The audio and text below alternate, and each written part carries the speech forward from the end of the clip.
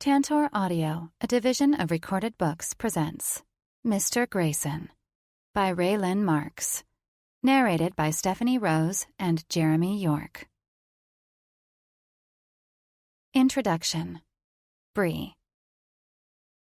I sat perfectly still while my best friend and makeup artist, Cassie, did a complete makeover on my face. My mind was reeling with how I would handle this night.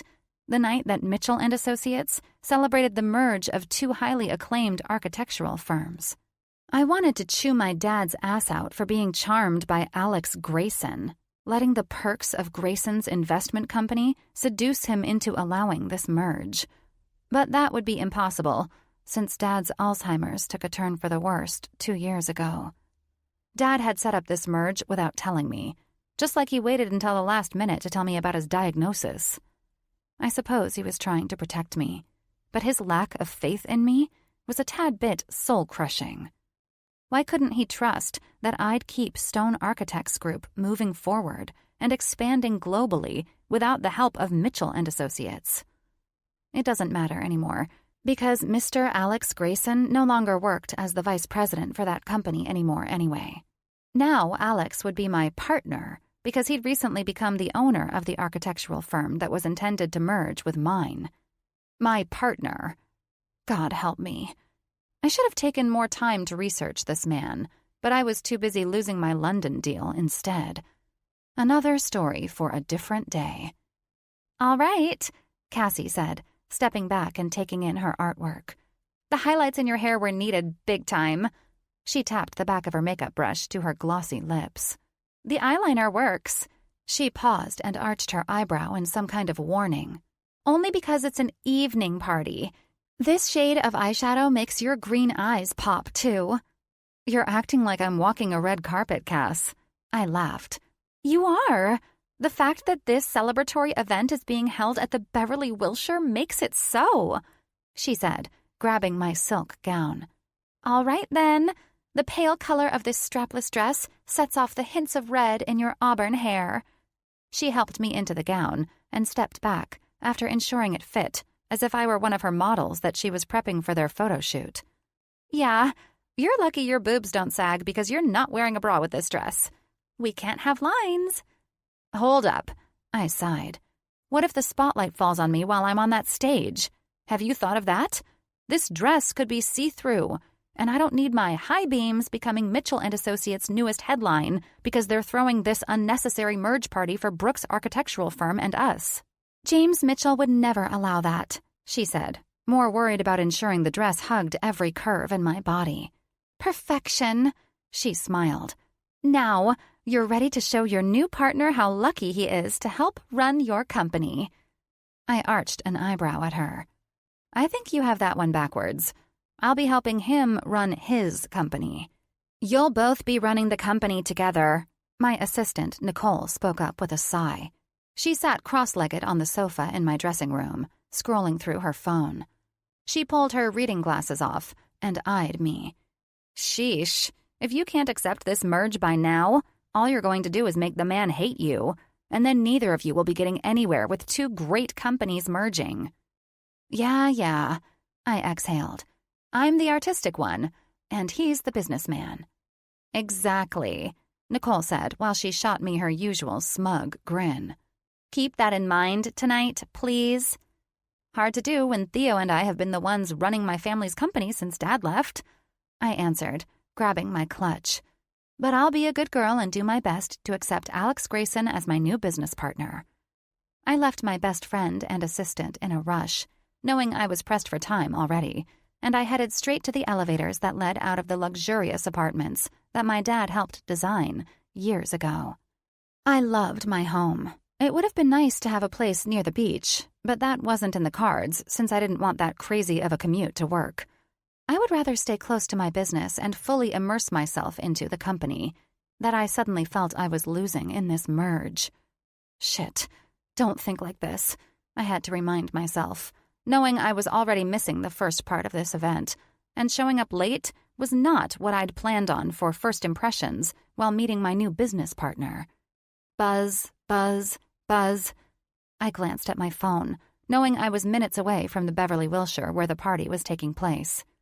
"Hey, Theo," I answered my vice president and the man who was as close to me as a brother. "I'm almost there. An accident jammed up traffic and now I'm seriously late, I know." "For God's sake, Bree," he said, "why would you choose tonight, of all nights in history, to be late to something? Why?" "No shit. I'm sorry, but I don't control the traffic. Also, I had a client go over this evening and I wasn't about to drop them because of a company merge that would happen whether or not I was at this stupid party. Besides, we both know this is just a bragging event for Mitchell and Associates. The official merge is when we start collaborating on Monday." "Damn it, Brienne," he practically growled. "I know you're deliberately avoiding this, but you've screwed yourself by not getting your ass here when the press was snapping pictures of us all walking in. You also missed the official announcement that Mr. Mitchell made to all those cameras for Business Insiders. The best part came when I had to stand in your place alongside Mr. Grayson while the man was forced to make a speech in his new partner's absence tonight. Well done. You've officially dodged all the important reasons for this event." I felt a knot tighten in my stomach. Theo had every reason to be pissed at me after all the work that had gone into this. "All of what you just said is the reason I hate this. It feels like they slipped this all under my nose. It's like every other thing that's happened with this freaking merge." "Listen up," Theo said. "I know the personal reasons why you're not mentally on board with this, but you need to snap your ass out of this fast. You're never late to anything. Ever. You're the face of Stone Architects Group, and it was sort of a slap in everyone's face that you weren't here for the kickoff of this merge." I felt tears of frustration start to surface, and I never cried. This was the last thing I needed. "Well, I didn't realize they'd make the official announcement tonight," I said, trying to defend myself and keep the tears back. "That's because you're in denial," he said. "You've been avoiding this all month. Now you missed your time to show them they are fortunate that Stone is merging with Brooks. And let me reiterate the fact that you're not just a little bit late. Dinner has come to an end, and the dancing has commenced." He exhaled. "You know what? I'm done lecturing. I'm exhausted. Just get here, Bree. I think Mr. Mitchell already took off, and Grayson with him, too." I sensed his frustration, but what was I supposed to do? Did he expect me to get out of the car on the gridlocked freeway and run there? I had to defend myself and lack of professionalism. "It looks like the traffic has forced me to meet Mr. Grayson on Monday, which was when I genuinely believed this would all be considered official." "I want you to listen to me when I tell you something, okay?" "Okay," I sighed, pinching the bridge between my nose. "This merge is a good thing for you, us, and our company. Primarily, it's a blessing for you. You're our imaginative and overly creative dreamer. You always have been. That part of your happiness in this field was stolen when your dad was diagnosed, and we lost him soon after that. You not only had to grieve his death, but you also had to ditch your dreams of designing amazing shit when you had to take over the business side of everything. Mr. Grayson will take over in those areas, and you will be free to go back to your first love of creating, imagining, and engineering again. It's a gift, and you keep kicking it in the balls." After tipping my driver, I stepped out of the car, and I glanced up at the magnificence of the Beverly Wilshire Hotel. "You're right," I said. "I'm sorry I let you and everyone down tonight. I am, Theo." "Just get your ass in there and mingle a little bit. The big guys are gone, but that's not who you are anyway. You're the one who sees eye to eye with the employees who are the core of our company. Enjoy being with them and show them that you are just as thrilled about this merge as they are." "Get my ass in there?" I questioned. "That sounds a lot like you're not in there as I speak to you. Don't tell me you left too." "I handled all of your important business. You know, making excuses as to why you weren't here for the ceremony and shit like that. My part is done, and I'm leaving now that you're here to take over. I have a headache, and I told Stanton it's his turn to rub my feet after the night I've had. He's already drawing my bubble bath, waiting for me at home." God, I feel like I wasted Cass's time with this whole dress-up stuff. "There are still some suits here with eyes on everyone. Flash that pretty smile of yours at them and do your part." "Go enjoy Stanton and your bath." "I'll do my part." I rolled my eyes, looking for the signs that led me to the ballroom. I'll see what I can salvage after being Mr. Grayson's flaky new business partner tonight." "That's my girl," Theo laughed, owning up like she always does. "See you tomorrow at lunch." "See you tomorrow," I said, ending the call. I walked in, music playing loudly. For the first time since Dad passed, I felt almost anonymous in a room full of peers.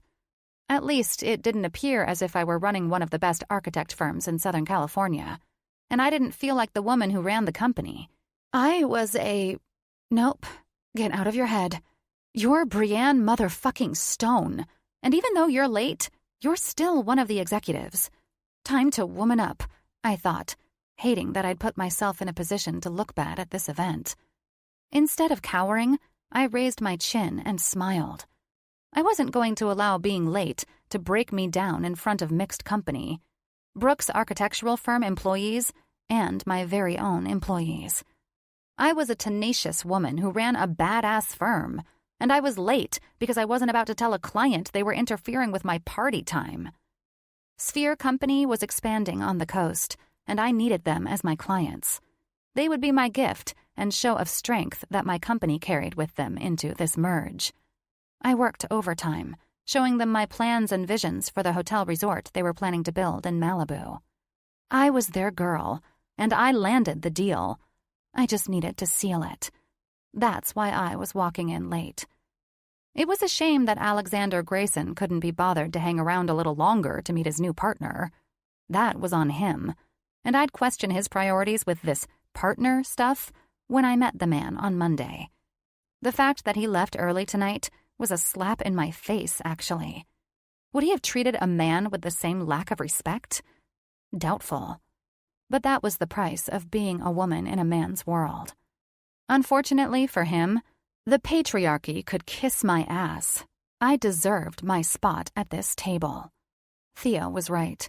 These employees were my people, the ones who were the core of the company. I wasn't a stuck-up suit, and I didn't act like one either.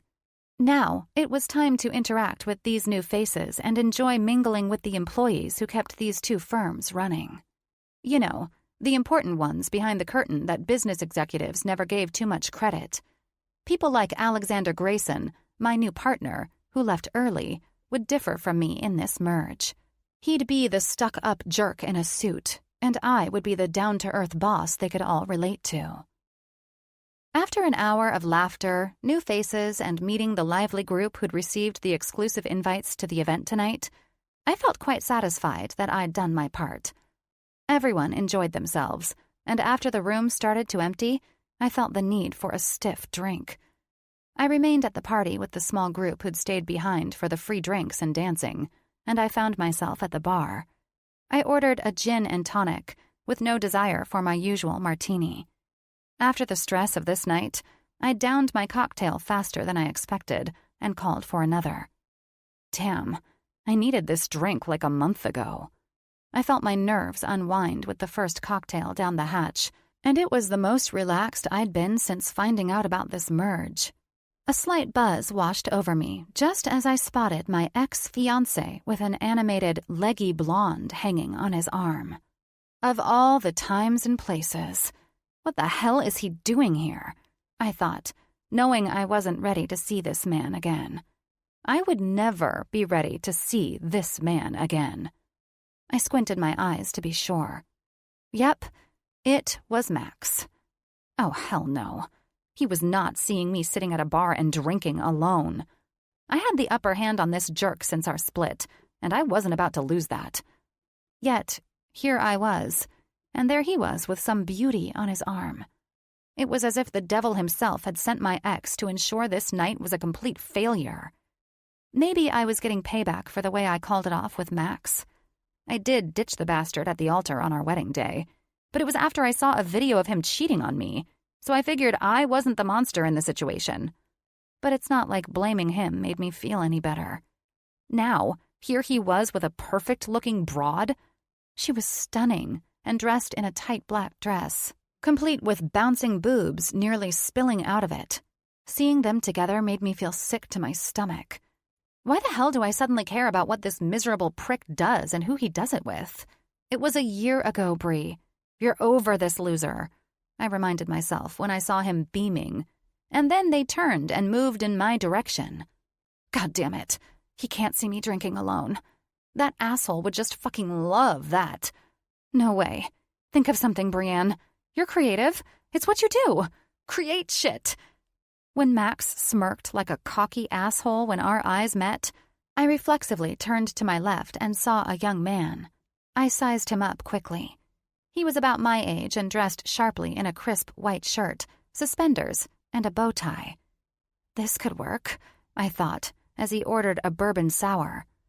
I was running with enough liquid courage that I did something that my sober mind would have never considered. This wasn't creative. This was beyond being desperate to hold my own against my ex, who was currently heading my way. I grabbed the man's sleeve.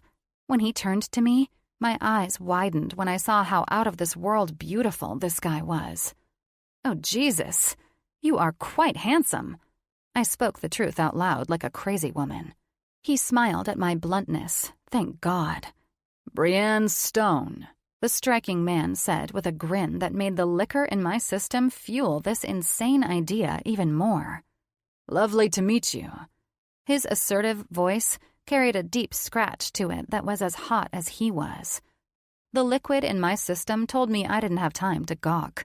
My proper mindset told me just to walk away. Buzzed Bree didn't listen to her practical mind, so I accepted the man's gesture and pressed on.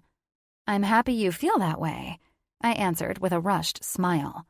Listen, I don't have time to explain, but I need you to do me a huge favor and go along with me on something. I begged, turning to see that Max and the blonde's pursuit to the bar had been interrupted by a brief, passing conversation. Max's eyes moved over to where I was again, and I was not letting this asshole have the upper hand of happiness on me. I turned back to the guy, who seemed pleased to meet one of the new partners in this company merge. Okay, question. Do you know that man over there? The one in the burgundy button-down and gray slacks with that blonde woman on his arm? I asked. My victim's humored green eyes peered around me as he took a casual sip of his drink. I'm not sure about the gentleman, but the blonde woman he's with works for Mitchell & Associates. So I assume you work for them as well? I asked. Please tell me she doesn't know who you are. No, he chuckled. At least not that I'm aware of. He eyed them, playing along with whatever in the hell I was doing to his poor, handsome self at the moment. I just know that she's new to the company. Good. Then you're my boyfriend. I locked eyes with his wide and playful ones. Can you go along with that lie for me? I promise I will make this up to you somehow, but that's my ex, and it's quite a long story. I cringed at what I just asked of the guy. As I took the time to reflect on the fact that I was obliterating any chance of this divine man ever thinking I was a normal human being, his lips turned up into the most deliciously devilish grin. I had to admit that I loved the fact that he might play along with my immature, liquor-driven idea. The shadow along his cheek and jaw created a razor-sharp, chiseled face that I couldn't help but stare at. His face was well-defined, and his hair was cut longer on the top than the back and sides. He must have been a model, hired to be a seat filler at this party. Mitchell & Associates had models that covered their magazines, and I knew for sure this guy wasn't one of my employees. Bree? I heard a familiar laugh come from behind me. Max. Hey, I said as I turned around. Why are you here? I thought I'd play it cooler than cutting right to the chase, but apparently not. My girlfriend. Bree, this is Haley. Haley's company invited her to attend this event, Max said, smiling at the woman. He looked at me smugly, like the fucker he was. Drinking alone, I see. It looks like you've turned into the lonely CEO I'd always knew you'd become, huh? As they all say, must be pretty lonely at the top.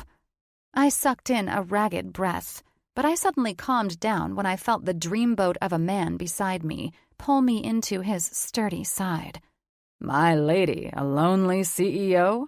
Hell no. The man I'd pleaded to roleplay with me scoffed at my dumbass ex. I would hardly call what we have going lonely. Would you, Brienne?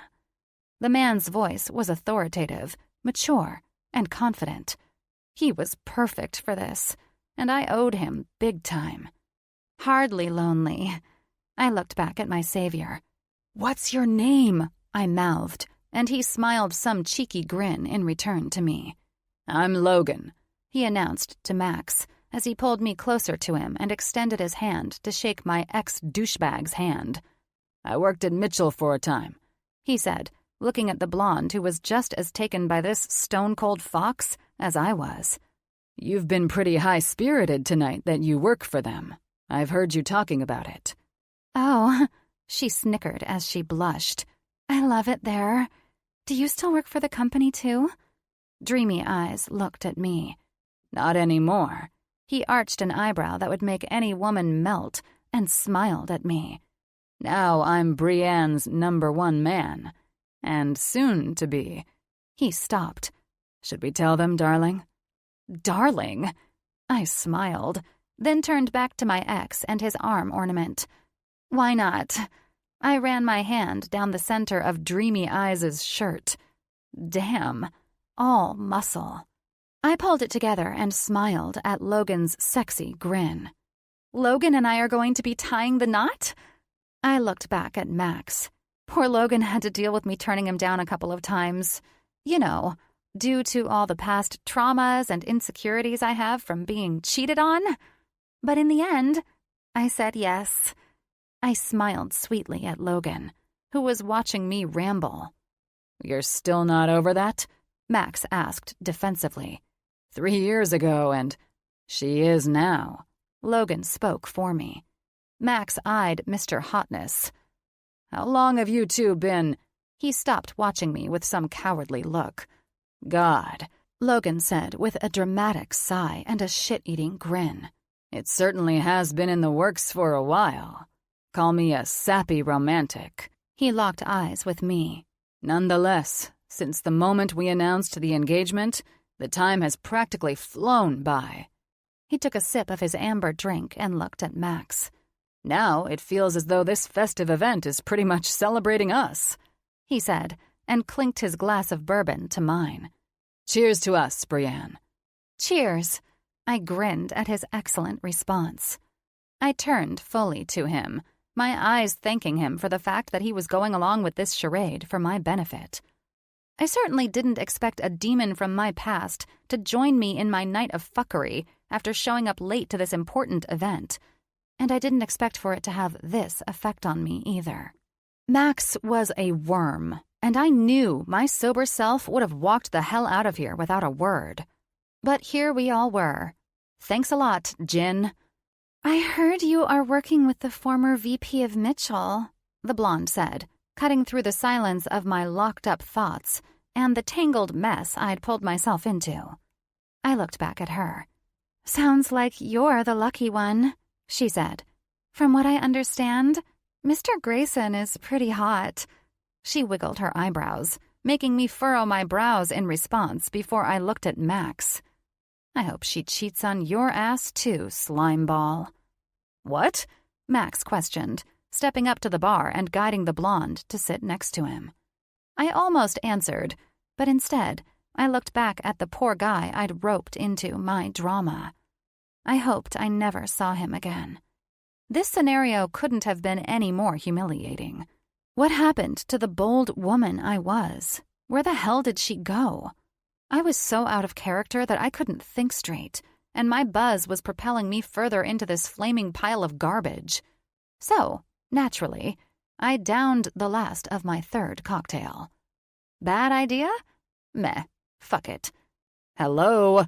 Are you still on the planet with us? God, you still space out like a weirdo, Bees." Max insulted me with the name I hated most. "Are you jealous of my new girl? You have seen the man she's spending the rest of her life with, right?" Logan said about our fake engagement. "I hardly believe jealousy is what's on my girl's mind."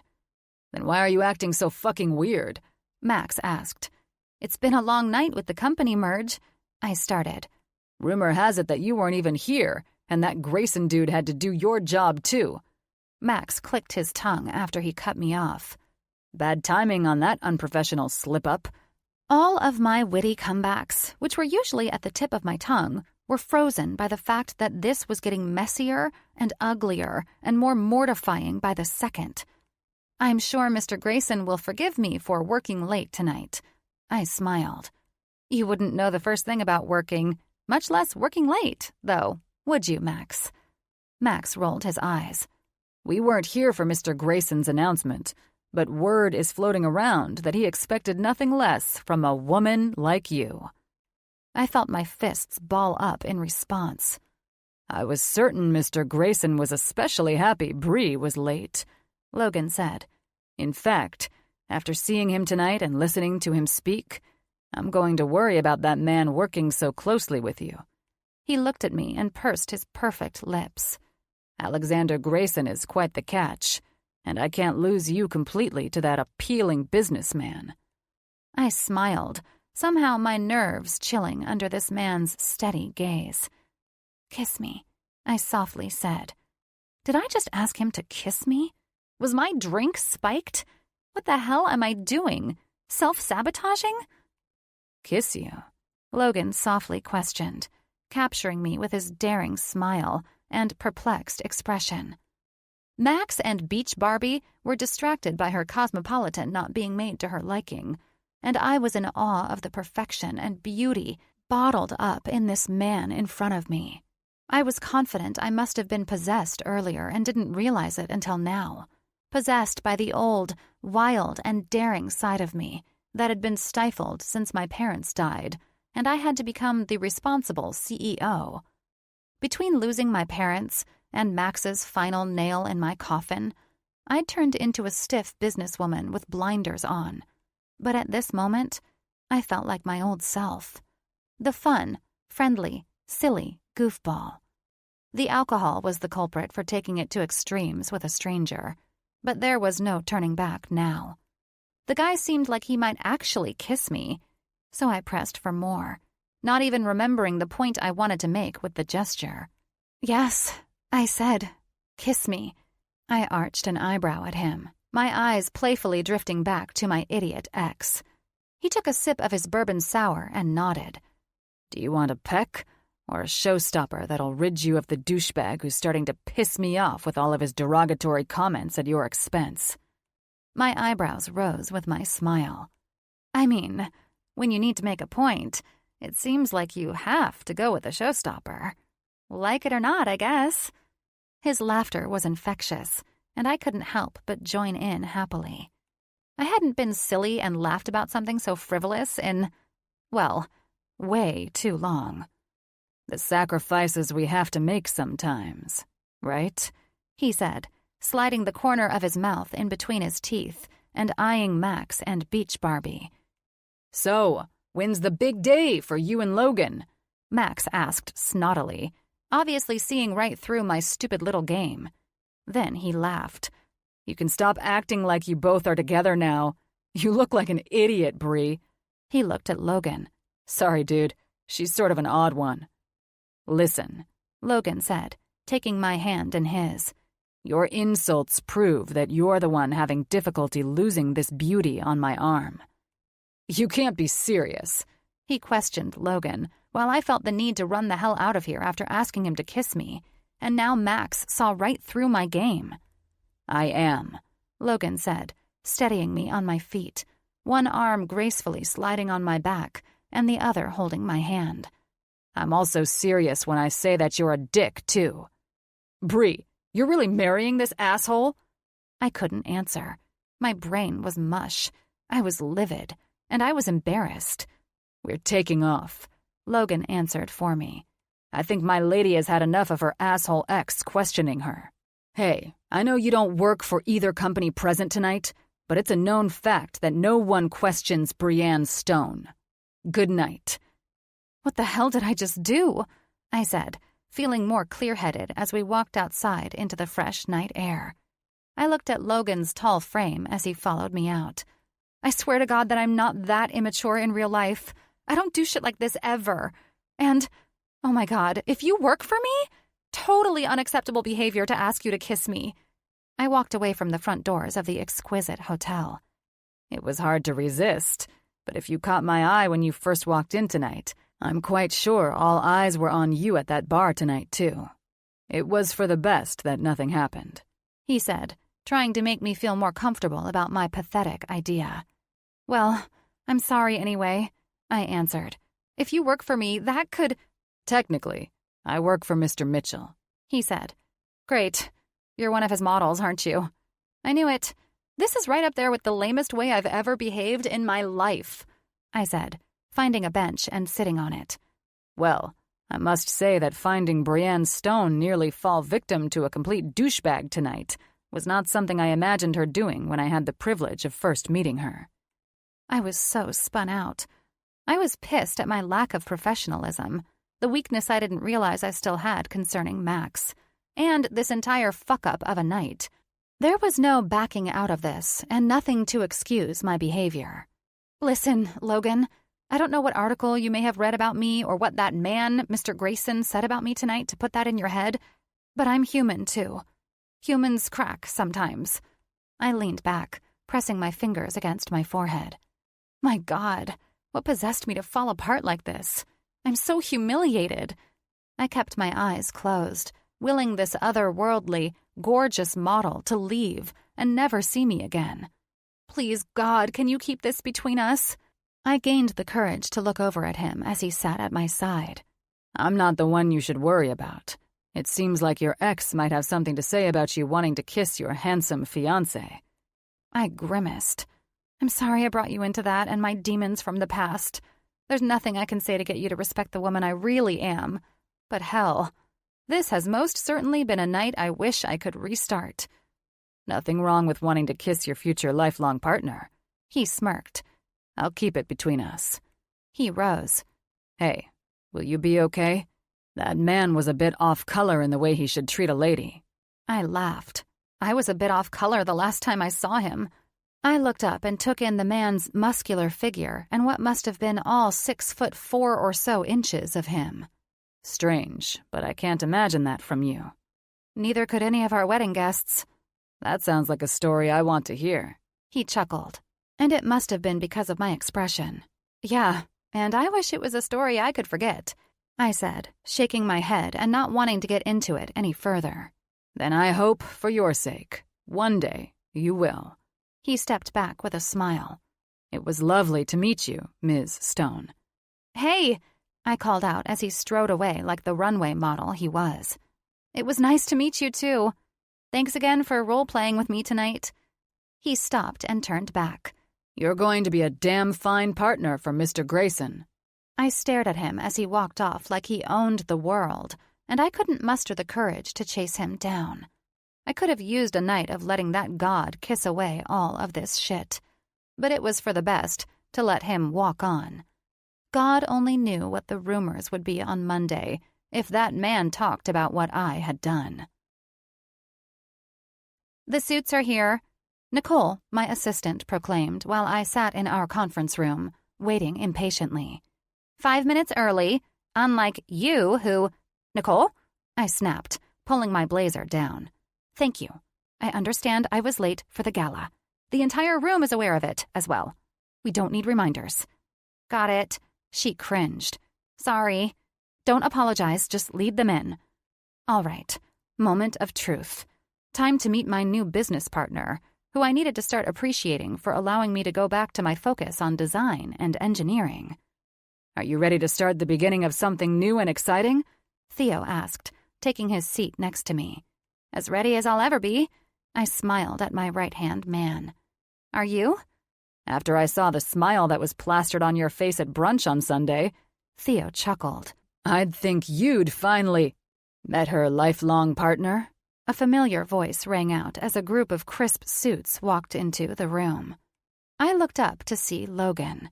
His smile was as radiant as mine must have been after telling Theo my dark secret of how I handled Max's unexpected cameo at the conference. I observed Logan in his 3-piece business suit and stared in confusion as to who the hell this man really was who was sitting across from me. Because he sure as shit wasn't a model if he was in this meeting. Mr. Mitchell remained standing and announced himself, but I couldn't peel my eyes away from Logan. "Logan?" I finally questioned, lost in his dazzling smile highlighted by his gray suit and black tie. I looked at Mr. Mitchell after he softly coughed out a laugh. He was as handsome as Logan was. For a brief moment, I had to wonder where the hell these impossibly gorgeous men came from. "Did I miss something?" I asked, seeing Mr. Mitchell was suddenly amused after I greeted Logan. "And that's my cue." Logan rose, buttoned his suit jacket, and I didn't miss the humored eye contact he gave Mr. Mitchell. I felt ice-cold panic shoot up my spine at the thought that the man I'd roped into an elaborate role play, ending with forced sexual advances, was a goddamn executive. What had I done? This couldn't have possibly gotten any worse. "Good afternoon." Logan greeted us, his voice still that sexy, deep rasp. "Most of you already met me when I introduced myself at the gala." He looked at me. "But for those of you who were late, allow me to introduce myself." His face was commanding, and I suddenly felt played. "I'm Alexander Grayson." That's all I heard after the ringing in my ears made me fucking deaf. Seriously, for the next hour of him talking, I couldn't focus on one single word. I felt like my head was in a barrel and everything was muffled. How, of all people on the planet, was this man Alexander Grayson? Chapter 1. Bree. The nightmare scenario of the other night, from being late to running into my ex-fiancé, wasn't truly mortifying or shameful until this moment when I got the whole picture. It was like the universe had made a massive joke at my expense that night, and I was only now realizing how bad it was. Dignity? Say goodbye to that, sister. It was non-existent at this point, and good luck getting it back. I cleared my throat, stared at Mr. Grayson, my partner, in crime and business apparently, and I didn't let my expression waver. "And now I'd like to hear a few words from my new partner, Ms. Stone," he said. I stood and walked to the front of the room, and I smiled at Mr. Grayson. "Lovely introduction," I said. "Mr. Mitchell, nice to have you join us today. I understand your time is valuable, and so I'll keep this short and sweet." Mr. Mitchell nodded, his deep blue eyes glistening in humor that made me think this Grayson trickster gave him more information than I wanted him to have. "Mr. Grayson," I leveled him with a daring smile. "I have to say, I'm beyond honored that our two companies have merged. And you and I are official now, aren't we?" He nodded and stared at me. "You bastard. You allowed me to fall into your little game and capitalized on me being late," I thought, as the room waited for me to thumb through papers I wasn't reading. Bottom line, everyone, is that I'm grateful to have such an honest man working as my new partner. He's essentially my savior, I said, cupping both hands together and bringing them to my heart, mocking him. "In fact, you have saved me from much more than I believe you actually comprehend." I raised my eyebrows and smiled at him. "Good to know." He smiled that handsome smile I remembered when I was too dumb and buzzed to walk away after I'd seen Max. I grinned at the executives in the room, and I cleared my throat, really trying to nail this asshole somehow. Today, I'm proudly giving up the dreaded files of endless paperwork that I'm forever drowning in, all thanks to my lifelong partner and savior for taking on this task. I widened my eyes and brought them to the trickster in his pristine suit. "So thank you, Mr. Grayson. I'm beyond elated to say that I look forward to this partnership and reigniting my engineering and designing fire and passion. It's been too long since I've been able to work closely with my design team. With Mr. Grayson joining us, I can do just that. With all of that said, I think you can see that I am eager to return to the second floor while Logan—" I cringed. "Oh, dear God. How stupid can you be, Brienne?" "Excuse me, Mr. Grayson," Works with our marketers, our business development teams, and our finance department. I saw Mr. Mitchell covering a smile with his fist, and Mr. Grayson arching an eyebrow at me. I never faltered against Alexander's expression. But why? Of all the things adding to this shit-fest of him being my new partner, did he have to be so strikingly gorgeous? Maybe it's because he was actually Satan in a suit. Alexander leaned back in his leather chair, relaxing his hands on the leather armrests. I'll gladly take on my duties so you can indulge in your passion, darling, he said with a cocky smile. I ignored that and smiled at everyone in the silent room. That is all I have. I'm truly excited about this new direction our companies are moving in together, I said, pulling up my files and tapping them on the table. Any questions for Mr. Grayson or me? The room remained silent as to be expected. This was a merge, and they were waiting to see if they'd be keeping their jobs and continuing to work with the employees from Brooks' architectural firm. Truth be told, I should have been the one remaining silent. After behaving as I had with Alexander Grayson, I was lucky he was still okay to be the partner of a businesswoman who caved to her lame ex. If only I could change the past, instead of having to learn from it. I think we're all good here. Alexander broke the silence and was the first to stand. The rest followed, helping to conclude our meeting. Theo? I said, with a smile so fake I could tell it was freaking him out. I think you and Mr. Grayson met the night I was regretfully late to his speech. We did, Theo answered, looking at me as if I'd lost my mind. I'm delighted we're all off to a great start. While Theo and I went to leave Mr. Grayson in the care of the suit army that followed in Mr. Mitchell, I overheard Mr. Mitchell speak. You gave her your middle name?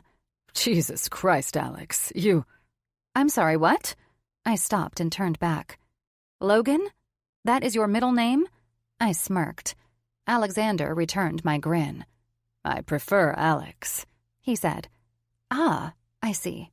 Well then, Alex, I'll be on the second floor if you need anything. Otherwise, Theo can help you with the stack of accounts and invoicing that I'm behind on. They'll be moved to your new office. It's got the best views of the alleyway. You'll love it, I'm sure. Delighted, Alex said. Lovely to see you again, by the way. I look forward to you paying me back someday, also. Excuse me? I asked. You, me, he said playfully with the most handsome smile. That ex of yours and his girlfriend, who Jim had escorted out of his building this morning?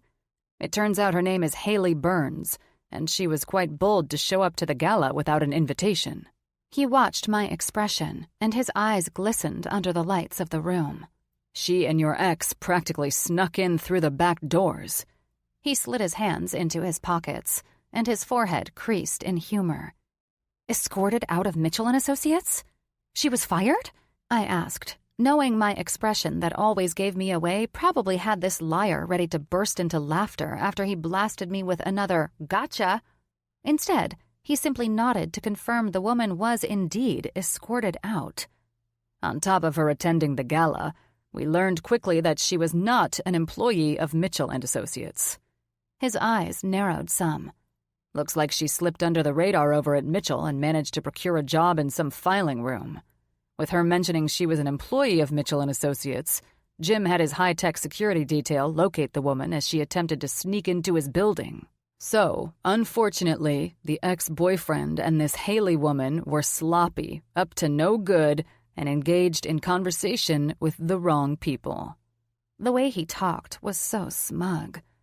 Looks like our covert operation to deflate the ex-fiancé did a little bit of good, I'd say. Why are you telling me this? I questioned. I'm not surprised in the slightest Max would stoop to this level. He certainly didn't act like the man I was engaged to when he behaved the way he did at the gala. I rubbed my forehead. And as you are well aware, I paused and sighed. I wasn't quite acting like myself, either. He smirked. Well, if it helps, from my vantage point, it wasn't you who showed up without an invite and threw lies, of course. But I was late. That's almost as bad as sneaking in the back doors with lies. I widened my eyes and chuckled. You were late, yes. He grinned. But sneaking in? Hardly. You stole the attention of the room from the moment you entered the building, Ms. Stone. In a good way, of course. Of course. I felt my cheeks flush and ignored it. Well, I'm glad my unpunctuality didn't raise issues for either of our companies. Ms. Stone, he said, his tone changing to that deep baritone rasp he used when he spoke business. Aside from the gala occurrences, I wanted you to be aware that we may be raising security some. Your ex and this woman were there without an invitation for a reason. The woman he was with didn't seem as though she understood why her new boyfriend was insisting that she tell the entire room she worked for Mr. Mitchell's company after they seemingly snuck into the event. Was this woman questioned? I crossed my arms. Then I sighed. Not trying to defend the man, but Max wouldn't hurt a fly. I'm not sure why he was there. He was most likely seeking revenge for the way I left him at the altar, as I mentioned to you that night. Instead of him acting like a fool to embarrass me somehow, I did that to myself. The woman was questioned by security when Max and she made the mistake of approaching us. The two executives the gala was being hosted for, he answered. I'm only making sure you're aware of that bizarre situation and what we learned. I appreciate the information, I answered. I would have also loved knowing exactly who you were at the time that I dragged you into the middle of my charade last night. Why wouldn't you have just told me that you were Alexander Grayson? Not to add more insult to injury, but if you were on time to the gala, you would have known that it was Alexander Grayson who you wished to kiss in front of our employees. He smirked. My eyes widened, and then I exhaled. I encouraged Alex to follow me to a more private spot in the room. Theo had already been in conversation with Mr. Mitchell and some suits, so it wasn't too conspicuous. That was the booze, I quietly argued. You understand that, right? I do not ordinarily behave like that. That's too bad, because I was certainly hoping for that kiss as your new savior, of course. You lied about who you were, I said, trying to keep the conversation a little more proper to defend my actions. I withheld information, he chuckled. And let us not cast stones, Ms. Stone. You obviously didn't do your research on your new partner, as I had. He crossed his arms and grinned. Do not get lost in this man's gorgeous looks, sexy smiles, and cunning words.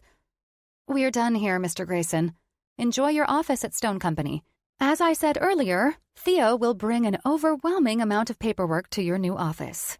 I'll be down on the second floor if you have questions or need my help figuring anything out. He smiled. I believe I will manage just fine. However, are you sure you don't want to go through this first part alongside me? Numbers, spreadsheets, expense reports, revenue. I trust you're an educated man, I said, cutting him off with a smile. And if you must know, I did do a little research on your capabilities. And I trust you were highly impressed? He was flirty, and I was struggling to remain firm in my business frame of mind. Alexander was the opposite. He was relaxed and somehow seductive, and I didn't know if he was trying to charm me into some trap of his. Yes, I was impressed. I see it took 3 individuals to replace the one position you held at Mitchell & Associates. Not only that, but you're remaining on the board at St. John's Hospital as well? That's correct. Well, I said, it looks like we'll hardly be seeing each other at the firm. As partners, you'll be doing your duties up here, and I'll be doing mine 2 floors down. If what you said is true, you will be kept quite busy in your office and behind closed doors. I watched him eye me, but with the sound of someone walking over to join us, he opted to seal his lips instead. I see everything is working out between you two, Mr. Mitchell said, joining our conversation. Ms. Stone, it is great to have your artistic and creative dexterousness merging with Brooks' architectural firm. This will be a monumental merge for both companies. Thank you. Now, gentlemen, if you'll both please excuse me. We are facing a deadline, and I'm sure you, Mr. Mitchell, I politely smiled at him, would not be thrilled if we missed it. Then I won't be keeping you any longer, he said. Mr. Grayson? I studied his beautiful yet tricky eyes. It was a pleasure to meet on a better day. "The pleasure is all mine," he answered. "Theo," I looked at my vice president. "If you don't mind, please introduce Mr. Grayson and Mr. Mitchell's team to my assistant, Nicole.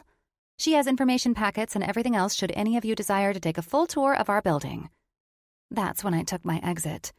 I rolled my eyes at how lame Max and I had both behaved, and Mr. Grayson officially had all that garbage and immaturity to throw in my face if he wanted to. I should have walked out with a good buzz and just went home. Now, Grayson had the upper hand, and I couldn't allow that. I wasn't allowing a suit to run my dad's company with an iron fist. I knew this merge would suck. All company mergers did.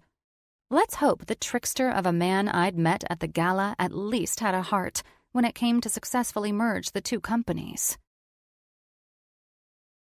Chapter 2. Bree. 1 week had passed, and I officially hated merges more than I knew. It was no thanks to the rumors and whispers I'd been hearing and trying to ignore all week, and the one word I despised: restructure. Alexander was starting in, and I swear to God that if one more employee walked out of this building in tears, I was done trusting his skills. Mr. Mitchell had guaranteed this would be a fair and equal merge, but it certainly wasn't feeling as if that were the case. I had to trust Mr. Mitchell, who was known to be a fair and fantastic businessman. I also learned this week that he and Alexander were best friends, and there would be no way that Alex would make Mr. Mitchell out to be the fool. That knowledge was the only reason I hadn't thrown open the door to Mr. Grayson's office. Yet. I was beginning to think the man lived in his office. Or at least, that's where it seemed Alexander Grayson's personality was transformed from a trickster and into the devil. Alexander took no prisoners. I only thought this way because I'd been informed that it wasn't just Stone Company that was dealing with the good and bad of the merge. Theo confirmed Brooks' architectural firm was going through this dreadful process, too. I was patient only because I knew I had a huge heart. A heart that would allow the companies to merge without a single person being laid off. I may have been a stiff businesswoman when I needed to be, but to pick and choose who remained employed during a restructuring wasn't my thing. Now, though, it seemed like every single day someone was on the chopping block. Would it ever end? My emails this morning, with 3 more employees from marketing given their severance packages, told me the devil in his suit hadn't put the pitchfork down just yet. It was as if a disease had entered our building, and our employees were dropping like flies. On the positive side, Alex left the design and engineering teams alone. For how long, though? Were our architects up next? At this point, I wouldn't be surprised if my ass was getting sacked. Stop being dramatic, Bree. You already agreed on restructuring this division together. I needed to calm down. I understood restructures. I understood mergers. And I needed to refocus. Alex had already informed me he would interview all employees and go through resumes and work accomplishments before making these cuts. Even so, this whole thing was becoming too much for me. I needed to eat something, get my coffee, and for the love of God, stop letting that damn email with the newly dismissed employees get under my skin. Once I'd eaten, I started feeling better. The coffee added to my encouraged spirits, and the barista's jokes at the coffee shop were a perfect way to lighten my mood. Then I walked in the damn front doors of my firm.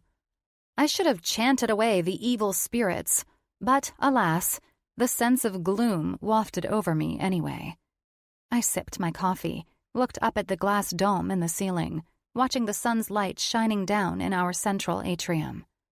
I looked around the light and airy space, smiled at our security and receptionists, all while understanding today was the day I would most likely meet face-to-face with Mr. Grayson. The expressions on the faces of employees rushing around to get into the elevators were enough to tell me that everyone felt the unease that I was feeling.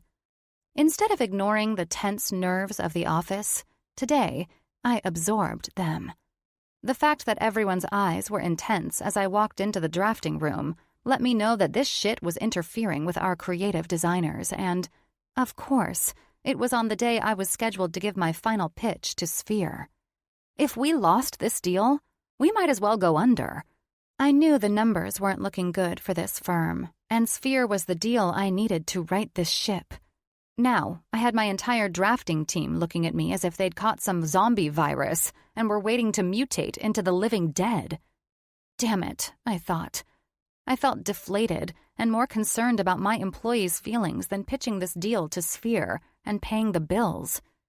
The devil on the third floor seemed to have possessed the team I was working with inside the drafting room.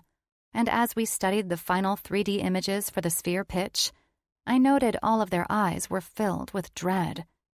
"That's it," I finally said, unable to focus on the computer screen that showed me the building's blueprints. "I'm heading to Grayson's office. We won't get anywhere if everyone's in this mood. All of you can take a break until I get back. Get some fresh air and take some meditating breaths or something." "We'll be here. Unless, of course," my head architect and designer Danny said before he stopped himself. "Stay in here and keep going over the finals. I need these drafts, and you're coming with me to pitch this to Sphere. So, if you think you can focus, Danny, then please do." I answered him. Just keep this moving forward. We need to be packed up and out of here by noon to be early and make this deal with Sphere happen today. Danny was an asshole, and he'd always stared down his nose at me on projects Dad had put us on together. I bet the jerk was livid to see me on the second floor again, heading up our teams. The guy and I never got along, but he was a kick-ass architect, and I hoped we'd build a better relationship by me allowing him to oversee this project. We still butted heads, but that didn't matter right now. We needed to focus on our final drafts and get ready to pitch our deal with Sphere. "Danny, I need you to dive deep into this final mock-up we're doing. I'm still finding mistakes as if it were our first pass." "It'll be finalized. You worry too much," he said in a dismissive tone. "There's a difference between worrying and finding errors in a final project," I snapped. "Go deal with whatever it is Grayson's doing to piss you off today." You're an asshole, I thought, knowing that Danny not finding errors on this project was the main reason I hadn't even spoken with Alexander since he started making cuts. I was in this room, fixing this prick's mistakes. Here we were with a deadline, and I needed to speak with Alexander since he moved in and turned into Ebenezer Scrooge, Satan style. Too bad it wasn't Christmas, so he could be paid a visit by 3 ghosts. I'm sure the third and final Grim Reaper ghost could give him a run for his money. "Bree," Theo said. His voice was grim when it came out of nowhere. "We need to talk." My eyes were pulled away from Danny's indifferent expression and turned toward my right-hand man, Theo. Shit. My heart sank after seeing Theo's grave expression. No need to wait for the holidays. I'd play the Grim Reaper spirit and strangle Grayson myself. "Don't tell me," I said, tugging at his elbow and leading him out of the drafting room. "You got yourself a sweet little email from Mr. Grayson, and now you're here to tell me that you've been replaced?" I opted to take the stairs up to Grayson's floor instead of using the elevator. "Brienne," Theo said, keeping up with me as I took the steps 2 at a time. "Let me guess," I interrupted him. "Since you didn't tell me about this, and you haven't talked to me all fucking week, you want me to take this all casually, right? Responsibly, right? Hell no. I'm done with Grayson, and I'm not losing you." "You've been working on Sphere, and it's a long week. You know why we haven't had 2 seconds to talk?" "It's been a shitty week, to say the least, Theo." I looked at him as I approached the hall that led into the Devil's Den. "Stay here, and we'll talk when I'm finished dealing with this man." "Bree, I wanted to talk to you before he did—" That was all my vice president had to say. Grayson was mine. It was time he learned he was privileged to sit in that office and allow me to trust him on this end of the business. Now he was taking out Theo? I pushed open the cracked door to Alexander's office. A smiling and cheerful tiny blonde with soft red lips was the one to greet me. "Ms. Stone," she said, shifting files to her left arm. "I'm JC. It is such an honor to meet you finally." "The pleasure is mine," I said, maintaining my composure to the kind woman. "Would you mind allowing me a moment for a private meeting with Mr. Grayson?" "Absolutely," she nodded. "If he needs me, I'll be next door." "Wonderful." JC closed the door behind her as I stood there and studied the tall man before me. Alex was on his phone. He had a hand casually slipped into his pocket as he stood facing the windows that overlooked the streets below our building. I was lying when I said his view would be an alley, but I wished it was. No, he would do better in the basement. That way he could be closer to hell where his true throne likely was. That's fine. Will the interns be placed on the Berkshire after that? He asked. I want their fresh minds, just as I know you do. There's a reason Brooks' firm in London is out there. I took a seat as I heard him casually laugh. The blazing heat was surging in my veins as anger pulsated through me. I needed this fire out, and the only way to make that happen was to handle the freak up here, handing everyone severance packages. He ended the call and turned back to me. Well, to what do I owe this honor of finally seeing my business partner? He asked, sitting at his desk. The once empty office had been transformed. It was immaculate, with computer monitors and flat screens hanging on walls. He'd certainly brought in some high-tech stuff that made even me a tad bit envious. I thought you and I agreed that this would be a fair restructure, and you would be considering everything about where an employee's talents were served best in this merge, Mr. Grayson. We did. That's exactly what I've been keeping in mind while I've been handling the restructuring. Is this why you've finally decided to grace me with your presence? He tried to appease me with his charms. Not today, Satan. Replacing nearly everyone who worked for Stone is not my idea of meeting in the middle on this merge. I understand, he said. However, when you dropped all of the business side of Stone in my lap, I took charge. You, my darling, have let quite a bit slip through the cracks. I'm not even sure Mr. Mitchell or Mr. Monroe know the full details of these financial reports I'm seeing. Why are you firing Theo? My VP was not good enough for you, I assume? I snapped. Is that JC woman your secretary? Is she serving him with his final— Hold up, he said, his face darkening, and goddamn if it didn't make him look sexier. Theo came to me, not the other way around. Excuse me? Theo is practically my brother, so that is an outright lie. I think you and I should probably take our lunch together today. We have quite a lot to discuss, and I'm honestly surprised it took you a solid week to enter this office to question my decisions. I've been busy, and I don't have time for lunch with you this afternoon. I have a ready proposal and— I'll be going with you, he interrupted. Unless, of course, you'd trust me in your place on that job as well. Dare I say that me going alone with Danny, who is costing you that job, would not end well for him. I will be there. How would you know about Danny costing us anything? Danny has done well with Sphere, and the bid is perfect. It's the reason we'll nail this deal today. Interesting. He eyed a paper on his desk. Papers, numbers, and facts on spreadsheets all overrule your opinions about Danny and his bid for Sphere. Opinions? I nearly screeched. If you must be there, we leave at noon. I'll eat lunch and discuss business further with you after I secure that deal. So yes, come along. By all means, I'd love to have your business mind there. Perhaps you'll axe that deal along with Danny in front of me this time. As partner, he grinned that damn sexy smile again. I will be coming along. Danny has a lot to explain in the mock-ups I've seen, and especially with a multi-million-dollar deal on the line for Stone. Now that we've settled that, I said, watching him study the computer and fidget with his fingers. Tell me what's happening with Theo. Theo has requested he speak with you about his future with Stone. I encouraged him to do so, he answered. I know you've only experienced a night of me role-playing and not being my authentic self to you at that gala. I appreciate you being concerned for Theo, given this has been a week of me making executive decisions. In all of what you're most likely hearing, I can see why you're here and wondering about Theo's future. The way you said his name just now, I said, it's almost as though I'm witnessing Mr. Asssuit himself feel bad about all these cuts he's been making. I understand you are prematurely judging me. However, I haven't seen you up here once until Theo approached you. He grew bold. and I sat more erect in the chair I took across his desk. "That's on me," I said.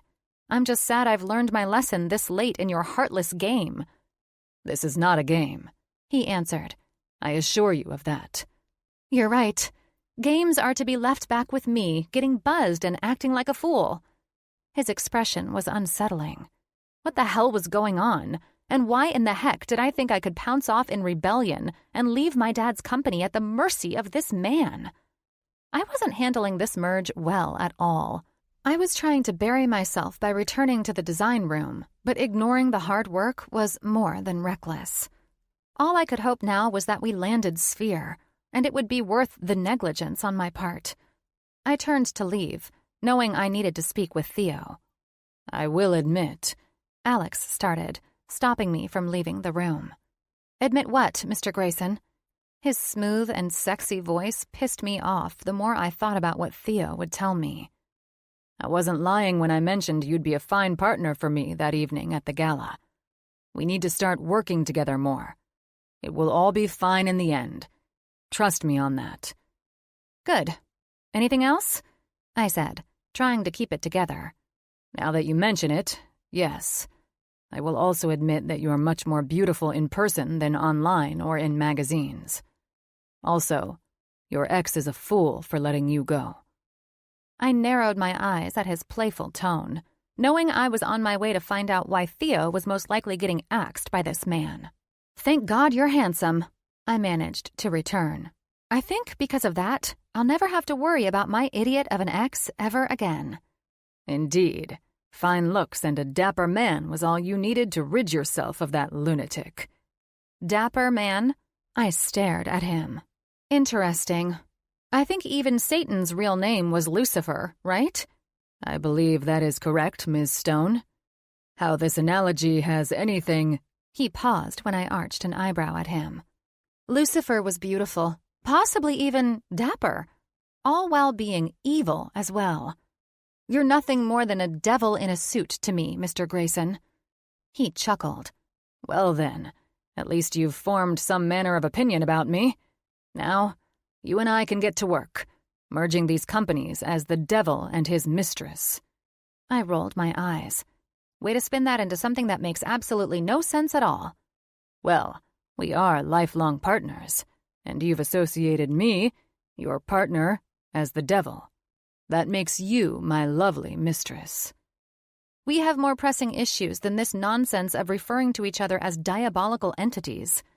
We do. Might I point out that I wasn't the one to bring up the analogy of evil creatures and being associated with them? You were. Then perhaps you should quit acting like an evil asshole, and those comparisons wouldn't enter my mind, I said. "I have to go. I need to speak with Theo and make preparations to meet with Sphere today." "Fantastic idea. We have quite a busy day ahead of us. I'll have the car ready and waiting when we're set to leave and meet with Sphere." I wanted to get out of here. Alexander Grayson was flirty, tricky, and I wasn't about to get caught up in his handsome features as he used my lame references against me. What I'd seemed to fail to get across was that it felt like our firm had been possessed by some evil entity, bringing about the gloomy atmosphere all around us. I had to speak with Theo. I needed to regroup, get my head straight, and move forward. Alexander was probably right. I needed more time with him to form a better opinion of him. I certainly didn't want to continue to see him as a beautiful man who was nothing short of evil while he made cuts, handed out severances, and made life-changing decisions for both firms' employees. I had to get to know him and understand how the man ran a business, on top of adding my opinions about who we laid off in this merge. I would take full responsibility for avoiding this part, knowing I might have been able to save jobs if I'd stayed at this man's side while he made the hard decisions. I was blaming it all on him, as if I weren't supposed to be helping make all the cuts. After I left Alexander's office, I couldn't shake the way he mentioned Theo's name. That was what stuck with me. He was sincere, and I saw that in his eyes. I was too busy throwing insults around instead of appreciating that this man may have had a heart after all. Chapter 3. Bree. As soon as I walked out of Alex's office and Theo's phone went to voicemail, I was abruptly pulled aside by one of my architect designers on Sphere. Shelley insisted on talking to me, but I held a finger up when my phone rang in from Theo, and I answered the call. "Hey, are you in your office? I just spoke with Mr. Grayson, and he's tight-lipped about your future with Stone Company. We need to talk about what's going on and what he said to you." "In my office, but you need to talk to Shelley. She's looking for you," Theo responded. "She's right here, and I will, but I need to talk to you first, Theo." "Our conversation must wait," he said. "Sphere just called me, and they're pushing up the meeting to noon." "Why wouldn't they have called me?" I answered in confusion. "No idea. Something's up. Are you taking Mr. Grayson with you to meet with them? You all need to leave right now if you want to make the noon appointment." "Noon? You're right. Something isn't sitting well with me about them calling you to move up our meeting." I rubbed my forehead. "Alex and Danny are going to be there with me. About our conversation? That's on hold for the time being. Can we talk at lunch or something?" "Yes, and don't you dare worry about me for a second. My situation isn't as urgent as saving this deal. You need to focus on Sphere. Get your eyes on whatever they must have seen on those mock-ups. Some errors must have slipped past you." "What? Nothing slips past me." "I know, so just make sure it's clean and ready to go for the meeting," Theo said. "Got it. I'll call you when we're done." "Good luck. You got this, Bree." "Thanks." I felt like I walked out of Alex's office, and a tornado ripped me out of the hallway and threw me into the middle of chaos. "Shell?" I looked at my designer. "Send me over everything. Is Danny bringing the—" "I've got everything we need. Thank you anyway, Shelley," Alex said as he approached, calm and assertive. "You ready to do this? We need to leave." "I know. I need to get to my office, grab my stuff, and I'll meet you out front. Can you call an Uber for me? I need to—" "I've got it all taken care of," Alex said as I looked up at the man who towered over me in heels. I held on to his smooth vibes. This guy was calm, cool, and collected amid a brewing storm. Then again, he wasn't likely losing his vice president or, from what Shelley's expression told me, a multi-million-dollar deal due to errors I apparently missed in our final mock-up. After grabbing my briefcase, I left my office and moved through the building with a steady foot, ready to head out. I wasn't going to freak out that we were possibly going to lose this deal, or about the errors on our final project that were missed, the reason Sphere moved our appointment up, or, most importantly, the fact that it felt like everything was falling apart all at once. Theo and I would work things out later. Now, it was time for me to focus on keeping this deal no matter what I did. I was known for fixing last-minute errors, and for all I knew, Shelley was overreacting. The vibes in the office these days made it seem like everything was going to hell, so it was my job to rise above and handle business. When I walked out of the front doors and turned to the parking structure, I spotted Alex first. He stood in conversation with a man who appeared to be the driver of the fancy Rolls-Royce parked outside the parking garage. I didn't have time to argue that this wasn't the particular Uber I would have expected, but who cared? It was transportation. I had to sit down, go through these mock-ups, and, hopefully, fix errors during the drive to our appointment. Alex turned to me, easily matching the beauty and stateliness of the Rolls, and before I could sit in the car, Alex moved to where the chauffeur had greeted me and offered his hand to help me into the back seat of the vehicle. I stopped and turned back when I heard Danny approaching from behind us, whistling like some high school guy who was checking out a hot chick. "Sorry I'm late. What the fuck with this badass car?" He smiled and clapped Alex on his arm. "It's pretty damn good to have you around, Mr. Grayson." "I know," Alex answered as he looked at Danny over the silver rims of his Ray-Bans. "We'll see you there. You're in the car behind us." He nodded toward a microcar parked behind the blacked-out Rolls-Royce, and I wondered how the driver could sit inside it without getting leg cramps. "We're running late." Alex grinned at Danny, whose cheeks were red with anger, as Danny squared up to him. "Is there a problem?" "Yeah, there's a fucking problem," Danny said, trying to size up Alex, who was at least 3 inches taller than the 6-foot man. "I'm not riding in that tiny-ass car. I'll sit in the front seat of the Rolls."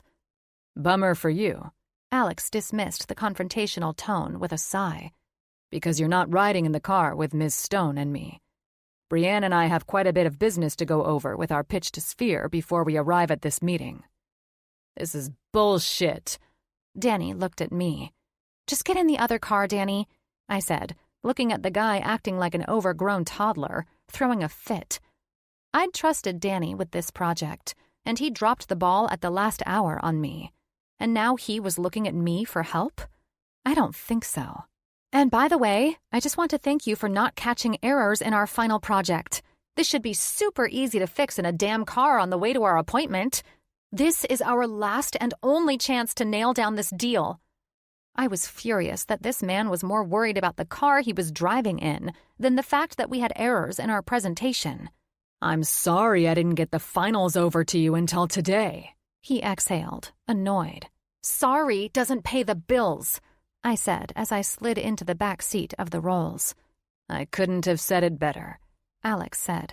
We'll see you at the site. I would suggest taking the car I called for you. We are already pressed for time, and now having to fix last-minute errors thanks to you. Alex paused while taking blueprints that were shoved into his chest by Danny. I'll take my car, thanks. Good luck finding parking in Malibu during lunch hours. If you don't make the meeting, I will make sure it will be the last one you miss. Are you threatening to fire me? Danny snapped. After learning you moved up the appointment with our clients, and now Ms. Stone is the one having to fix your errors, possibly resulting in losing this deal altogether, what would you suggest I do? Alex asked, as I was logging into my account to pull up the drawings. You're coming with us, and you will sell this client. Wait, what did you just say? I seethed from the back seat, watching their exchange. What did you do, Danny? Danny has plenty of time to think about what he did in his own car. Alex sat in the car next to me. We need your pretty little eyes on this project and making it shine before we get to our clients. I watched as Danny stomped to the little car behind us and crawled inside, and then our car took off, the microcar following behind. What did he do that I don't know about? I asked Alex. It's nothing that won't be handled after we fix errors and save our client. Alex nodded toward my laptop and iPad. We need your eyes on those building designs. I can't pitch this and make it work without you fixing the errors and making last-minute enhancements. I've researched your talents, so it's time to turn water into wine, Ms. Stone, he said with a grin before continuing. The team on this project found errors. While I may be a genius with spreadsheets and such, I will admit that I'm not an AutoCAD person. I need you to translate to me what we're looking at and how I'm to pitch it to Sphere. Shit, I said, rubbing my forehead. He glanced over his sunglasses that defined the sharp features of his face. Take a breath. Do what you do best. Let's fix the issues and get ready to land a multi-million-dollar deal, Brienne. He offered with a smile that comforted my frazzled nerves. Got it, I said. Then I intently focused in silence as the car moved toward the traffic on the freeway. Oh my God. What the hell? Is this a last-minute addition? We didn't go over this in the original plans, I whispered as if I were the only one in the car. No, I slid to the next diagram. How did he slip this in under my nose? Oh my God. The car was quiet and barely moving, still jammed up, while I was finding critical errors that Danny had snuck in. Of all the people who should have been given a severance package, I chewed on the corner of my cheek. That son of a bitch cut corners. His cut sheet is filled with cheap shit. Fuck, I said, my eyes wide in disbelief at how my beautiful vision had been destroyed overnight, and by the jerk driving in the microcar behind us. Okay. The suspense is killing me. Alex smoothly cut in. What have you found? I need to know what we're dealing with here. Do I need to call in the top architects from Brooks to look at this? We may need their eyes if the fixes are that difficult. Let me think. I kept looking at the unjustifiable inaccuracies that had me sick to my stomach. I can't believe I trusted Danny to supervise my vision and ensure this. I paused in disbelief. All of the sketches that I stayed up until 2 or 3 in the morning drawing up? I can't believe this. My work had to be translated into our programs to make this vision come to life. And now, it's as if Danny didn't use my sketches or design maps at all, I said, pissed and intently studying the shortcuts and flaws. Why weren't these discoverable until now? There's no way I missed this shit. I looked over at Alex's concerned expression. We can't pitch this project. I can't show these building designs to them. We have to cancel this meeting. Holy shit. This is a goddamn joke. This was a huge blow, and I was crushed that Danny had the audacity to destroy this project. Was it done intentionally? Shit. I knew he was an asshole, but I couldn't imagine him wanting to sabotage the one thing that would put our company in a good financial place. I was baffled at how Danny took such a detailed and beautiful vision and ruined it by being cheap, sneaky, and sabotaging this entire project with errors. We're not canceling the meeting with Sphere, Alex said. From what I've learned about you, you're not a woman who quits either.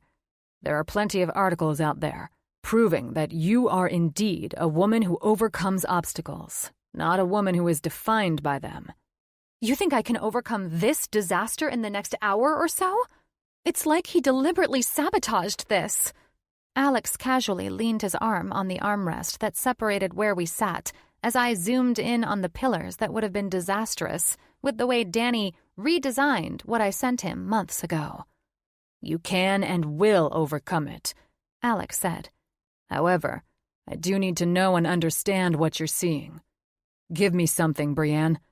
I've seen where your bid is at least $3 million under what should have originally been pitched. With the numbers alone, this is going to put the firm under. When it is all said and done, you'll be paying them to build this. I have seen that no one else has been able to match your bid.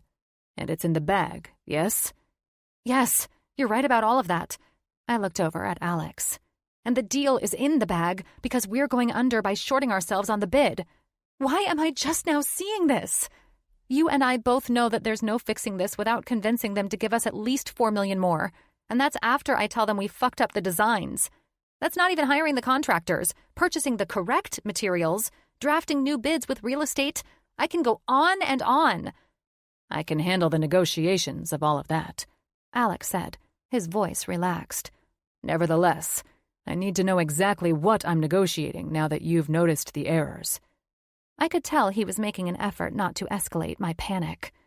Brienne, I understand that you're frustrated, but if I'm going to nail this down, I need you to show me the flaws that you see through your design programs. What is going through the designer's mind? I rested my head against the seat. What is going through my mind right now? Yes, he answered. Titanic. Titanic. As in that's how monumental you see this mistake is? No, the ship that sank. You're a numbers man, correct? Yes, he said in a curious voice. I'm now struggling to figure out if we're building a ship and heading to a shipyard. He chuckled. Do you find this funny, Mr. Grayson? I find the creative mind intriguing, and now you have my full attention. Please explain why you've questioned me being a numbers man while bringing up the Titanic. I must know what that has to do with a superlative ocean liner. Well, that's what this entire project and everything in my vision will turn out to be if it's built, I said. There's no last-minute fix to these flaws in the design. It will look grand and beautiful, yet flawed and built so damn cheap that it won't ever be what it was intended to be. So, this reminds me of the Titanic, of all the things I could compare it to. Titanic sank for the same reasons. Alex readjusted himself, his long legs seeking comfort in the back seat of the car. I find your mind to be as brilliant as it is somewhat wild, but I'm struggling to follow. Am I to believe that you're expecting us to land this deal and build this magnificent building? Then, after it has been built, it will take the lives of those who spend time there? So, back to numbers, I said with a sigh. I'm sorry, my mind is all over the place. Talk it out. We're stuck in traffic, and I'm quite interested in how you're tying this to a ship sinking in 1912. Okay, I said. The Titanic was the most glorious ship, and first of its kind, in the year it was designed and engineered. It was fashioned to captivate the world with its size, grandeur, and its speed. And it did captivate the world. With its sinking, of course. It still does captivate most, and I see that it seems to have you especially captivated. Back to numbers, I went on. With a crew of 900 people, the Titanic's capacity was brought to more than 2,000 souls on board. Some say 3,000. Yet more than 1,500 people lost their lives in that disaster. And from what I recall, it was deemed the unsinkable ship. Correct. He was humoring me, but I had a point. They were careless and too confident, so they didn't allow for a proper number of lifeboats to satisfy saving all lives on that ship should it come into trouble. And now there are laws in place due to that. My point is that they were rushed. All of them, I said, knowing this was what was happening with my company and this bid. From what I learned growing up, the ship sank because the architects and the company were in fierce competition with others. They rushed everything. They took shortcuts. They were faulty in their designs. On the outside and the inside, that ship would have never felt like it could sink. But it could. In fact, if it wasn't rushed, or if cheap parts hadn't been used in critical areas, the ship would have been able to limp back to... I was going into too much detail. Bottom line, it was rushed and pretty much staged to appear to be unsinkable. How could anyone have known the owner of White Star Line at the time was rushing all of it? Because of that, the Titanic was doomed before passengers ever boarded it. This project is following the same pattern. I looked at him and shrugged. We can't pitch this. It may look as beautiful as Titanic did, but the engineering shortcuts and cheap materials will force Sphere to shut down their new hotel chain for safety reasons alone. The glass walls? They won't stand safely in their frames with weight on them like this. They may last for a good 6 or 7 months, but they could easily explode under pressure. Alex had the most curious look on his face, but there was something else behind it. He probably thought I was a nutcase. That's just one wall in a dining area. I'm not even pointing out all of the other intricate details I designed to help their patrons feel as though they were in a hotel that was virtually on the sea. The illusions are still designed well, but they're more deadly than anything now. This is a hazard zone, and the building, though beautiful, should be condemned if it's ever built in this manner. All right, I think I may be following you some now, Alex responded. So, this project is doomed before we even start it? You might feel that way, but we can make modifications so long as you're finding mistakes. I'm not letting this go. I'm not letting Danny, the lead architect, off that easy. I felt tears stinging my eyes, and it wasn't due to my lifelong obsession with why such a unique, state-of-the-art ship sank, either. We have to reject this Sphere project, Alex, I said. Hold up. Alex draped an arm over the seat behind me and looked at the models I was flipping through. I admit I love the creative mind and listening to the way you see the world and designs. It's intriguing to see things in a way I have never perceived them before. We're doing the same thing they did with that ship. Danny led us all to believe it was coming together. But we rushed it. I handed him the iPad and closed my eyes. Danny was in charge of this. He was cheap on the bid and materials. It's not designed to be constructed well. I stopped babbling and shook my head. The bathrooms are even hazards. Well, shit. That's a damn problem. He winked at me and took the iPad. Let me see this. I should have never trusted him. He always hated me when I was head architect, and my dad ran the business side of things. Well, that's what Brooks Engineers will help fix. And, of course, the permits and inspections in California will never allow a building of subpar work to be erected. I watched as he studied the raw numbers instead of the images. He glanced at me and flashed a smile. They also would never allow us to pass inspections that would lead to the untimely demise of hotel occupants, especially while using the bathroom. I'm serious, I said, somewhat smiling at him, lightening the mood. Hey, I am too, especially if this hotel is going down as if it were the great tragedy of losing the Titanic. He grinned. I hope you can loosen up a little and understand that we will make the revisions that are needed. It's not all lost. This won't be a repeat of the year 1912. I promise you that. Funny. I rolled my eyes. I wouldn't even know where to start fixing this. We're coming in with a bid that is undercutting everyone. We will get the deal and then end up delivering subpar work and cheap materials. I won't allow my dad's company to put its name on that, and I won't allow the late John Brooks to have his company's name put on this either. That's why you have me as your partner, because I'll ensure that won't happen. So you'll walk away from this multi-million-dollar deal? No, he answered resolutely. I'll inform Sphere that we have their best interest in mind and that we have noted that such a highly acclaimed company would want nothing but the best for their newest hotel chain. Then, if I feel like we're losing them, I'll bring up the Titanic sinking. I'll have the number of lost souls, and after I relate their hotel's future to that, they'll be writing us another check and keeping our design. Really? I said dryly as I eyed his handsome and dazzling smile. Do you even comprehend why I even brought the Titanic into this? Not really, but I will accept you've seen the comparison. I'm not questioning your upset with this. Well, perhaps I'm humoring you a little bit. I don't need humoring, Mr. Grayson, I said. I need you to understand that we're acting like desperate fools. We're rushing the finish date. We're delivering on a project that will fall apart within a year. It's a joke. Well, I did notice that you were utilizing cheap materials for an extremely luxurious company, and nothing that would compare to the models I've seen once it was built. I read through the multiple bids that were pitched aside from yours, and noted that stone was well under the $3 million it's worth to see this particular vision come to life. Well, I've noted it's all dog shit. It's a disaster. And I think I hate Danny for being a prick and even considering shortcuts, cheap materials, and rushed dates of completion. We don't deserve their business if we believe we're worth nothing more than cheap bids to get them or anyone else for that matter. Well, you're certainly thinking along the same lines as I am. It only took a dipshit screwing up to help you realize I'm not the devil in a suit. He smirked at me. We will meet with Sphere, and we will ensure Danny will explain why he did a subpar mock-up to our clients. I don't want him there. I spoke. I'll face this myself. Good, bad, and ugly. Speaking of cheap and shortcuts, I believe you're taking your own.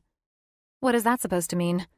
Well, first of all, you're letting Danny off easy by facing this alone. Make that asshole face the people he tried to fuck over. Fire his ass and quit taking the shortcuts. It's business, Brienne. It's not personal. You have to make this man accountable for costing this firm time, energy, money, and possibly our reputation. I just want this over with. Then let's fix this shit and go over the flaws you're finding together while we still have time. I need to make a few phone calls to some contractors while you point out the errors as I speak to them on the phone. When we meet with Sphere, I'll inflate the bids to give us some room for error and possibly earn back money already lost. Your job is to sell your creation and vision. Then, if you nail this down, he smiled at me. I'll gladly fire that asshole myself for making you give me a history lesson on the Titanic's demise. I grinned. Probably dumb, but the point was there. That ship sank for the same reasons that I have no faith in this horribly planned-out model. The project is rushed. We're in a competitive market, and using subpar materials, yes? Titanic all over again, he said with a silly and fun expression. I grinned. So funny how you can sum that up so quickly. I leaned my elbow on the window. I can't think or easily explain things like that sometimes. Actually, it takes someone telling me to get to the point when I talk out my thoughts. You're painting an image. He smiled, looking ahead. And to get some people to visualize what your artistic mind sees, I would imagine that, occasionally, it takes some elaborating on the matter. It also helped keep my mind off traffic. He softly laughed. So, what are you visualizing after this crazy revelation and me trying to relate it to the Titanic's flaws? That if I were a man on that ship, I'd be pretty pissed off that I was dying because some asshole like Danny took a shortcut. And then, when it was too late, and I found that ship had flaws after I was told it wouldn't sink, He looked at me with a raised eyebrow. Frankly, it would just suck. The worst of it all would be if I had a beauty on my arm, such as you, and I had to put you into the lifeboat, never to see you again. Hell, now that this has all been brought up, I'd be fucking livid at the designers of that ship. I shook my head. You question what goes on in my mind, and yet I do wonder what goes on in yours. Numbers, of course. He winked. That and the fact that we need to handle this error, fire the asshole who made it happen, and then to enjoy that I get to watch you bring it together and win Sphere over today. More than all of that, I believe you're due for a solid and resounding compliment and a win. When they accept our amendments and new bid, which they will, you and I will celebrate over dinner tonight. You still owe me for that night when I assisted you running off your ex. I already have a date with Theo. He's coming over and we'll be talking about what the hell is going on with him, too. I arched an eyebrow at Alex. God, I can't think about Theo right now. Alex nodded. One thing at a time, he said with a slight grin. Then dinner tomorrow night? You and me to celebrate you winning this bid? Wow, I laughed. You're that confident about all of this? That we'll get this deal after putting them in a position to think we lied to them? Of course I am. Well, at least one of us is. I feel like I'm going to barf. This is like bringing in a project only to watch the model fall apart when you touch it. How about this? Let's leave the Titanic analogy out altogether, and we'll be on point. In fact, bring that analogy up to Danny after he asks why the asshole in a suit fired him. You can also let him know I got the last lifeboat because we needed my muscles for rowing, and he was a worthless and self-centered man who tried to steal a seat from a lady. In other words, you'll fire him, and I'll explain our reasons as... He sunk your luxurious ship, of course. I have to admit, in watching you speak and study the errors in that project, I don't believe I ever wished to see you this upset over your vision being destroyed by an ass that you trusted again. That's straight-up fucking bullshit. I'm shocked you're not firing both of us. See? I'm not the devil after all, am I? No, but you're not to be trusted either. That I can agree with you on, Ms. Stone. He grinned. Perhaps at a later date, you'll learn you can trust me. I would hope my undivided attention during history class today would be good enough to gain your trust after I deceived you at the gala. I certainly did not think I'd wake up this morning, go out to this project, and become educated on the Titanic as it relates to signing papers on a multi-million-dollar deal. God, stop. I smiled. You sound like my dad. Funny story about me? I always brought up that ship when I saw design flaws in any of our projects. I laughed at how I drove Dad insane with my obsession with that ship. Why is that? Are you a woman who loves ships? I just think of it because it sank due to greed. That's a conspiracy, you know? That's my take on it, and I'm sticking to it. I grinned. And yes, I love taking cruises and being out at sea. I'll take note of that. It was the way he said that last part that made me stare at him as if he'd build a ship and let me set sail. I couldn't figure this guy out, but I liked that he was a fun, mysterious, and, from what I'd expected thus far, a kind but firm businessman. He could have ripped into me for not overseeing this project better, but instead, he offered help. He listened to me, crazy assumptions or not. He actually heard and added some input. Perhaps we'd work well as partners. In the drive down here, he'd humored my creative mind, and he also found a way through my confusing analogies, something that I used to bore my dad to sleep with at night. Now, time would tell if we could truly work as partners with our talents and save this deal. Chapter 4. Alex. My phone was blowing up with details about this project, but I ignored the incoming calls. Instead, I got my construction engineer, Adam, on the phone and started relaying information to him as Brienne walked me through the different aspects of this project. I'd worked with the man on various projects after Brooks' architectural firm became my responsibility. He was a master of his trade, and he would put this shit together as fast as I spouted off numbers to him. I had no time to think, just to give information, as I watched Brienne work magic with her adjustments to the joke of a project Danny had messed up on every level. If I hadn't had a taste of the woman's fiery side, her vulnerable side, and learned about her true passion for designing, I would have called in for the lead architects at Brooks to salvage this chaos. Before taking ownership of Brooks' architectural firm, acquiring businesses for Mitchell and Associates was my expertise. I lived and breathed to land million-dollar projects like it was nothing. It was all second nature to me. Never once, though, had I been put in a situation where it seemed my company had lied to entice a client. This was an entirely different level of dirty business, and it was why I had to have Brienne in the car with me. I had to see her reactions to what I'd learned an hour before Sphere unexpectedly moved up our appointment. My conclusion? She had nothing to do with this shady shit. I felt for the woman, but I wasn't going to let her cave under pressure. Brienne Stone was known for her creative skills, and she'd helped Stone Company make a solid name under her father's guidance. Sadly, she sat in the business department for too long, and now we had an underhanded snake trying to destroy both businesses' reputations as they were merging. Hell no. Not on my watch. No way would I allow anything to go sideways on this. This shit didn't fly with me, nor was it excused. Danny was about to wish he could travel back in time to undo the shit show he'd orchestrated. The bottom line was that I wasn't losing this client. Even though I witnessed my business partner, Brienne, deflated, I could also see that something had come alive in her just now. Once she got past her wild idea of comparing this to a 1912 disaster for a ship, she refocused, and I watched magic move through her fingertips as she started to create an even better blueprint of this hotel. It was intriguing to watch her design, and what she was tweaking and creating was badass. This 3-story hotel would be built on the ocean front, spanning for at least a block, and then it would follow regulations to allow for a private, exclusive pier. This was something you'd find in some tropical resort location, not Malibu Beach. Honestly, I was shocked this had made it past city regulations, but it was easy to see it would bring fantastic revenue to the city and increase home values.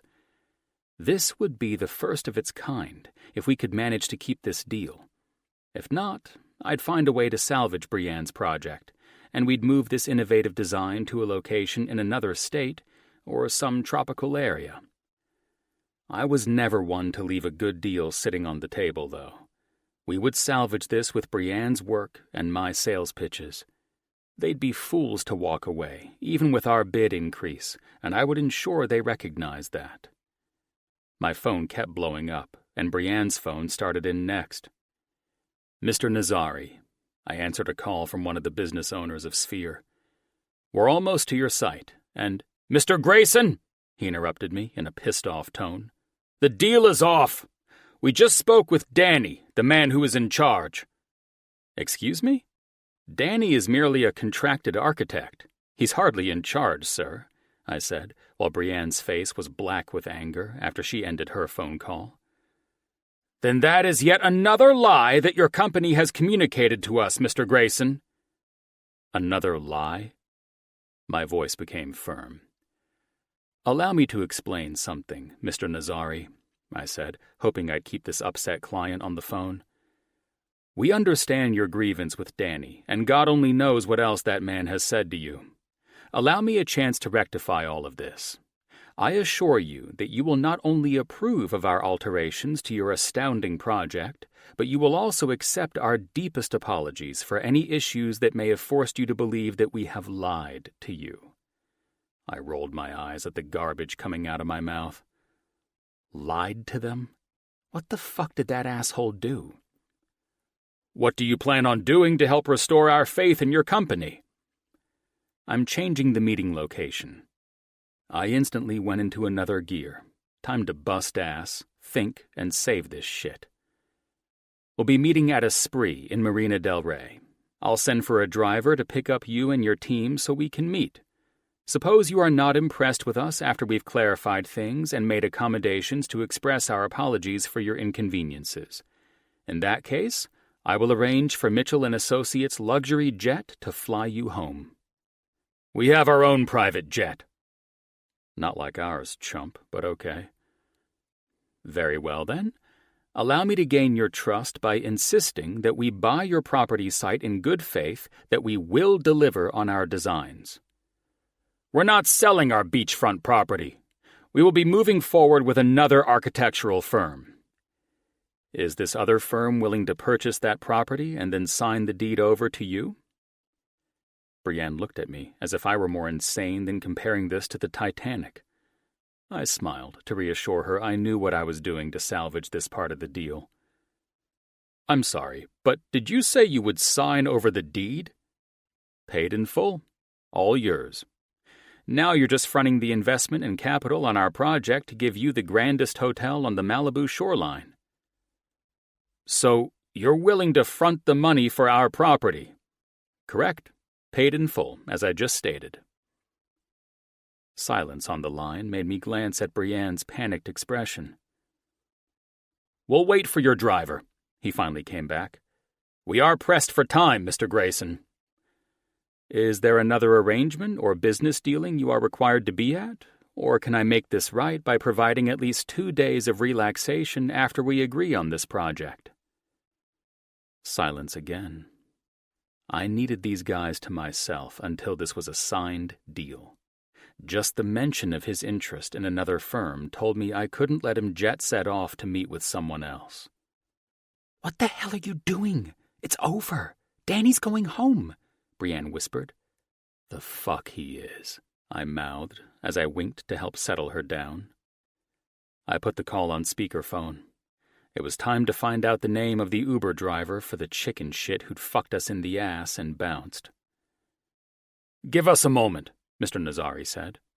"Take your time," I answered, while taking down the license plate of the Uber behind us. While our friends, who currently hated us, deliberated on the other end of the phone, I began doing a data lookup on the Uber driver behind us. This Danny character was about to see a different side of me.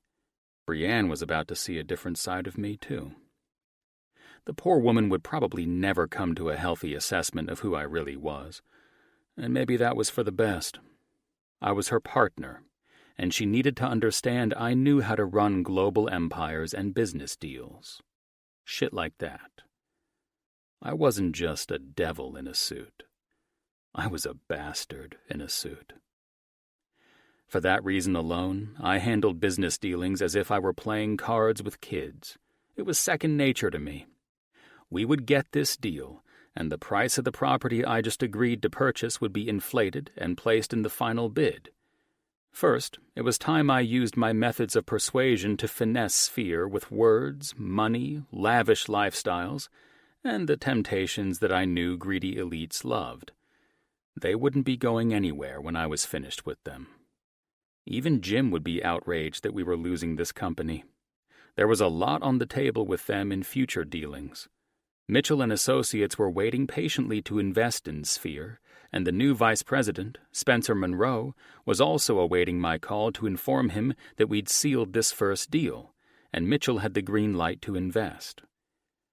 We wanted more from Sphere on the architectural side, and Mitchell wanted in on their holdings, shares, and the potential of new money coming to Southern California.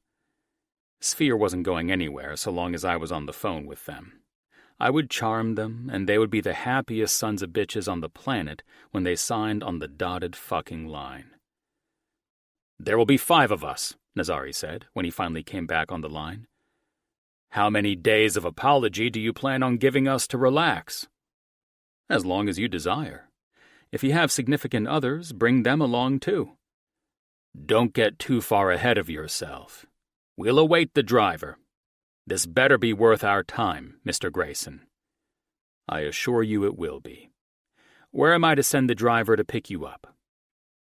After I worked out the details of picking up the 5 brothers from Sphere's headquarters in Laguna Beach, I dialed the number I'd found for the Uber that was no longer following us. "Henry, change of plans. Take us to Esprit, please. I said to my driver. "Sure thing, Mr. Grayson. We'll be there in about an hour.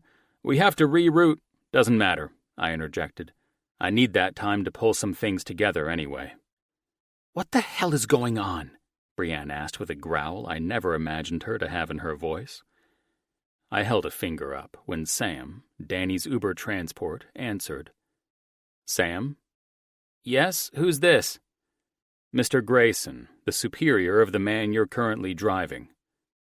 "Oh, yes," he answered. "Would you like to speak with him?" "I'd rather not," I said. "I'd like to let you know that we lost you driving behind us, and your passenger is unaware of our new destination."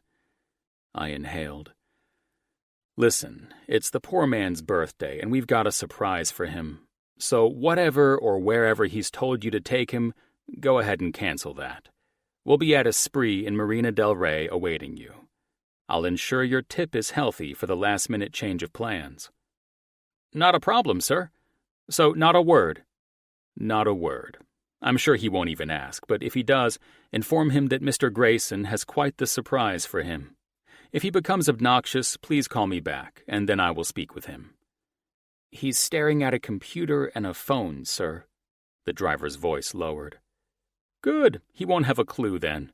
Thank you, and see you there." I hung up and opened my texts. "Can you keep Danny on the phone and busy? He's not getting out of this as easily as he thinks," I said to Brienne. "Yes, but I have no idea what the heck is going on." "We're salvaging what Danny did after he called Sphere and chased them off for one reason or another," I said. "Just keep him busy with emails or texts. I need his eyes off the road. Fight with him or something." I grinned at her. I needed to text Jake, one of my best friends, to get this ball rolling, and fast. "Alex. I need a favor, Jakey. What company did you use to print that name on your yacht?" "Come on, Jake. Fuck." I was texting him during work hours, and since he was a cardiovascular doctor, that meant he could be in surgery, with a patient, or busy as hell. Thank God, I thought, when the 3 dots popped up on my phone. "Jake. I can't remember. I have them in my contacts. Why do you need their number?" "Alex. Business. Send it over to me." Jake forwarded the number to me, and I dialed out. Time to name a fucking yacht I hadn't seen since Jim and I bought the thing, and it arrived last week. Jim said it was great when he and Avery took it out for the weekend, but they didn't bother to name it. So here I was, and naming a 400-foot super yacht wasn't something I would typically do. I wasn't that freaking creative. "This is Falcon," a woman said. "Falcon," I answered. "You come highly recommended by Dr. Jacob Mitchell. He's a good friend of mine, and I need your talents. Can you be in Marina del Rey in 5 minutes to get a name on a yacht?" "I'm out here printing a yacht name now. What slip?" "The one I need you on is too large for a slip. Can you reach the A location? There will be an individual in a small boat who will bring you to my yacht. You can name the price, and I'll have you covered before I arrive. I need this done and finished in 30 minutes. "Fucking executives," I heard her sigh. "Are you willing to do the job or not? I won't listen to your insults if I'm letting you name whatever price you wish." "Sorry. Fine. $1,000, and I'll have it done in 30. "The man in the boat will cover your generous deal. Thank you." I hung up with Falcon and heard Brienne going off on Danny over the phone. I was handling a lot of business and fast, so I was grateful they were both busy. Now it was time to call the main man. "Jim," I said, when the CEO of Mitchell & Associates, and my best friend, answered my call. "I heard we're losing Sphere," he said, unamused. "Unless you hear it from me, don't believe it. I'd suggest you stay away from the gossip that's coming from Stone Company." Jim laughed. "What's up, and how are you salvaging it?" "Since you're somehow up to speed, I need you to call in our catering team, the one that we used for conducting business on Jake's yacht." "What are you doing? I thought you were—" "Can you please have your secretary handle this for me? I'm saving a goddamn project for you, so your VP, Monroe, won't have an aneurysm if we lose Sphere altogether." "What happened?" Jim asked. "I'll tell you later tonight. Now I need shit pulled together fast. I need that yacht up and running as if we'd planned for a week trip on the coast. Can we make that happen?" "I'm on it," Jim said. "Alex, don't fuck us over." "Have I ever?" "No," Jim chuckled. "I'll handle all of it." "Thanks. Oh, call the marina as well. I have Jake's yacht lady who needs to be picked up. I'm naming the damn boat." "What?" Jim laughed. "Hope you and Avery like it." "You better hope Addie likes it. She thinks it is her boat." "Let's hope the client likes it. It ran well, though, right?" "Avery and I couldn't have been more impressed." "Great. Talk to you later." Ding! My phone alerted a new text just when I thought all was settled and I could finally talk to Brienne. I wanted to try and catch her up with the whirlwind of changed events, major ass-kissing in our future, and Danny being my only target for all of this as I worked to save this deal.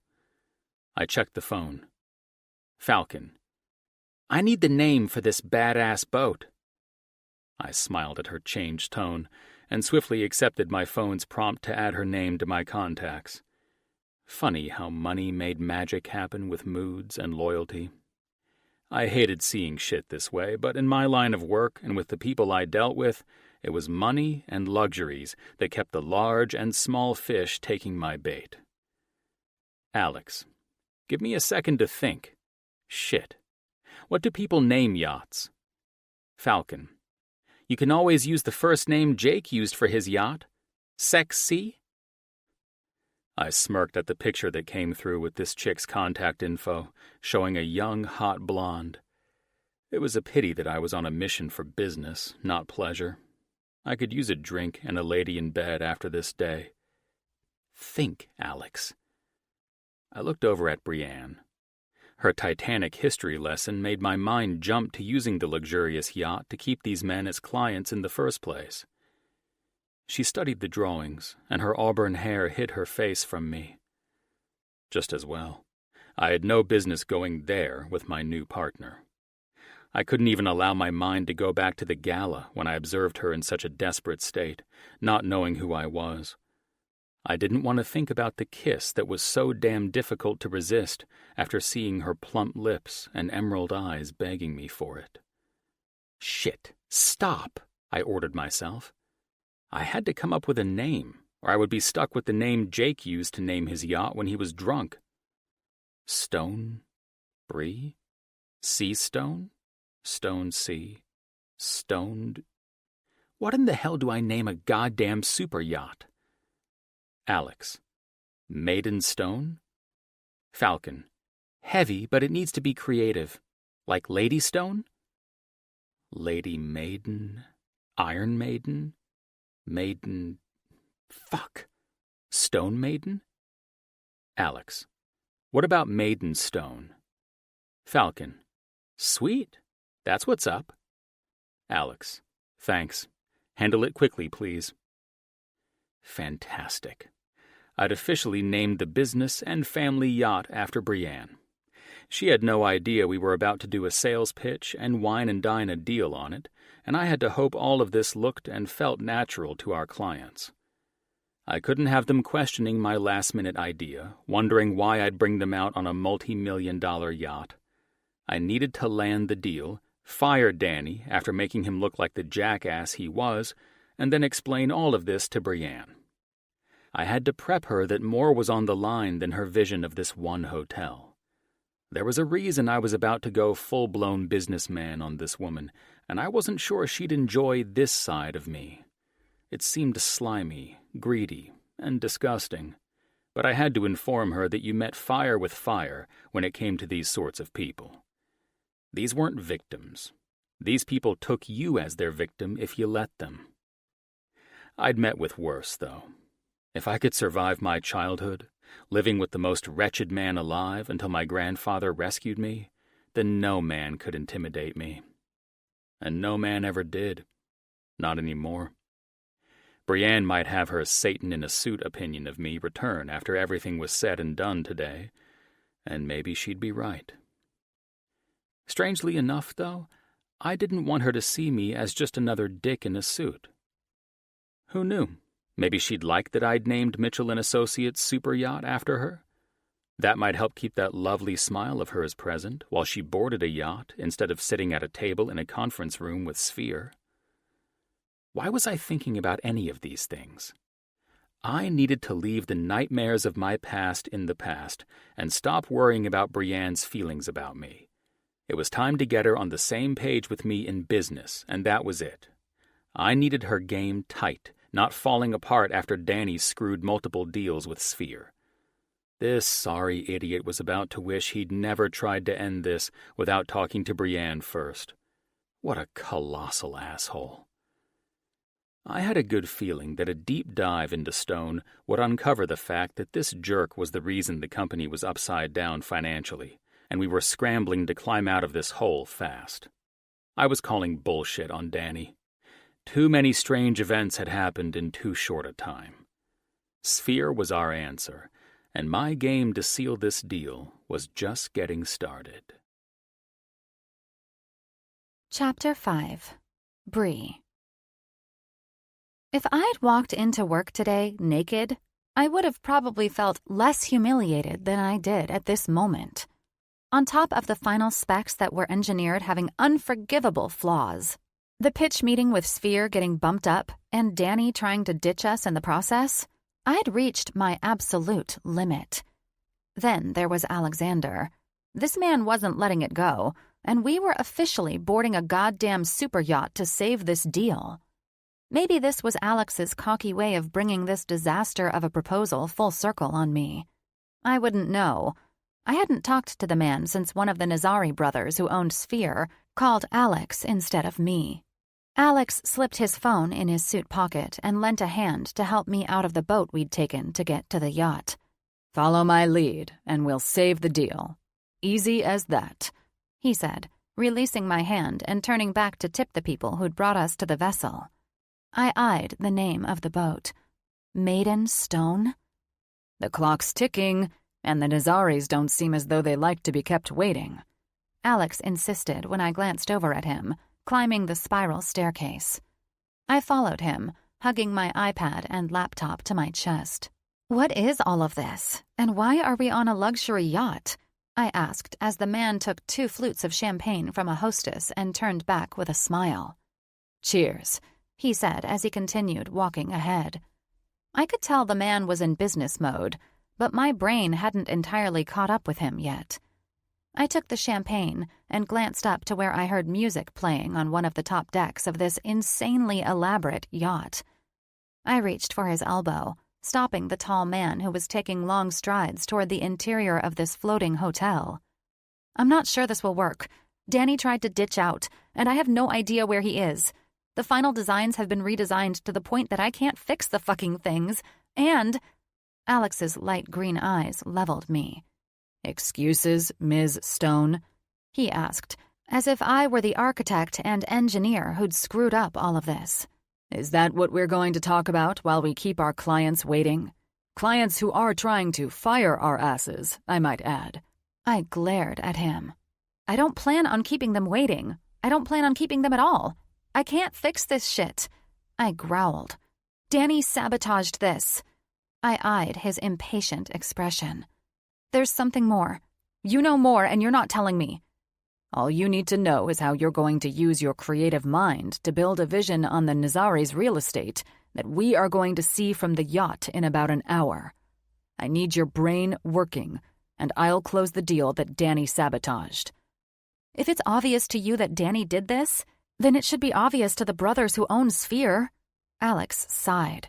"If it were obvious that we had an architect who was planning on stealing Stone Group's design while he decided to jumpstart a new business in the architectural field, we'd be having a different discussion. I wouldn't have gone through the trouble of securing this yacht and bringing Sphere out to sea as a way of kissing their ass and giving us one last chance to keep them as our clients." "Danny wouldn't steal my vision and my work." Newsflash. Alex's eyes widened. That motherfucker was already in the process of doing precisely that while you were enjoying a latte this morning. "I can't do this," I said in full honesty. Danny has always hated me as head of the engineering department while Dad was running the company. I was speaking my thoughts, and I didn't care who heard them. Why would he do this? We pay him well above what architects and engineers would ever make. He was always compensated nicely. I ran my now sweaty hand over my forehead, fighting back tears of anger and disbelief. Alex was brutally honest about something I should easily have known Daniel Kyle would do to me. It was a matter of time. Forgive me if I am not one to waste time on this episode of Coworkers Behaving Badly. He interrupted me with some humor and a cocky way of mocking my current situation. But let us be the ones who nail this bastard in the end. We certainly can't do that here on the helipad of the yacht. We need to be up there. He pointed toward the upper decks. Charming the shit out of the Nazaris, who decided they'd call me up and try to fire my ass. None of this makes sense, I said, feeling like my blood pressure spike was either going to make me pass out or jump ship. Literally. Why would they call you?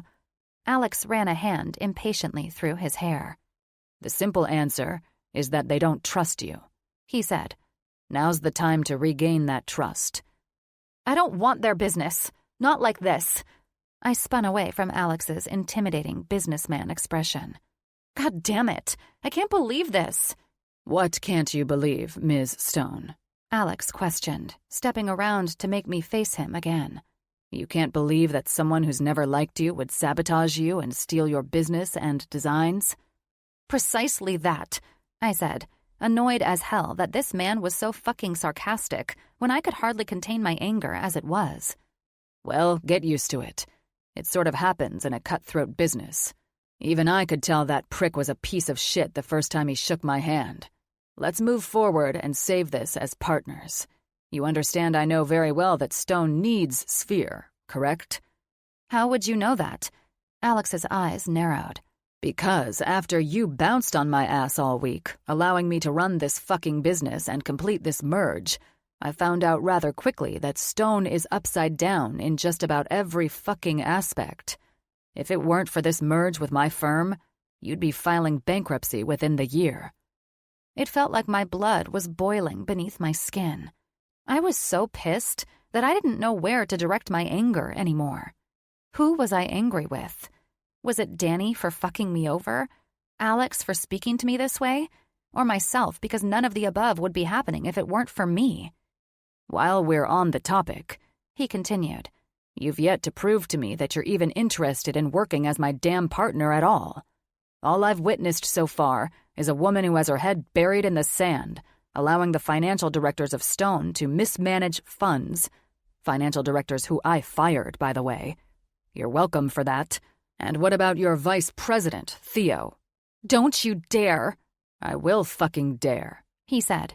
You're falling apart on me. And if I can't get you to step up and own this shit like the badass businesswoman I've heard so much about, then I'll kindly ask you to step down while I save Sphere, and you can work for me instead of pretending to work with me.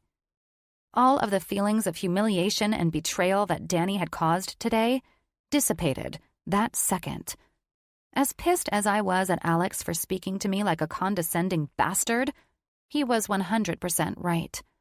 I left him to run this company alone, as if I were playing some silly game. I knew I needed Sphere because our debts were burying us, and I chose to trust my financial department and directors to ensure we stayed afloat. Hell, I'd sacrificed numerous personal paychecks and donated them back into the company to keep the lights on. I avoided difficult decisions like the plague. That was Dad's specialty, not mine. Theo is quitting on me, isn't he? I asked, jumping straight to the only question that mattered to me. No one likes to work for free, Ms. Stone, Alex said, seemingly loving to drive the point home that I sucked at running a business. I tried to keep him, letting him know that he would actually have a boss to work for. Enough! I seethed. We stay here until Danny boards this fucking yacht. I unlocked my phone and called Danny's phone. How do I get Danny brought out to the ship? He's going to explain everything to you and me and the Nazaris for putting us in this situation. Alex smirked. Wow. He took a sip of champagne. It looks like we finally have someone who wants to run the company. I've had enough of you and your bullshit for one lifetime, Alex, I said. Again, how do I get Danny on this boat? 3 steps ahead of you, Brienne. He tipped his glass toward the stern of the boat. The engines aren't firing up until after that snake boards the yacht. I saw nothing but red, and I was ready to bury Danny for stealing Sphere. Or trying to, anyway. In reality, I was angriest at myself. I'd acted childish about this merge ever since I found out about it. I was so smug about wanting my rightful seat at the table, but I'd shirked all of my responsibilities and let so many other things slide, and Alexander wasn't about to baby my ass. He should have been firing me after I let Stone Company go to hell by not holding my employees accountable since Dad died. What hurt the worst was knowing what I'd put Theo through. Theo had offered advice on handling everything. He even told me to fire Danny, but I was too stubborn to listen. He'd been my right-hand guy for so long, and I'd been so wrapped up in my self-pity that I hadn't bothered to make sure he was okay. Obviously, he wasn't. It was no wonder Theo had been so grateful for the merge and Alex joining me as a partner. I'd overwhelmed my dear friend and burnt him out while I pretended to be some incredible businesswoman. It was all biting me in the ass at this very moment. Alex was officially seeing me at a low point for the 2nd time, but this time wouldn't be like the last. This time, I was going to do what was expected of me. I was about to save Sphere and own up to everything I'd created while playing the avoidance game after taking on this company.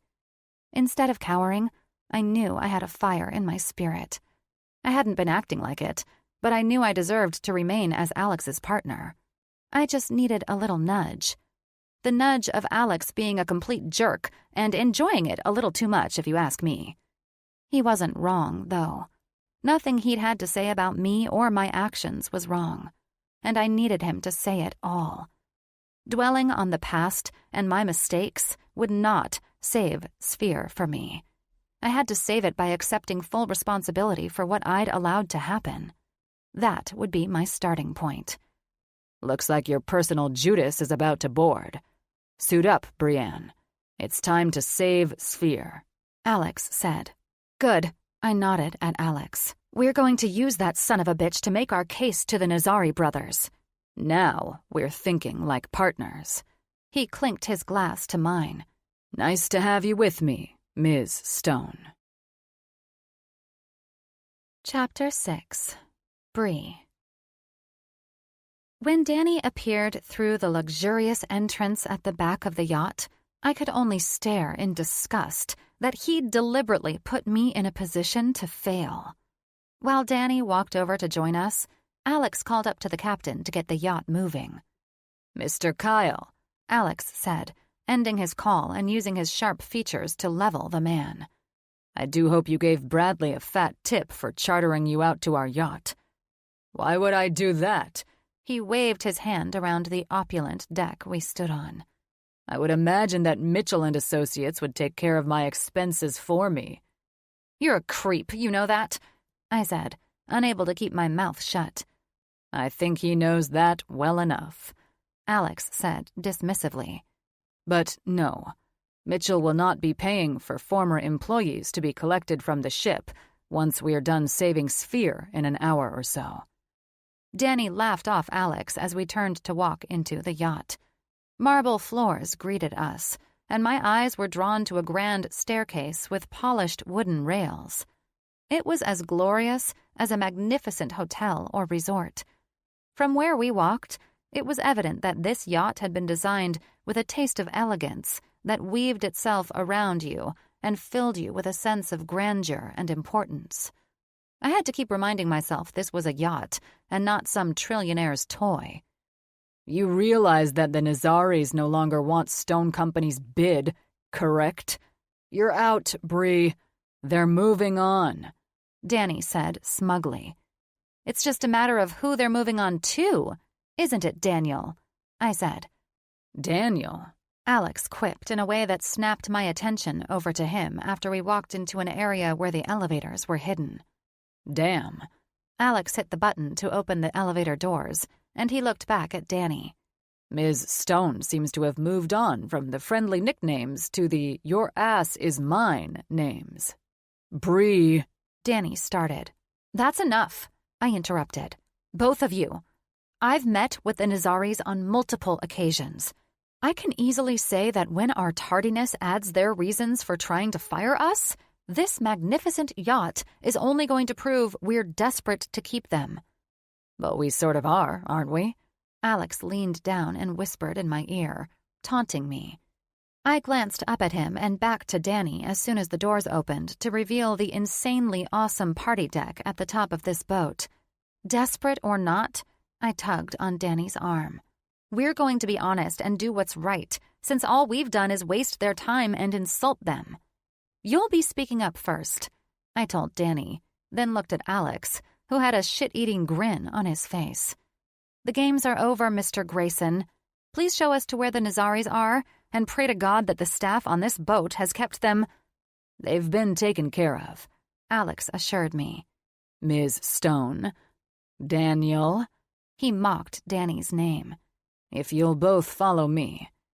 I sucked in a breath, keeping my heart rate down as we moved past a sparkling pool, rounded a corner to see a fully staffed bar, hosts and hostesses, and, at long last, the 5 extremely wealthy brothers from Dubai, the Nazaris. I took the lead once the men rose from the posh lounging sofas, and I smiled at the one brother who always seemed flirtier and more agreeable than the other 4 men. Xavier, I smiled, locking eyes with his stunning amber ones. Damien, Latif, I nodded at the 2 always stiff brothers after Xavier met me with a smile. Malik and Cyrus, I sighed when the last 2 brothers smiled and greeted me with a Ms. Stone in return. Who are the gentlemen with you? Xavier questioned, sizing up Alex's 6'4" frame. Part of me was shocked that he'd already forgotten what Danny looked like. This is my partner, Mr. Alexander Grayson.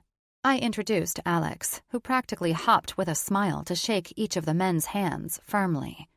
This is the head architect and engineer, Mr. Daniel Kyle, or Danny. I watched as all 5 brothers smirked along with Danny. I'm surprised you've forgotten him already, I questioned, feeling like these dickwads were in on whatever Danny had done behind my back. Jesus, don't insult the Nazaris, Ms. Stone, Alex said in a cocky voice as he raised his eyebrows at me, then leered at Danny. It's effortless to forget a man like Daniel. I almost left his sorry ass on the shore when I was taking a call from— He stopped himself as he pointed around at the men. Well, you'll all have to forgive me. He was using some assertive yet condescending tone. Which one of you called to fire me again? And behind Ms. Stone's back? That was me, Damien said indignantly. And for good reason, too.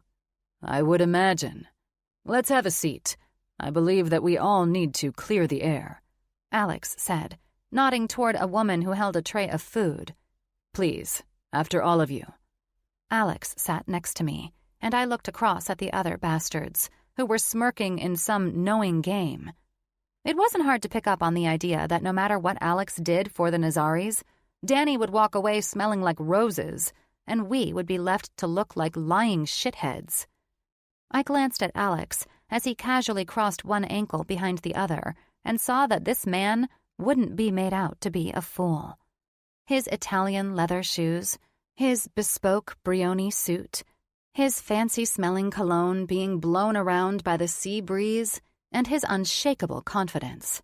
All of it assured me that I sat next to a powerful man. I glanced at the smirk on his face. I could instantly tell that this man lived for shit to go south so that he could come out on top in the end. As intimidating as Alex Grayson could be, I was his partner, and we were both going to bury Danny here and now, just as Alex said when we boarded the yacht. Gentlemen, I spoke after everyone settled into their seat. I will admit that there are errors in your final specs and the drafts of the hotel resort you entrusted us with at Stone Company. To say the very least, Ms. Stone, Latif said. It seems as though all of Stone Company has fallen apart. If what I've heard is true," he looked at Danny, "Stone Company will be going under soon enough. It will be our company that saves you." "Excuse me?" I looked over at Danny. "You heard my brother," Cyrus said. "Loud and clear." Danny smirked. "Sorry, Brienne, but you and I both know that underbidding this job to save Stone's ass will only put you under that much more." Everyone snickered as fire surged through my veins. Well, everyone but Alex, who remained attentive and unexpectedly quiet.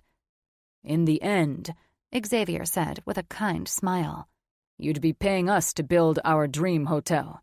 I'm sorry, but we'll be taking Danny's bid instead." "Danny's bid?" I looked over at that Judas-ass motherfucker. "Well, this is news, isn't it?"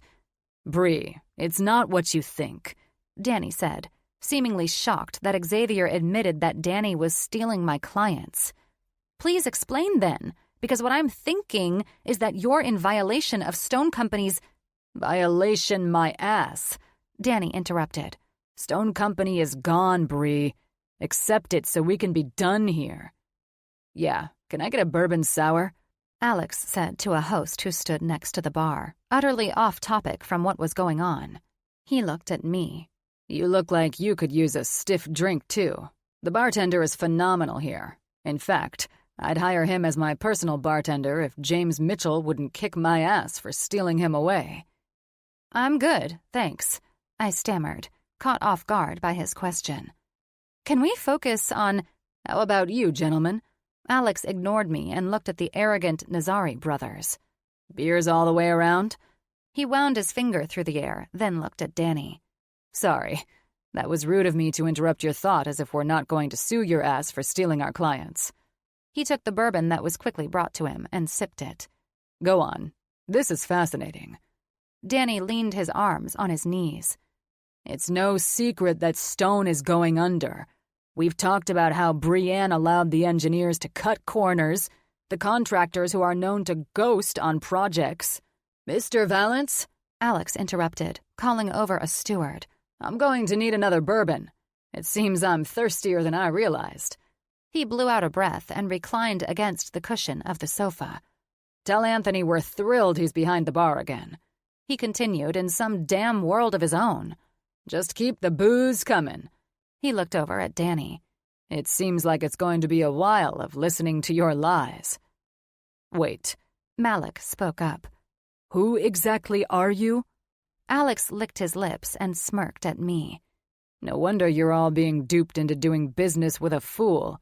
Everyone in this business knows who I am." He eyed each of the Nazari brothers. "I'm sorry you men haven't done your research on the most influential and powerful men in business. It's a shame, because if you had, you'd already know that my company has merged with Stone, and the financial concerns Danny has brought to your attention are no longer valid."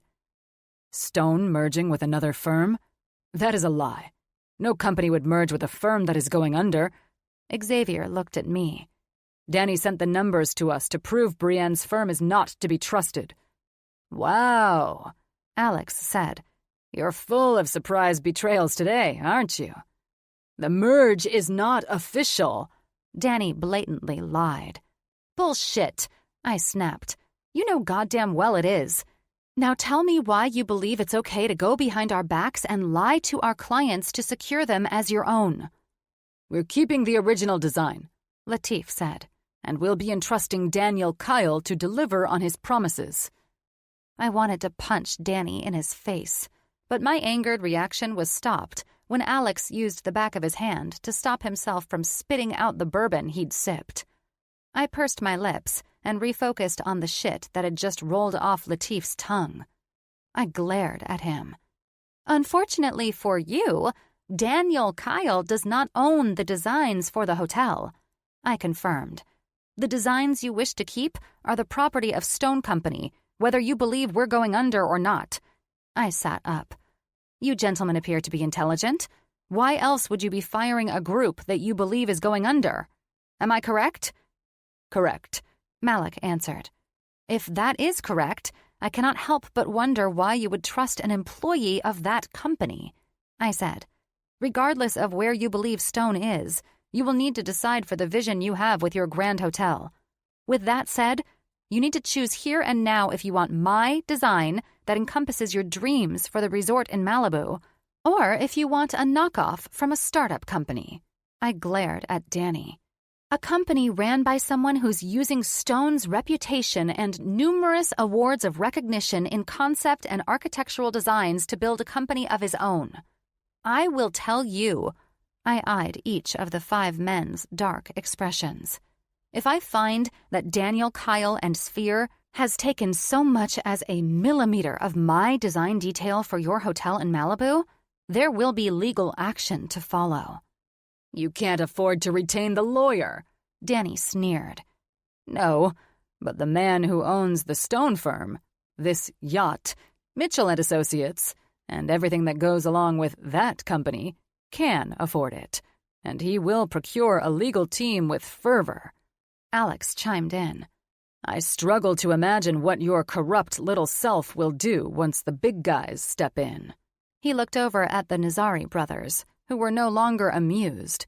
I also wonder how you'll fare when you see us building your hotel's vision on Malibu's shore for ourselves, and then kicking your asses right out of my house when we're taking a hell of a lot of business from whatever Daniel Kyle designs for you. That's our vision, our hotel, and our agreement, Xavier snapped. Not if you go with this twisted chump.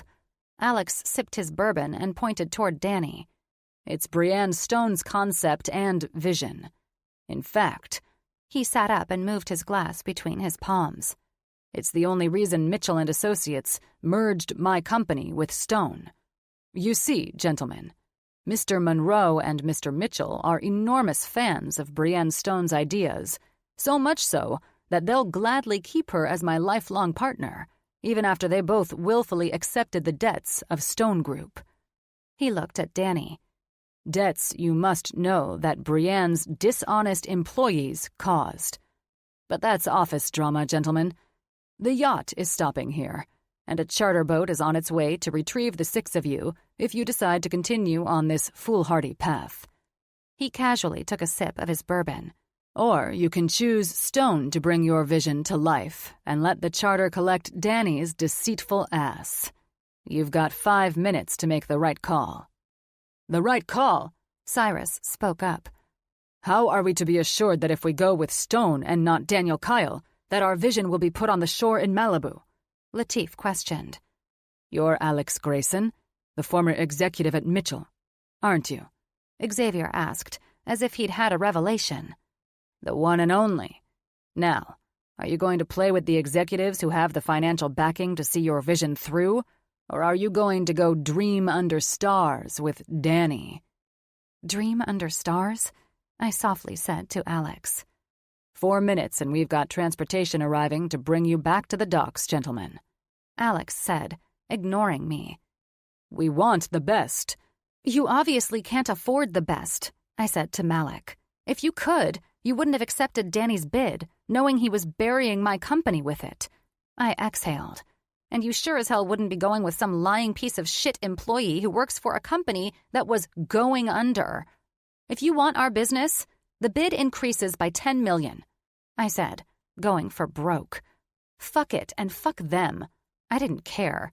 This meeting was insulting enough. Jesus Christ, Alex whispered under his breath, sitting up and looking at me in humor and shock. We were told you'd buy our real estate, and it would only cost half the original amount due to errors. That's before I found out that you were leaving my firm for Danny's offer, I said. If you want my design and my vision, you will trust that I will re-engineer a bigger and better hotel, and you will pay the $10 million extra. I know very well as I sit here and quote you on this higher bid that James Mitchell will snatch up the designs in a hot second if you pass on them. What are you doing? Danny seethed, stating a fact. I smiled at him and the 5 brothers who were now at the mercy of paying for my design and work. What makes you so sure that Mr. Mitchell or Mr. Monroe will buy your design? Xavier asked, more agitated than I'd ever seen him. Because they bought a company that was going under for my design and engineering talents alone. I looked at Alex. Isn't that what you mentioned? I'll call Jim Mitchell right now and tell him the offer is officially on the table. Alex licked his lips in humor. I'm confident he'd gladly pay an extra $10 million to build a new resort on California's coast. Well done. He mused. No, this is our hotel, and the blueprints are what we want. There are no other designs that have captured what we wanted as this one has. Alex stared at his phone and clicked his tongue, feigning horror or whatever he was doing to increase the dramatics on this. I'd hate for my best friend to miss out. He sighed. How about a good faith deposit, and we keep Mr. Mitchell's grubby little hands off your design? We'll give a 50% down payment now to secure you as the firm we'll be working with, Malik said, looking at Danny. You will hear from us on a better day, Mr. Kyle. For now, I hope that boat is here to bring you off this one and back to shore. Boat's certainly here, Alex said. Unlock this for me. He reached for the iPad that I didn't realize I was holding with white knuckles. I need that 50% deposit on the Nazaris. He looked at Xavier. I trust you can have it wired to Stone Company by the time we remove an unwanted rat from the yacht. Then Brienne can use her talents and help you see your innovative hotel come to life. You're all damn fools, Danny said as he rose. Alex waved over security. Get this idiot off the yacht and stay with him on the charter until he's seen to shore. Yes, Mr. Grayson. I watched in shock as Danny tried to walk with his head up and disappeared through the private area that hid the elevators in the lavish yacht. Did I just upsell myself by $10 million and seal the deal without ever addressing or fixing the errors? What the hell just happened?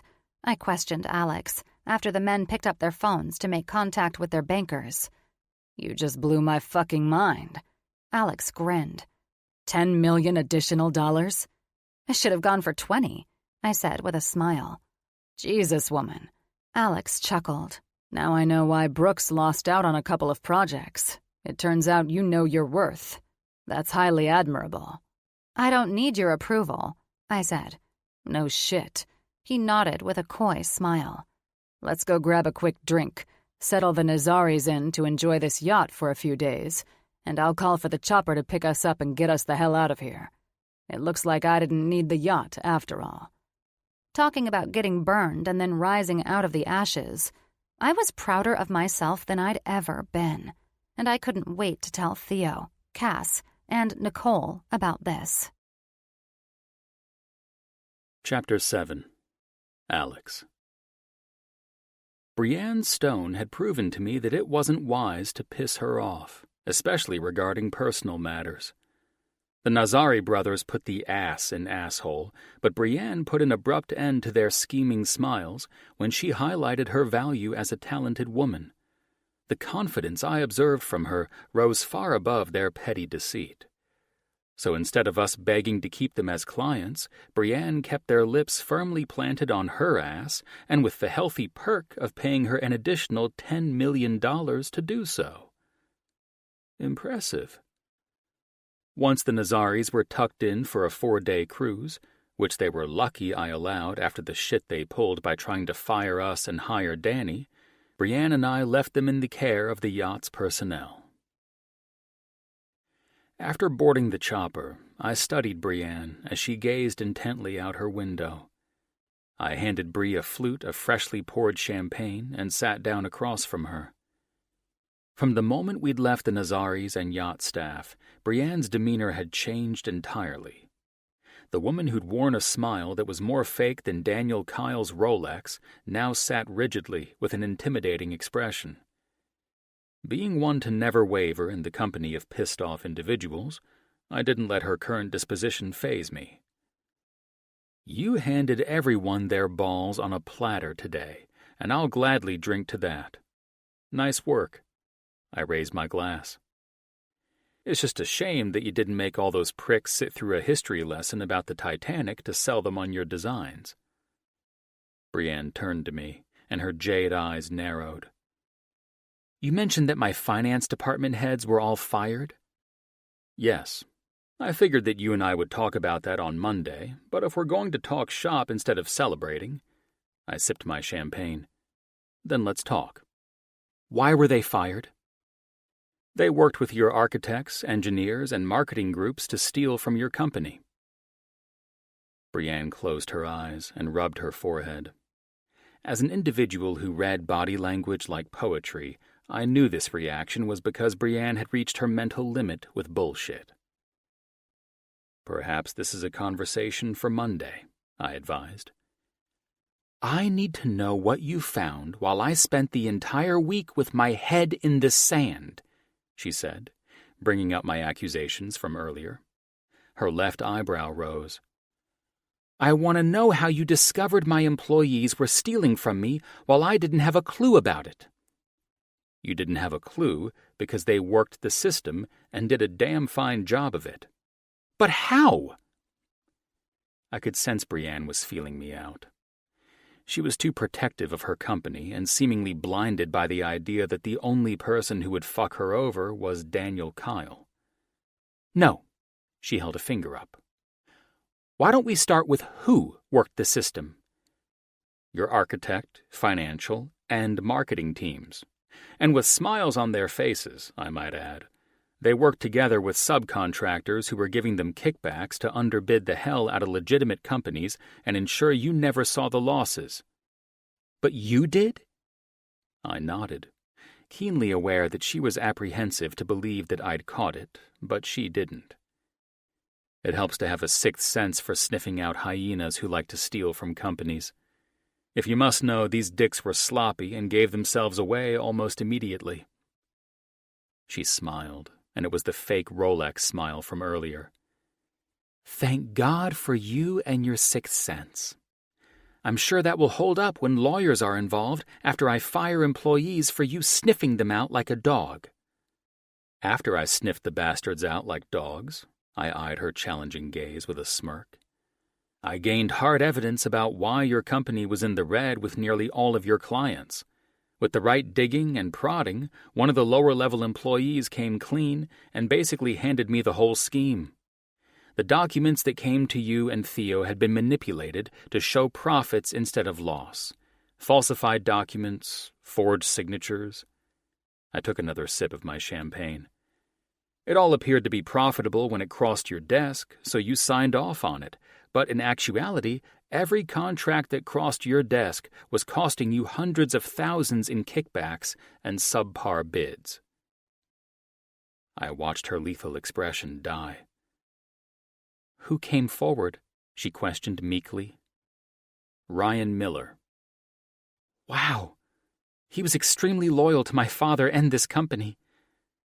Her eyes were brimming with tears when she directed her gaze out of the chopper window. "You're sure Mr. Miller's statement is true?" "Beyond a shadow of a doubt. The man showed me how they worked the process and offered up documented proof." "He will face the consequences for being involved," she said, wiping a tear away as swiftly as it rolled down her cheek. "Why would he come forward? Why would he do this?" "He came forward to save you and Theo from facing legal action with Mitchell and Associates. He wanted to ensure that you and your VP weren't implicated in the embezzlement." Her bottom lip quivered. "Why would he even think to steal from my company?" "Greed has a way of making people become the worst versions of themselves." "Brienne," I said, taking the champagne from her trembling hand, "I'm sorry this has happened. However, we can work together and get Stone Company financially topside again." "I'm just in shock that I never knew this was the reason I couldn't get Stone's numbers in the black.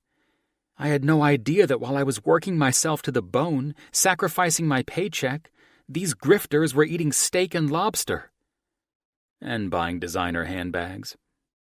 I hoped the levity would let her know I had her back personally and professionally. Sadly for them, they'll be trading their tailored Tom Ford suits for a county jumpsuit. Those soft hands and toned asses should be a big hit on the convict catwalk. Her lips tightened, so I went on. "To get you up to speed, legal action is being taken, and Mr. Mitchell already has investigative teams and lawyers involved. Daniel Kyle's little ship-to-shore excursion will likely be the last of his adventures in crime. "Fucking unbelievable," she hissed. "Do you know how hard I've worked to run this company, only to look like a bag of dicks as a CEO? Well, if you think employees using shady tactics to steal from you makes you look like a dick, then James Mitchell is the biggest mushroom tip of us all," I teased. "This kind of thing can happen in big business. Take a breath. Now that you're up to speed, what I need from you is to get over being pissed off so we can start working together to fix the last of the merge." "Forgive me, but I can't just get over shit like this," she seethed. "Oh my God, everything I've busted my ass to do to keep my dad's company going after he died, and now—" "And now you have greedy employees taking advantage of that and trying to bury you and your dad's company with him." "Precisely," she answered. "I need to know if this is the reason Theo is leaving." "No, it's not the reason he's leaving. I would let you in on his situation, but I promise to take a back seat and let him fill you in." "This helicopter can't land fast enough." She tucked a strand of hair behind her ear. "I'm sorry if I'm not one for conversation at the moment. Not only did Daniel Kyle succeed in destroying my day, but it seems I can't trust any of my employees anymore either." Let's summarize. Your workers are thieves, your clients believe their lines of bullshit, and your company is under investigation for embezzlement. Though, I held up my hand to keep her from losing her shit, if you're up for it, we can fix these matters with our legal teams and keep Stone and Brooks out of the media. "What do you have in mind?"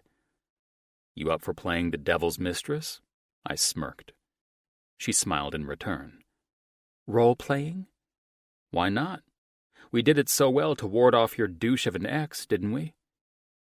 For the first time since boarding the chopper, Brienne's posture relaxed. "If only this situation were as serious as that," she mocked. "I don't think you and I will ever be involved in matters more serious than getting rid of a bastard of an ex while you're buzzed at the bar." She chuckled as her cheeks turned a healthy shade of red. "How mortifying." Her eyes widened, and the most charming, dimpled smile appeared on her face. "Do you realize that since first meeting you, I've encountered nothing but humiliating situations?" "Now that you bring that up, I'm totally fucked." "Exactly." She was finally lightening up. "How are you ever supposed to find me undeniably attractive?" she asked coyly. "Sucks for me. After all this, I'm still stuck with you as my lifelong partner." "Dreadful," she smiled and rolled her eyes. "Now back to dodging the press. What's your plan?" The fun and games were over, but at least she didn't collapse into a puddle of tears after finding out her employees had completely screwed her over. She was ready to take action on the thieves, and that's where I needed my new business partner. "Now that I've got you in the game, this is how we'll do it," I said. "It's rather simple. The company is restructuring, right? Your architects, engineers, and marketing team already know I'm hot on their asses, so we're going to move into the Brooks Firm building on Monday." "No wonder they were all uptight when I walked in today," she exhaled. "So move our entire business? As in Stone Company will have its front doors locked, building vacated, and a bunch of confused employees will be left to wonder what happened to the company they tried to bury. They'll soon learn they didn't get the exclusive invite to the new business address. I'll have my VP send out the memo for the employees who are moving with us as soon as we land, and they'll have their offices ready for them on their respective floors at Brooks on Monday. For the others, they'll get an exclusive invite to meet with our legal teams at Mitchell & Associates." "You honestly think we can move everything over to Brooks by Monday? That's 3 days from now, and tomorrow is Saturday." "That super yacht isn't the only perk of having Mitchell & Associates as our parent company. I'll hire a moving company to bring everything over, and I'll even give you a lovely office with a corner view." I paused. "A corner view of the alleys, of course." "God, I was such a bitch to you. I'm sorry for that." "I've dealt with worse," I teased. "Though it was obvious you weren't thrilled about the family business merging with another firm." "I wasn't. I had my reasons. I'd like to say they were all valid, but with you doing some investigative work, it looks like I have to accept that this was the best thing for my company. Personal question before the chopper lands, and we part ways until Monday. No, I will not date you. I smiled. She was back. She took the news better than I'd imagined, and I saw determination dominating her expression. She'd been fucked over by the people she trusted, and it was apparent she wasn't going to allow them to have the last laugh. What started as an interrogation from her was ending with her flirtatious grin. You won't date me? I laughed. But you're thinking about it. I can see it in your smile. Her cheeks tinted red again, and I crossed an ankle over my knee. Back to my personal question. I'm curious if you enjoyed being the one to fill your father's seat after he passed. Her expression darkened after I brought up her late father. Brienne, I need to know. Do you enjoy this part of the job, dealing with the bullshit? I hate it more than anything. I went to college to become an architect, not to major in business management. I grinned. We need to restructure the company during this merger accordingly, then. I'll handle the dirty side of the business, and you can return to doing what you enjoyed before your father left his company to you.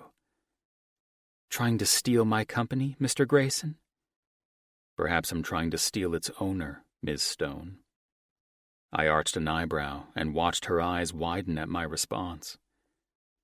In the end, it was good to know that a bomb like this being dropped in Brienne's lap did little more than draw a misty-eyed rant and a few four-letter words.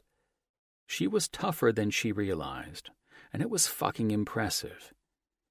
The helicopter landed, and I knew Brienne and I would have a lot of shitty details to tackle in a short period.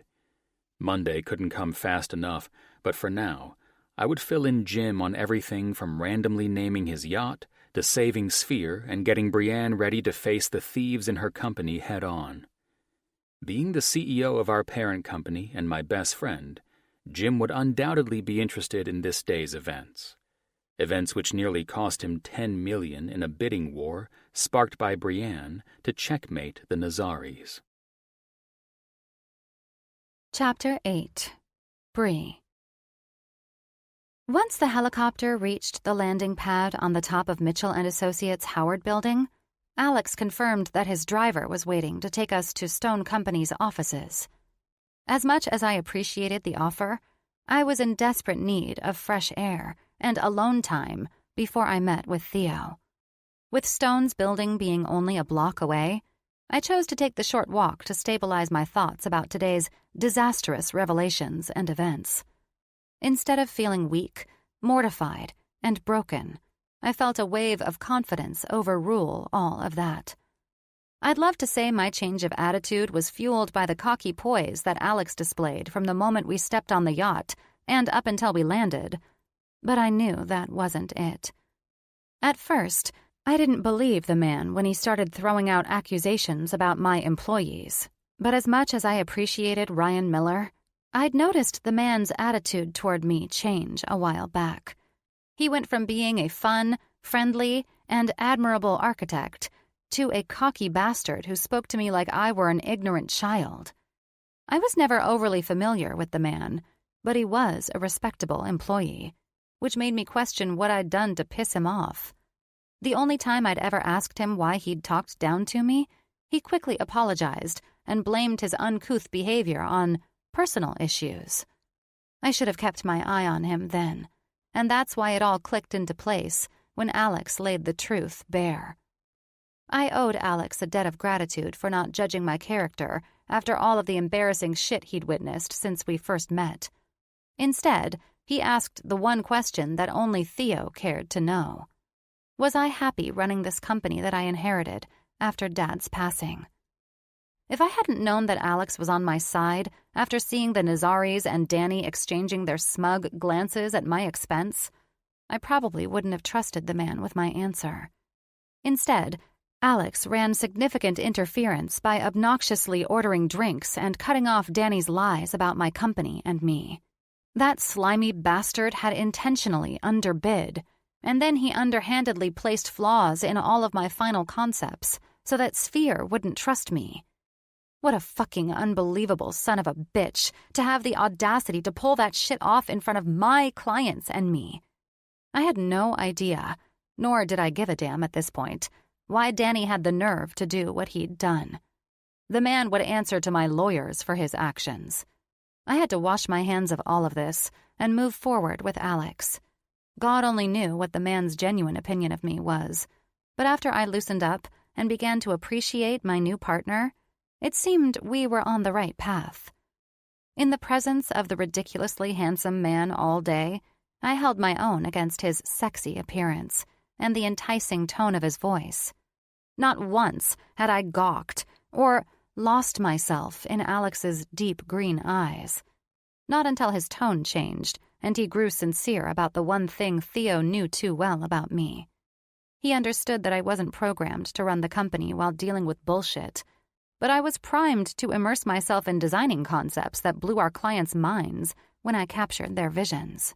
When Alex said that he'd handle the administrative stuff and allow me to do what I do best, my love for being an architect came rushing back to me. And this time, it was without the threat of a merger stealing my company away. I didn't know what Theo was about to tell me, but thank God I had the renewed hope of wholeheartedly appreciating my job again. I rolled up to Theo's place around 7 in the evening and walked into his pristine Beverly Hills home. The only thing that was different about his and Stanton's mansion was the for sale sign that had been planted near their curb. Honey, Theo used his usual nickname for me. Get your ass in here and tell me everything. I walked through the open foyer and into the den, where Theo had candles lit, and my favorite lavender tea was steeping in a glass pot. He poured me a cup and sat in the bend of his sectional, eyeing me for all the dirty details. Without hesitation, I offered up all the specifics from the minute I left the office this morning until I parted ways with Alex. So, that's everything from Daniel Kyle openly revealing how he'd undermined us to Alex delivering the behind-the-scenes dirt on half of our employees stealing from us, I said, finishing off my second cup of tea and dropping my head back against the leather sofa. I turned my head to him. All right, you've kept me talking about this for at least an hour. It's your turn to tell me what is going on with you. His lips turned down, and he glanced over at his unique black and white cat sculpture. I want to say I would have gone to you before Alex on this matter. He looked back at me. But your head hasn't been in the right place since the merge was announced. For that, I'm so damn sorry. I felt tears stinging my eyes for behaving like such a selfish bitch about the merge. I don't have the right words to apologize, but I love you, Theo. So much it hurts. Theo rose and walked over to me. It took the familiar fragrance of one of my best pal's cologne and his firm embrace for me to finally come to reality. I'd been too absorbed by my issues to check in with those who mattered most.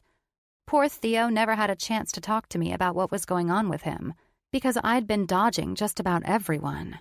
I pulled up and brushed my hand over his soft, cotton shirt. Damn it, the shirt must have cost you $100, and I've ruined it. He smiled, offering me some tissue from a box. And from what Alex has uncovered, it seems you can't afford to replace it either. I chuckled. That's the damn truth. I dried my wet cheeks and sniffed. All right, spill it. You have to tell me what's going on.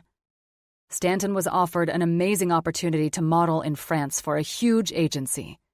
My eyes widened, knowing this was a profound dream come true for Stanton.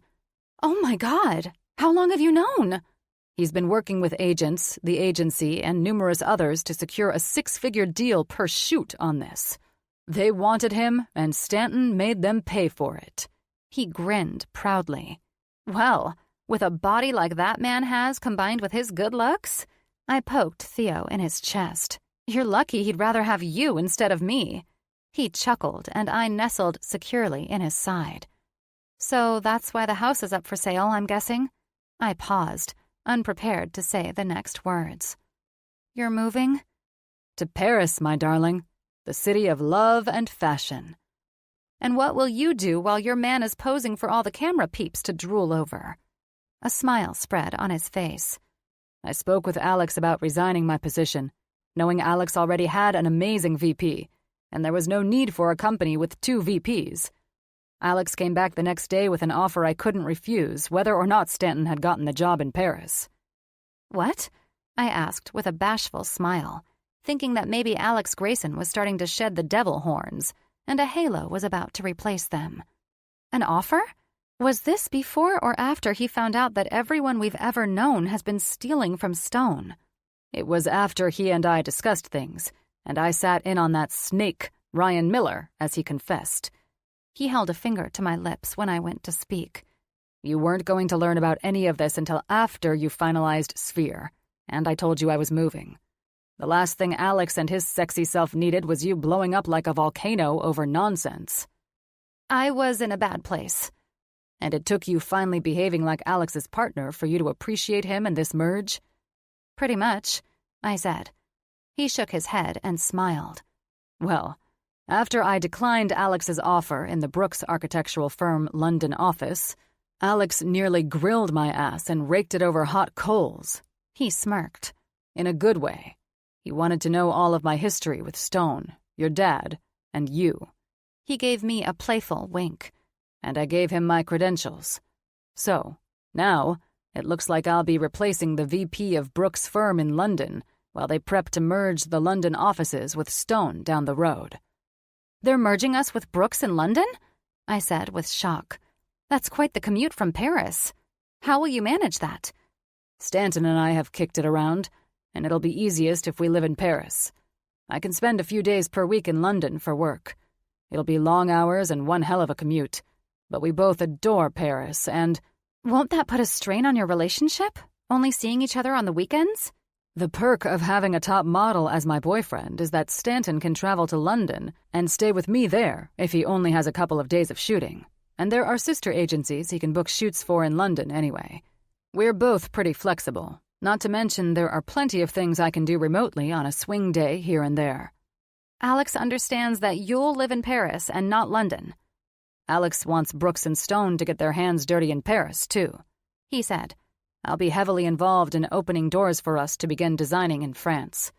It's something Alex said that John Brooks was throwing around before he passed. Brooks lost their fire after that, and Alex saw something in me to help reignite those passions while he busies himself with you out here. This has to be a dream come true for both of you. I hugged him and held back my tears, feeling that this was worse than Theo leaving the company. He was moving out of the damn country. I'm going to miss the hell out of you, I said. As Alex's partner, I playfully crossed my arms and smiled at his beaming expression. I'm going to insist that I visit you to make sure you're not, embezzling company funds and things of that nature. It's going to be imperative that I keep a close eye on you. God, I will miss you and your adorable Jen Aniston style, girl. He chuckled, referencing the celebrity he always compared me to. You better quit comparing me to her. What will the people of Paris and London think when I show up to visit, and I'm nothing like that lovable actress? My darling, you've got nothing but lovable energy surrounding you. You get emotional if I swat a fly, and your heart is always overjoyed for others' happiness as if it were your own. You think you have me all figured out? I've known you for 20 years now. You're practically my sister. I know I have you figured out. Though, I have to say, it's nice to have you back. This bitchy Brie business was hardly tolerable for the last month. More like over-dramatic Brie, I teased. Gosh, so you're really going to leave me, huh? He started humming Somewhere Out There, as if we were in the cartoon An American Tale, with the two mice living under the same sky, but still being worlds apart. The man always knew how to get an unexpected laugh out of me at the drop of a hat. I continued to smile at Theo's humming, and I determined that any crying I might do for the remarkable life change that awaited Theo and Stanton would be here and now.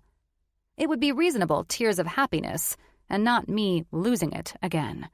Sure, I'd let the tears rip when I saw them both off at the airport, but I wasn't going to allow this to deflate me.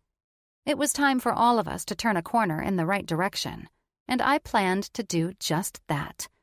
Tomorrow night was Cass's birthday, and we were going to spend it at the exclusive club Tobias, where all the little socialites loved to come out to play. Life moved forward, and I understood that well.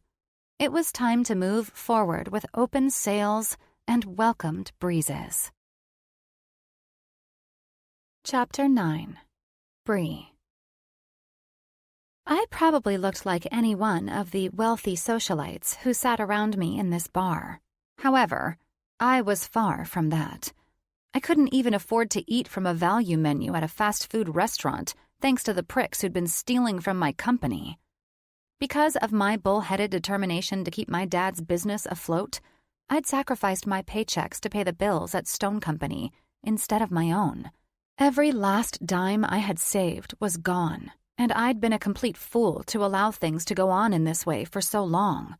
I'd been running with some blind mentality that if I didn't cut myself a paycheck, we would lock in a promising deal to get Stone back in the game. Sphere was that deal, and thank God that we landed it because my bank account desperately needed to see some money again. Now, all I had to do was pay off all the debt I'd accrued since I went flat-ass broke. Hopefully, I'd be back on track in a month or 10. I was in a pretty shitty, delinquent situation.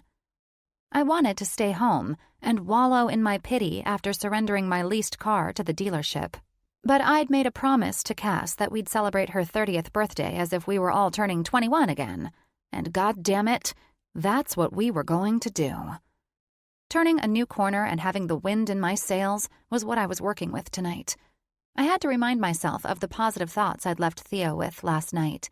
And even if I'd gotten a brutal slap in the face from the dealership wanting their car back, I had to remind myself that shit happens. Life fucking happens. To the best of us. I should have never allowed myself to get sucked into the personal side of the company and sacrifice my paychecks. But I did. Why? Because I couldn't bear to see any of my hard-working employees do what I did today. Turn in their car and pray to God they could scrounge up enough cash to get their utility bills paid to current. It was so damn hard not to bring my anger with me tonight. All I could think about was that after all the monetary sacrifices I'd made for my employees, they'd been stealing from me. I'd been worried sick about their welfare, and they were the reason we could never pull off a profitable job. So, from here on out, lesson learned. Time to adopt the saying that I'd always felt was so cold. It's not personal. It's business. It was business. It had to be only that. Bree, Natalia, one of my 3 very close girlfriends, said. I looked to my right, where the beautiful blonde raised her cosmopolitan toward me. I know you had a couple of shitty days. She smiled as she used her usual sultry voice on me. But tonight is Cass's night. Smile, babe. I raised my martini glass to her and grinned. Sorry, I was mentally working on that before you interrupted me. I took a sip and then spooned a bit of caviar on a cracker and took a bite.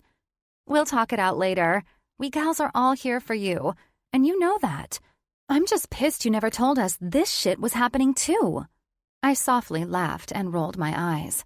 The one day my best friend shows up to buy a Mercedes, and I'm there turning mine in. She gave me a fun, challenging expression. Well, thank God you've merged with Brooks, cleaned out the garbage who tried to bankrupt you, and have that fucking hot. She leaned over and purred those last words in my ear. Alexander Grayson as your new partner. I smiled at the patrons who were starting to filter into the place. The entire area was set up beautifully. Pink roses placed in beautiful glass vases were the centerpieces and theme for each table at Tobias tonight.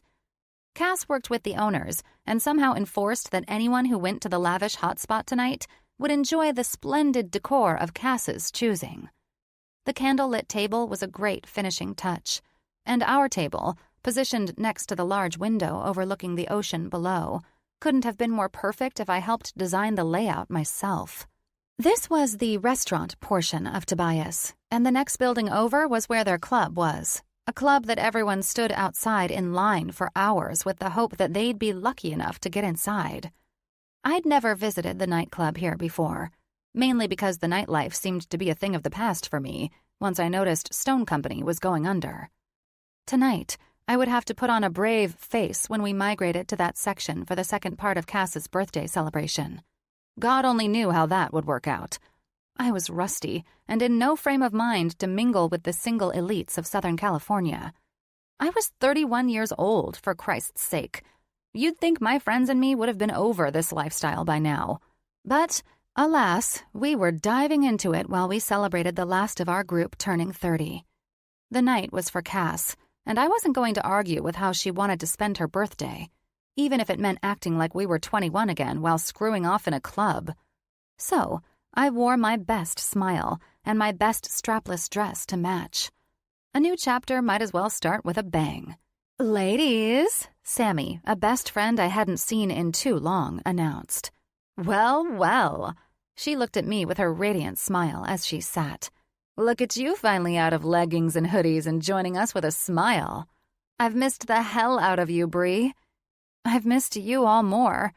Let's just say this last month took its toll on me in more ways than one." "Well, you've heard it from Theo, Stanton, and all three of us a million times," Cass said, joining us as she sat across from Nat and me with a cheeky grin. "The merge was a good thing, and from what we're all aware, thank God it happened." Cass arched her eyebrow at me at the same time as Sammy and Nat peered at me knowingly as she sipped her Cosmopolitan, making it evident that my friends had learned that not only was Stone going under, but they knew I was in financial trouble for the time being as well. Yes, thank God. I tried to ignore all the expressions. "You are dead meat for not telling me that you're completely broke," Cass said, ordering another round of drinks for the table. She sat perfectly erect in her chair and folded her arms. "Spill it." "Spill what?" "How about this? Happy birthday, Cass." I smiled at her authoritative look.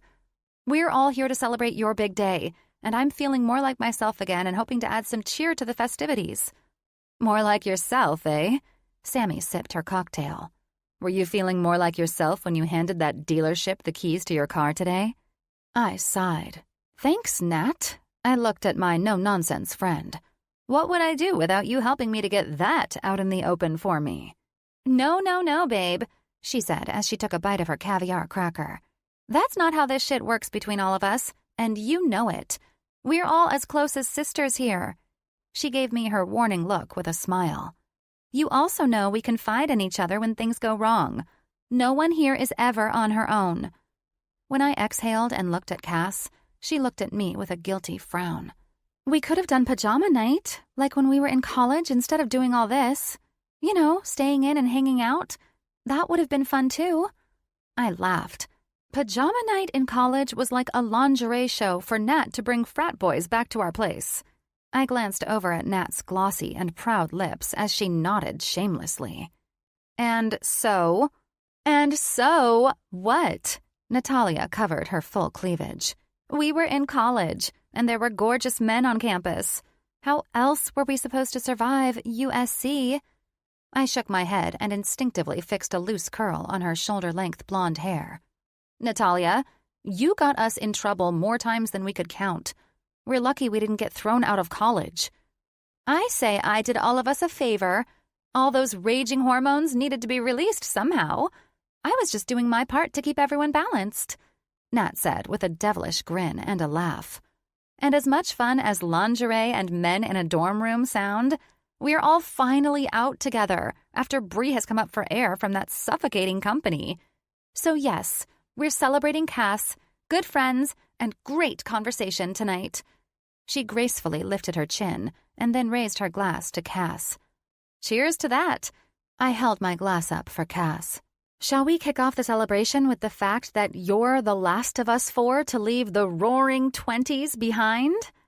"We shall." Cass raised the martini she'd just ordered. "All of us together, and Bree finally dolled up for a great night out, too." She eyed me. "After learning about what happened with that fucker, Daniel Kyle, and that big heart of yours bankrupting you, I'd like to thank you for coming out. But know this, we'll all be here to help you get through." "I know. It's why I love you three." I tipped my glass. To new days ahead as we pull Cass across the line into her dirty 30s. Toasts went up, and we enjoyed laughter, silly talk, and a few drinks to loosen up. Being out with my friends felt renewing to my soul. Even if I was in a pitiful place in my life at the moment, I knew it would pass. That one there, Natalia started sizing up someone behind me. That man is a good prize for Bree. She sipped her drink as if she were tasting the dark-haired man herself. My girlfriends were daring and full of nonsense once the booze kicked their brains into another gear. Nat undoubtedly trailblazed into flirty and frivolous behavior, which always led to a good laugh. She seemed to oddly balance out the four of us, in her own crazy, horny way, of course. No, not him. Cass laughed along with the rest of us at the table. He's too proper with that polo shirt tucked into his khakis. She winked at me. Our Bree is looking for someone a little more put together. Maybe someone in a nice button-down shirt and black slacks? True, I teased. I'm officially a gold digger tonight, so sniff that one out with your constant wondering eyes, will you, Nat? I'm sure he'll join us when we head over to the club after dinner. Ask and it shall be given, Sammy teased, knowing Nat would take this as an open invite to find the man for me. Probably shouldn't take that leash off Nat while we're still in the restaurant, though, Bree. She played along. Then her eyes widened, and she gulped down a sip of her cocktail. Dear God in heaven. Sammy paused like a deer caught in headlights, and then it felt like the entire room paused with her. The whole area except for the 6 men who'd just moved through it like they were the owners. It was James Mitchell and Company, so they probably did own this place in one way or another. All 6 men grabbed the attention of the room, like A-list celebrities, and, Mother of God, they were all agonizingly gorgeous. Smiles were flashed around from a blonde man and a dark-haired man, the dark-haired man being Dr. Jake Mitchell. We all knew his face and story too well after the paparazzi had taken an interest in the hot chief heart surgeon at St. John's Hospital. The others, aside from Alex Grayson and James Mitchell, were unknown to me. Well, Jesus, Mary, and Joseph, Natalia said. Your new partner is hotter in person than in those business magazines. She leaned into me. And you're telling me that you despised him being your partner? It was personal. I smiled, enjoying that Alex was oblivious to the fact that I was sitting a few tables away from him. Yeah, we all officially know now what personal gets you, don't we? Cass raised that damn eyebrow at me. Thank God for those men at the table. They're saving your dad's company. She reached for my shoulder. And your adorable, perfectly plump ass. Cheers to that, Sammy nodded as she sipped her martini. Now, who's going over there to thank them? Nat asked. No one, I interrupted with a smile, holding on to Nat's arm with a death grip. And if you so much as move a muscle to get up and go over there, I will break both of your kneecaps. Shattered bone, do you hear me? Relax, Nat countered with an eye roll. As a matter of fact, excuse me, she called for the server. We need to kick this off with a round of shots. She slid her arm out from my grip and placed it on my shoulder. Make them all blowjobs. She winked at the young man and then carefully sipped her drink. Oh, Christ, you're going to get us all in trouble, I answered. You'll all thank me in the morning. While nursing hangovers? Sammy laughed. Or maybe waking up in some stranger's bed? Cass chuckled. That will never happen again, Nat said, referencing the worst experience she'd ever had during a weekend in Vegas. I still have nightmares about that pitiful situation. We all broke our promise of never going to another club again after that happened to you, and here we all are. I chuckled. Well, we did mature, I think, Sammy said with a laugh. So we are safe tonight. Yes, and how are we supposed to accept our maturity while we have blowjobs for shots in a fine restaurant? I couldn't help but look at Nat and laugh. Just like this, Nat answered me when she took her shot glass, knocked it back, then slowly used her tongue to lick her upper lip seductively. We all laughed while I raised my shot towards Sammy and Cass. To maturity and Nat insisting we're still the girls gone wild in college. Cheers, Cass and Sammy said in unison while we downed our shots. I couldn't help but smile when Alex Grayson's eyes met mine at the very moment I set my shot glass on the table. He raised his bourbon, winked, and then flashed a smile that made my insides warm before he brought his attention back to his group. I noticed how strangely beautiful the man suddenly became to me at the current moment. It wasn't the booze either. I'd already encountered the strikingly good-looking man with enough alcohol in my system to understand this was different from that. "Brienne!"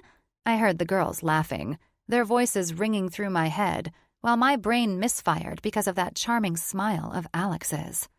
"What?" I asked, our delicious dinner plates being placed in front of us. Sammy's lips were tight with humor. Nat had her head down to prevent bursting into laughter, and Cass wore a sympathetic grin while she raised her cloth napkin to her upper lip. "You have whipped cream all over your lip." She covered her smile with her napkin. "And if I were going to point out a fact, I'd say that Alexander Grayson was certainly appreciative of the white-lipped smile you just gave him," Nat said with a soft laugh while pushing the tomatoes around in her salad with her fork. "Too bad you missed the opportune moment to lick that off your lip for him." I shook my head with embarrassment. "I seriously can't win with that guy. Swear to God," I said while briskly wiping the cream off my face. Now, not only did the man find my employees stealing from the company, but he's also watching his business partner act like she's a hot piece of ass who most likely gave him a stiffy that he has to hide under that table. Sammy chuckled. "I saw that smile on that devilish face of his." Nat nudged me. "Nice work, Bree." Change of subject. I handed Cass a tiny jewelry box. "I had this made for you," I said as I pushed my dinner plate to the side, folded my arms, and leaned on the table. "Bree!" She grinned. "You know I love gifts, but I was serious when I said that coming out and being with you girls was all I wanted." "Open it," I smiled. She did, and gently pulled out the delicate charm of the sun I'd designed and had a jeweler create. The engraved lines were meant to reflect light, as if the charm itself were shining. It was simple yet unique in how the jeweler had fashioned it. I was quite blown away when he held it up, and rays shone as if I were looking into the splendor of a diamond under bright lighting. I always referred to Cass as our beam of light, and I couldn't help but design and have the jeweler create something symbolic that represented our Cass. "That's positively stunning," Nat said, she and I being on the receiving ends of the light hitting the charm. "I love this," Cass said, holding it out, all of us impressed by the prisms beaming from the dainty charm. "How in the world—" She stopped and looked at me. "You are amazing, Brienne Stone. You designed this yourself, didn't you?" "Bree, how do you come up with this stuff?" Sammy asked, touching her fingertip to it. "Well, it was your 30th, and I got a little sentimental with ideas this year." "Better than a gift card, eh?" "It's the most beautiful gift ever, sweet Bree." She blew me an air kiss, and then we all returned to our meals before moving the party to the club in the next building. While we went straight to dancing, laughing, and forgetting the world around us, I found my spirit again. I was sparked with energy and filled with revitalization. I loved it, and I'd missed this. The girls and I must have spent an hour on the dance floor between drinks and laughs before I needed a break to catch my breath. "Damn, I'm out of shape," I laughed when Cass joined me at the bar. "What do you say we go back to my place, do pajama night, and—" "Hang on." Cass stopped and took a sip of the Cosmopolitan she'd ordered. "We can do pajama night and use that brand new lingerie to do the catwalk as we did in college." Cass danced where she stood while I ordered water, seriously in need of hydration and catching my breath. "Why don't you take your tipsy self back out to the dance floor? The catwalk will have to wait for another time." "We're doing it, Stone." She arched an eyebrow at me. "Even if we have to take a few cuties home with us tonight to be our judges." "You're drunk," I laughed. "You're proposing a damn good idea," the low, scratchy voice of Alex said from behind me. "Right?" Drunk Cass answered Alex. "You can be Bree's judge." She laughed, then chewed her lip after my eyes widened to what she'd said, and the fact that Alex was actually in this club. Off to dance! I turned on my stool to face Alex as he sat next to me with his drink. You and I are not having this conversation, I said. I'm drinking. Have been drinking for a while. We're not doing this again. I figured I'd use this opportunity to get my kiss from you finally. He sipped his drink, then looked back at the dance floor. I was also quite tempted to steal you away from a few men out there. Right. I nodded. So, what brings Mr. Suit into a club? His expression succeeded in reviving all of the once dead sexual parts of my body. Well, after you teased me with that shot at dinner tonight, I figured I'd stalk you like a crazy man into the club. My body wanted to believe he was serious, and the liquor in my system would have helped my brain believe it if I hadn't been cautious about not getting wasted tonight. But the man was enjoying teasing me, so why not play back? I don't do one-night stands, sorry. I shrugged and drank my water. Might have to keep a wandering eye on that dance floor, though. That's good to know, he said. Now I won't have to worry about taking you back to my place, because it wouldn't be for just one night.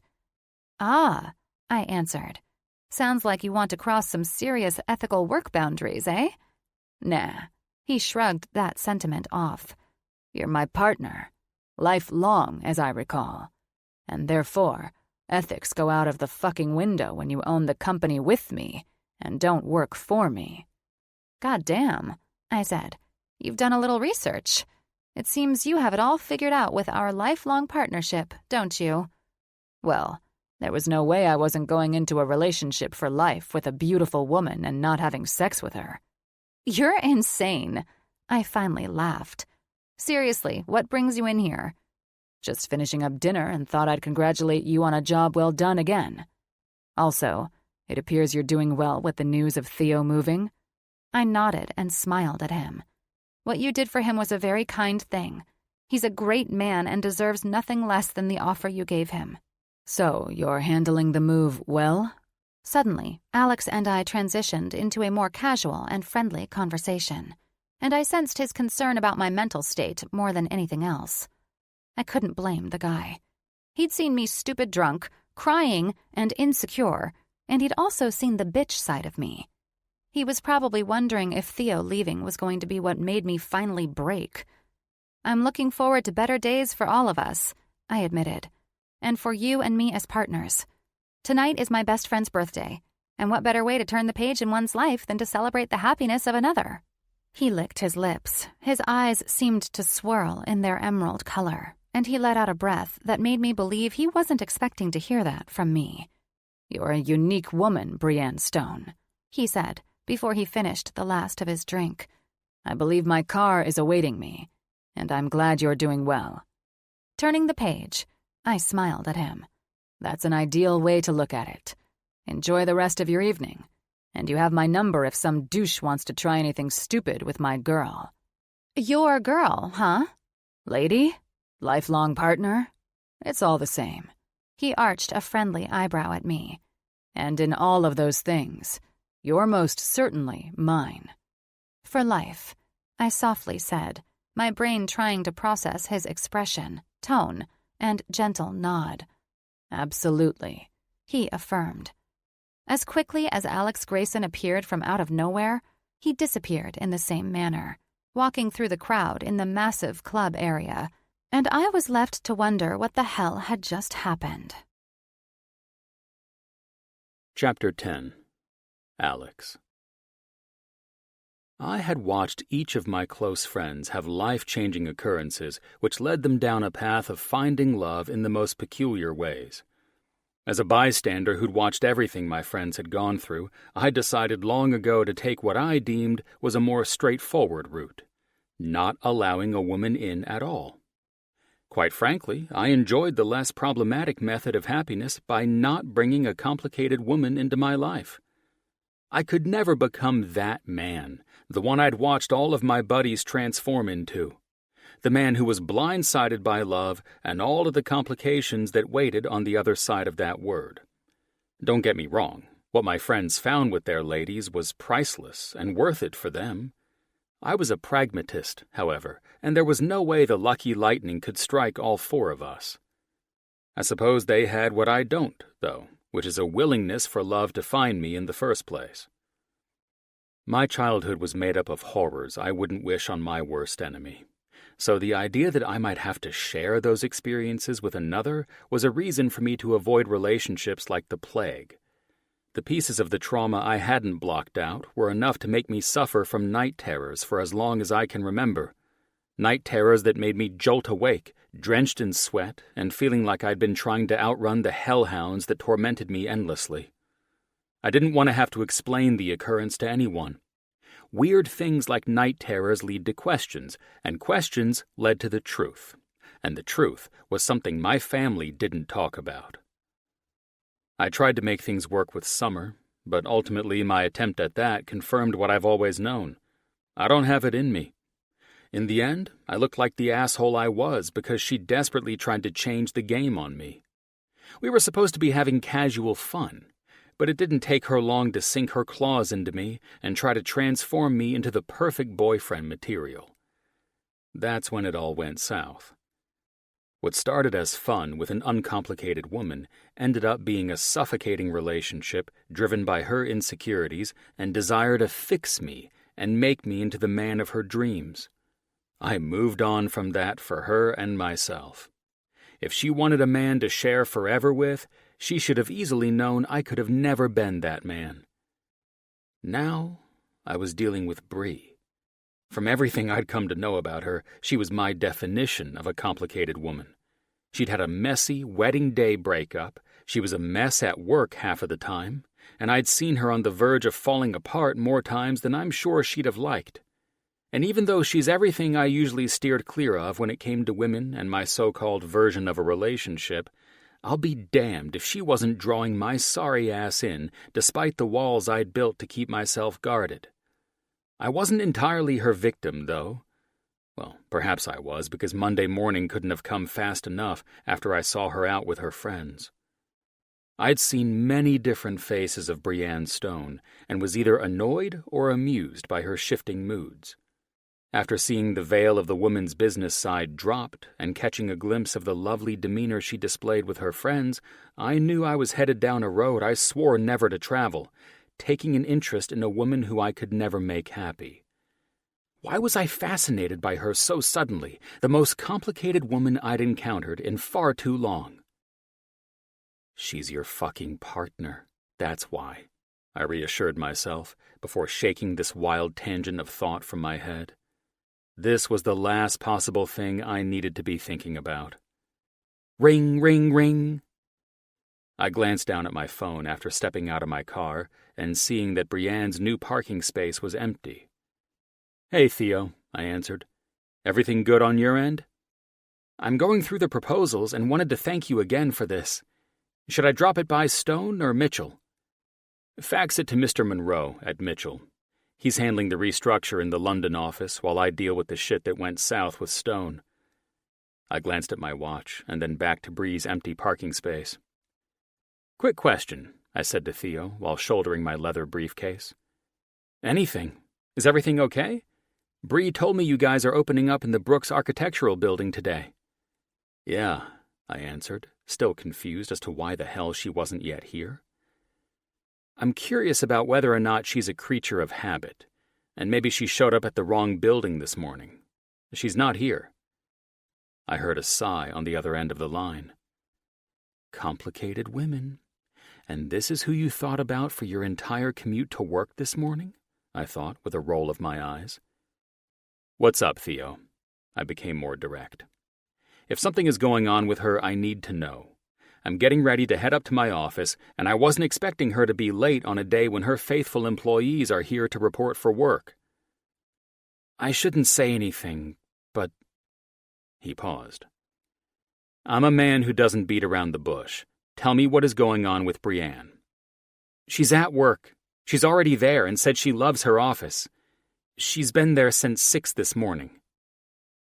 Ah, I answered, listening to the man's stammer, holding something back. Why isn't her car here, then? Is she so humble that she parks on the second floor in the garage with the rest of our employees? She'll kill me if I told you, but after the way you've taken care of me, I know you'll understand her unfortunate situation.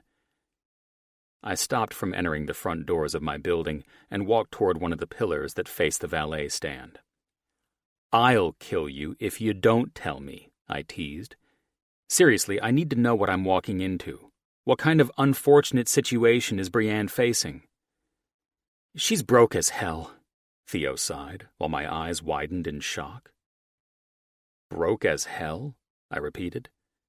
As in living on the streets? I saw her at a ridiculously expensive restaurant on Saturday night. What'd she do, gamble her life away in Vegas on Sunday? Alex, I can hear the humor in your voice, and this is why she would kill me for letting you in on this. It's not humor, it's more like disbelief, I answered. What are we looking at?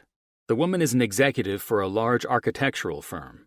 On top of that, Mitchell & Associates pay rather well as our parent company. Well, after her girlfriends told me she surrendered her car to the dealership on Saturday, I wanted to chew her out. Her best friends are very close and will help her financially until she can fix this. I need direct answers, Theo, not gossip column BS. How broke is she, and how did this happen? Does she not understand the meaning of investing money? Paying bills? What? I was becoming firm, because this was the most insane thing I'd ever heard in my entire life. At this age, and with all of these opportunities that had been made available to her, how the fuck could she be flat broke? Bree has a huge heart. All of the money she had to her name, down to every last penny of her father's inheritance, she invested into her father's company. She was determined to keep Stone afloat and save her father's legacy. This is why I hope you bury every last son of a bitch who stole from her. While they pillaged, she was donating her paychecks, life savings, and selling off stocks so they wouldn't lose their homes or cars. I could hear the man choking up. Jesus Christ, I finally said.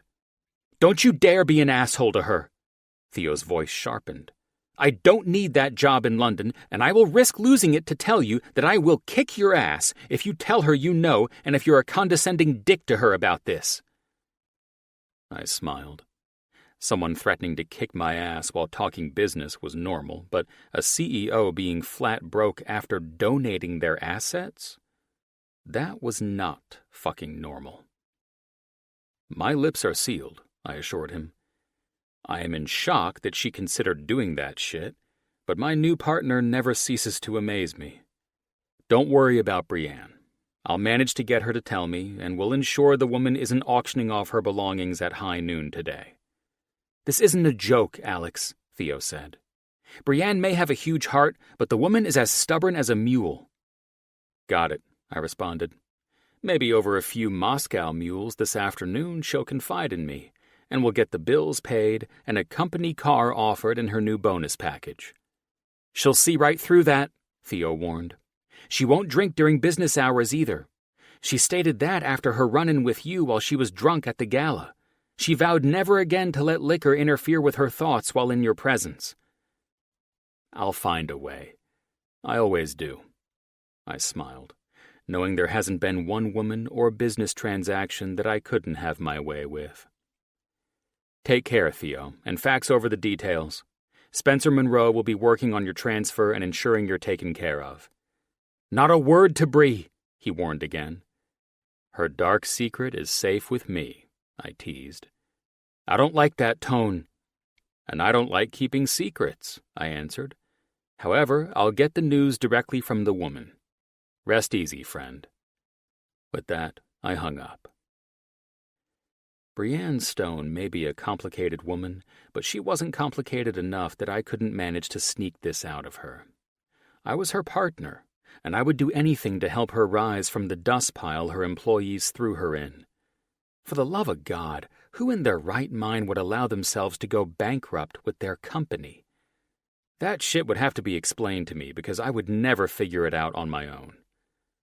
Failing businesses either close up shop or get sold to the highest bidder, eager to take them on. I'd never heard of a CEO going bankrupt along with the company. Executives could usually see a bad thing coming, and they'd jump ship long before they went down with the damn thing. This woman was dangerously attached to her father's company, but to the point of bankruptcy? What the living fuck? My new mission today, on top of shaking the last of the rotten apples out of the tree from Stone and the joys of sitting with HR and legal at Mitchell this afternoon, was to crack Brienne Stone. The woman had done the most mind-blowing thing I could imagine, and I was going to get it out of her. I knew trust was something she needed to find in me, so I'd start there. I sure as shit hoped the friends she was out with on Saturday were helping the woman, because I couldn't lend a hand unless I confessed that Theo had sold her ass out. With a new smile of determination on my face, I walked into the magnificent entrance of Brooks, happy to be back in the intricately designed building, designed by John Brooks himself, and eager to get some coffee and meet with my destitute business partner. Strangely, I welcomed this because I had a feeling the woman was going to lie at every angle to save herself embarrassment, and I wasn't going to let up on her. It's how I was programmed, to find answers and seal deals at any cost. My vice president, J.C. Grant, was the first to greet me after slamming into me with a pile of papers, which exploded all around us, falling like feathers to the ground. I laughed, as I always did when J.C.'s mind was spinning, and she was trying to handle shit behind the scenes. "I thought we were going green, Jace," I teased her, seeing her hair falling out of its once intricately styled bun, her cheeks heated, and her eyes pleading with me to leave her to the day that was trying to go to hell on her. "This is bullshit," she said. She was never one to cuss, around me anyway. I knelt and started to gather the papers that were scattered in the hallway. "What's bullshit? What happened?" "I'm getting calls from Stone Company employees asking why their place of business has locked them out." "Why haven't you directed them to Brienne or me?" "Bree jumped my ass for it earlier." She smirked and raised her brows. "She certainly has fire in her spirit." "Jumped your ass?" I frowned, off-put at the idea of Brienne being a bitch to the woman we shared as a vice president. "In a good way. She wasn't mean," she said, looking over her glasses at me. "She told me to block their numbers from my cell and that they were her problem, not mine." "Here's the deal." I handed her the last of the papers and stood with her. "They're neither yours nor her problem.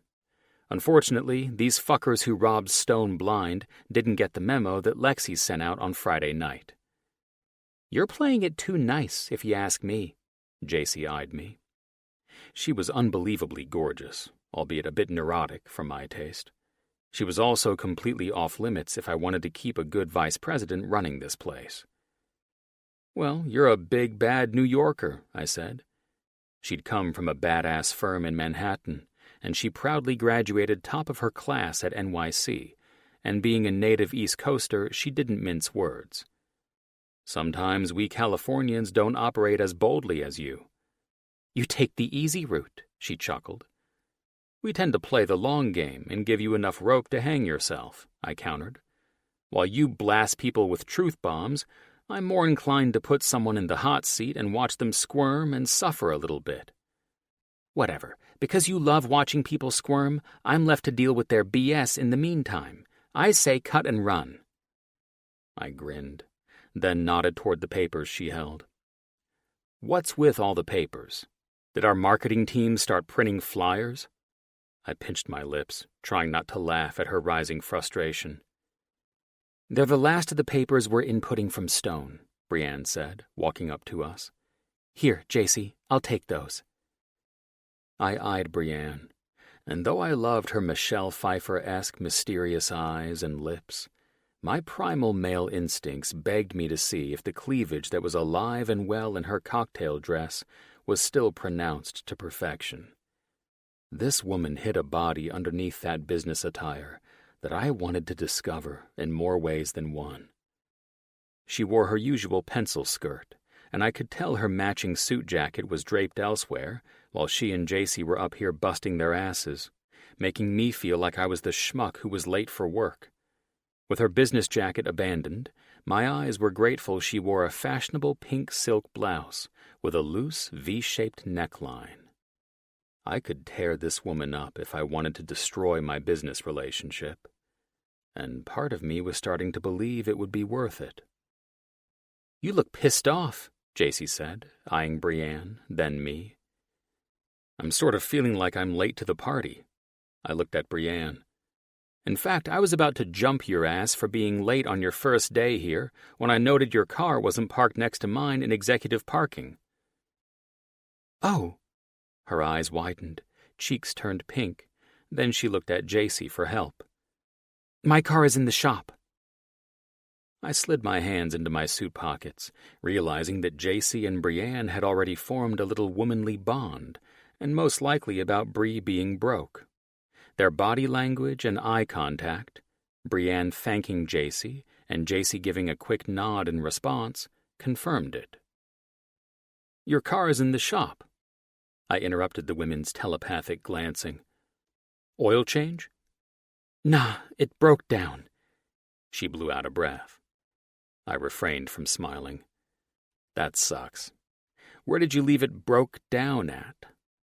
I toyed with the word broke, seeing her eyes narrow at me. "Does it matter?" JC shot off, jumping on Bree's bandwagon. "How about we talk about the fact that we're moving Brienne out of the Dark Ages and teaching her to go green for the environment by inputting all of this into the computer?" "How about that?" I smiled at the two. "Let's spend the entire day inputting jobs into a computer instead of allowing our PAs to earn their paychecks." "Confidential paperwork," JC said. "So we'll see you later." "Hold up, both of you." I turned to face where they were headed. "Let me see the papers." What the hell were they all secretive and girlfriendish about? Who knew, maybe JC and Bree both preferred women, each other, and in the end, I'd be the damn joke. JC shoved the papers into my hands, and I started to fan through the pages.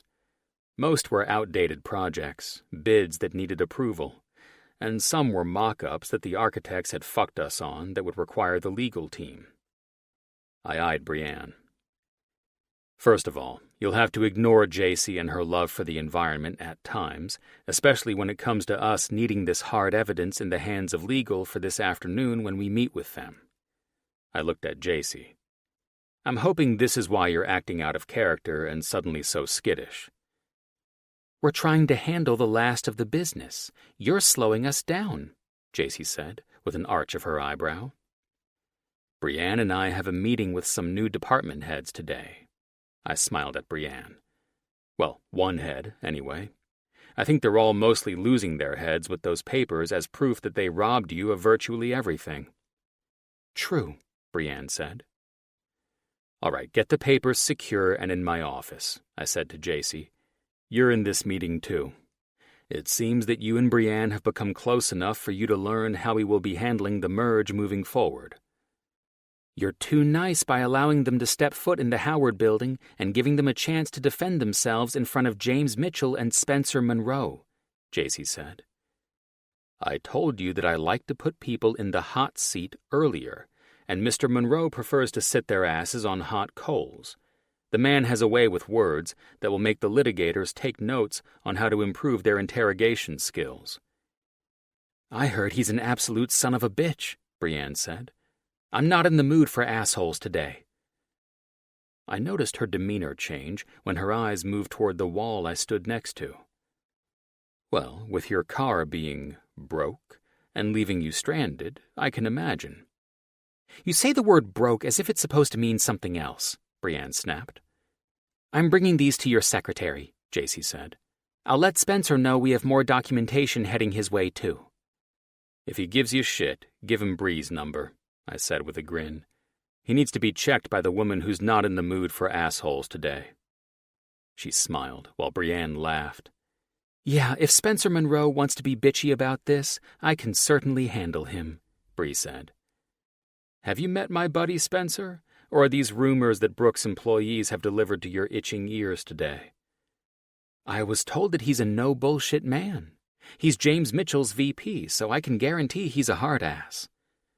"I'm all those things as well. Does that guarantee me a seat at the table where you prematurely judge people?" Her lips twitched. "I'm sorry. I'm being rude. This whole day has been hell from the minute I woke up and realized I didn't have my A smile spread across my face when she stopped herself from telling the truth about not having her car. "I'm sorry. Are you from Boston all of a sudden? You didn't have a car when you woke up this morning?"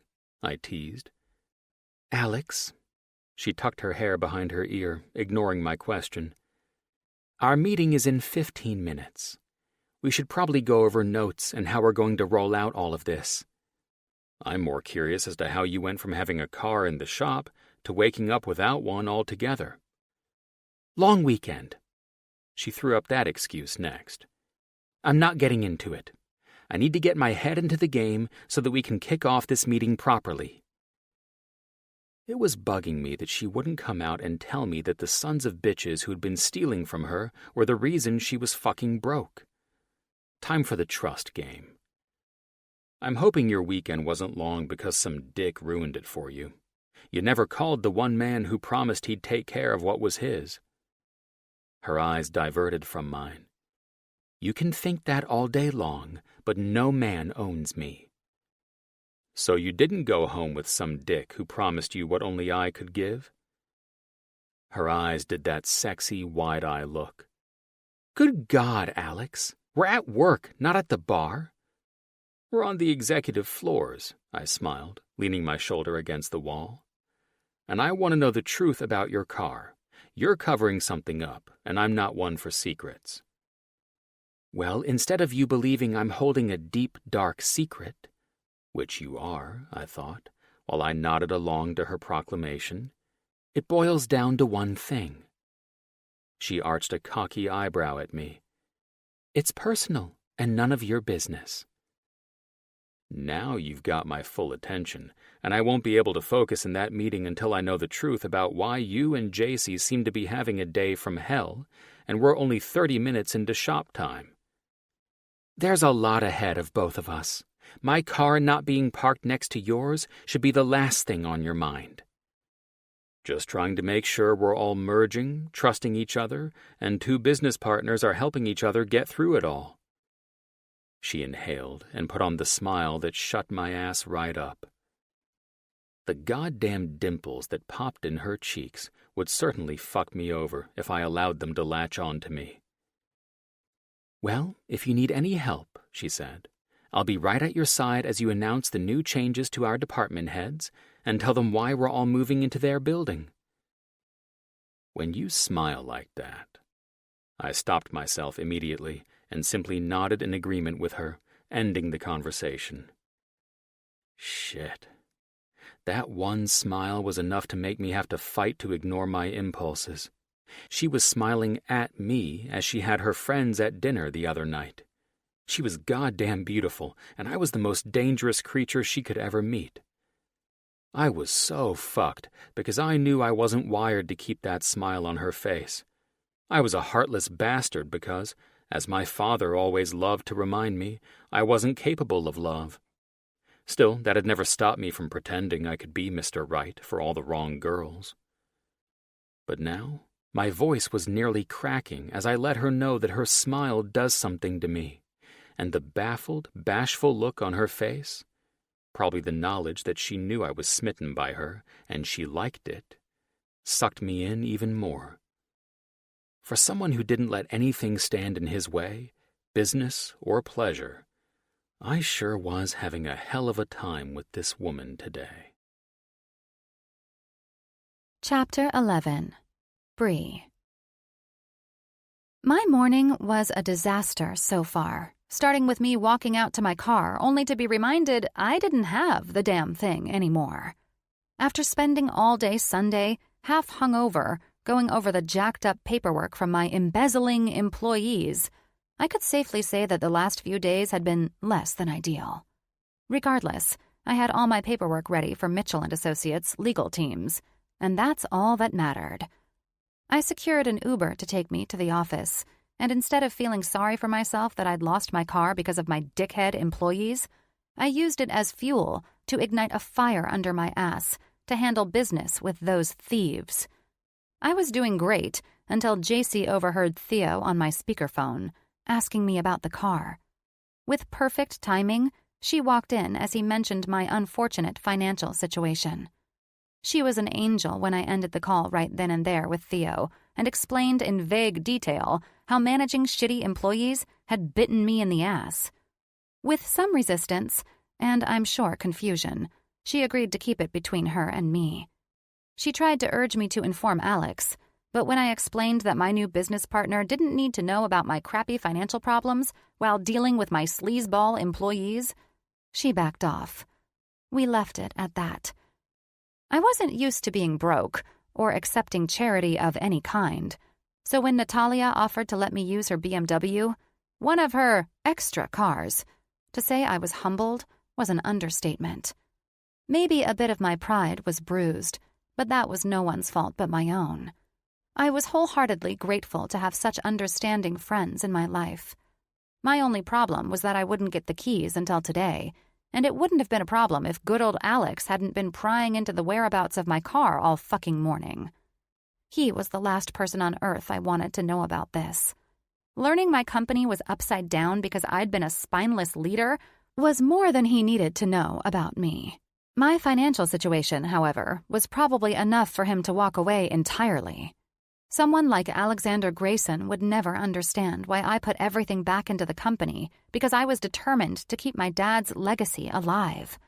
Shit, I can't even imagine trying to explain that to Mr. Business in a suit. After pushing his nose out of my business, ignoring the dark three-piece suit that served to enhance his fine figure and beautiful face, I was prepped for our first meeting of the day with our heads of marketing and sales. While Alex talked and 7 other men and women sat around the conference table, I watched their reactions to his words. Some seemed annoyed at the changes that were taking place in the company, and some seemed confused. They listened to Alex as he explained the finalization of the merge.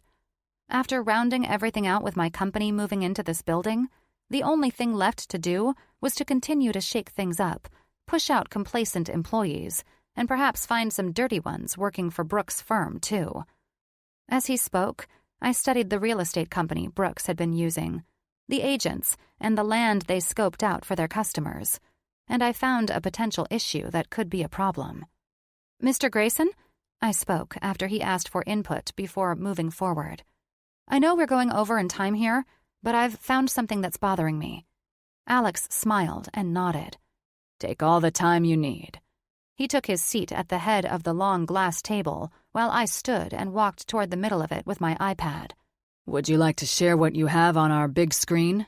he asked, trying not to laugh at my lack of technology savviness, coming from a company that didn't hold meetings in such a way. "Go ahead." I handed it to him.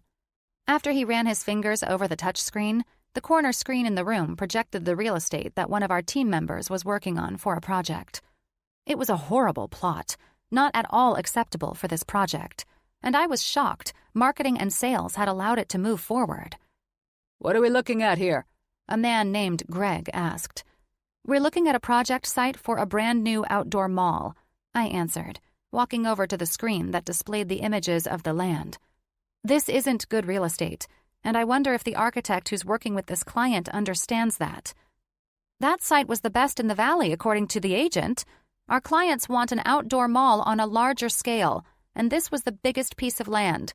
It came at a great price," a woman named Tish answered. I didn't ask why it was purchased. I asked if the architect who's designing an outdoor mall with a water park included in this unique design knows about this site. "No, we purchased it and the client agreed." "Why didn't you work with the client's architect?" I asked in confusion. "Shouldn't they have a say in where their design will be?" "What's wrong with the site?" Alex asked. "For starters, it's next to a sewage treatment facility, not to mention the tangle of freeways intersecting around it. Would you shop anywhere outdoors near that?" I looked at the expressions of realization popping up on everyone's faces except for Tish, who defended the site location. "Perhaps the agent left that part out?" Tish said. "Perhaps that is why you got such a fantastic deal as well, Tish." Alex eyed the woman. "Find out which sales member on your team approved the purchase of this shitty site. Pun intended. And then we'll discuss why we've encouraged our clients to build a fantastic outdoor mall next to a goddamn toilet. We need to make sure that we're visiting the sites we purchase. This shows me that no one went to the site with their client. I know we're all living in a digital age, but visiting sites that we're to build on isn't just good client business. It's also necessary for us to see the grand scale and do the best job possible. It's got to stay in the... Excuse me? The door cracked open, and my secretary Nicole had a look of horror on her face that forced me to pause in the same manner. Natalia is here with a car? Oh, for fuck's sake, I thought, remembering Nat was dropping the car and keys off at noon so we could grab lunch. Unfortunately, this meeting had run right into the lunch hour, and my stunning blonde best friend was waiting behind where Nicole stood, dangling keys as if she were my transportation fairy godmother.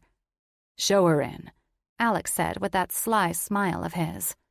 Natalia walked in.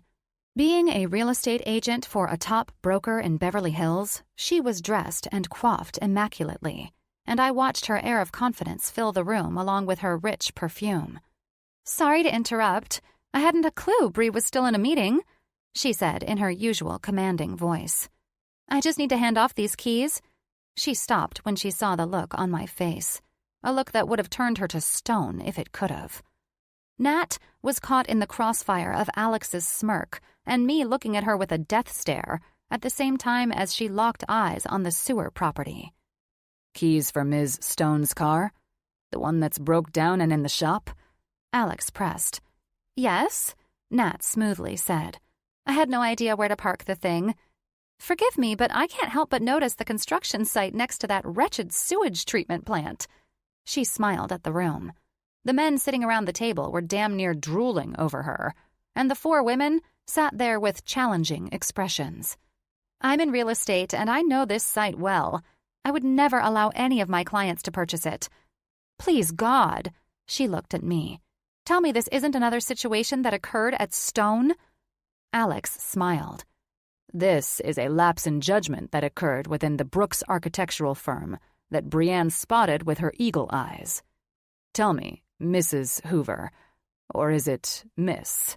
He inquired, as Nat relaxed into her usual real estate agent pose. It's Ms. Hoover. She glanced at one of the young, hot guys in the room. And I plan for it to be Ms. Hoover until the day I die, she added while my mouth dropped. Call me Nat, though. I prefer that method when I'm in a conversation. God, Natalia, I will kill you. Good to know, Alex answered while everyone around the table watched this theatrical event playing out. I won't look for a wedding invite anytime soon. He smiled while Nat eyed me with a look that said, if you don't fuck this man, I gladly will. Now, you mentioned you wouldn't allow your clients to purchase this real estate? I'm with J&R Brokerage. I'm sure you've heard about us? My friend, Spencer Monroe, had a great experience with your firm with the purchase of his 2 homes, Alex said. Nat nodded and smiled in her sultry way. Mr. Monroe was one of my most enjoyable clients, she added. We had a brilliant... Nat?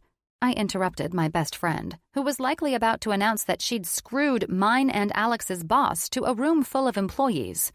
Perhaps you would like to meet me downstairs? I'll only be a moment. Of course, Nat smiled. I do hope no one signed on the dotted line for that property. It's for an outdoor mall, Alex said, keeping Nat in the room. Is he trying to give me a fucking heart attack? The smile on his face told me he loved every ounce of this shit. I would like to offer you an exclusive opportunity to work as our sole agent for Brooks & Stone. I should hope you specialize in commercial as well as residential properties. You're talking to the finest real estate agent in Beverly Hills, Alexander Grayson. Fuck. Leave, Nat. Please, God, just go. I could sense that from the moment you walked into the room, Alex said. How about this?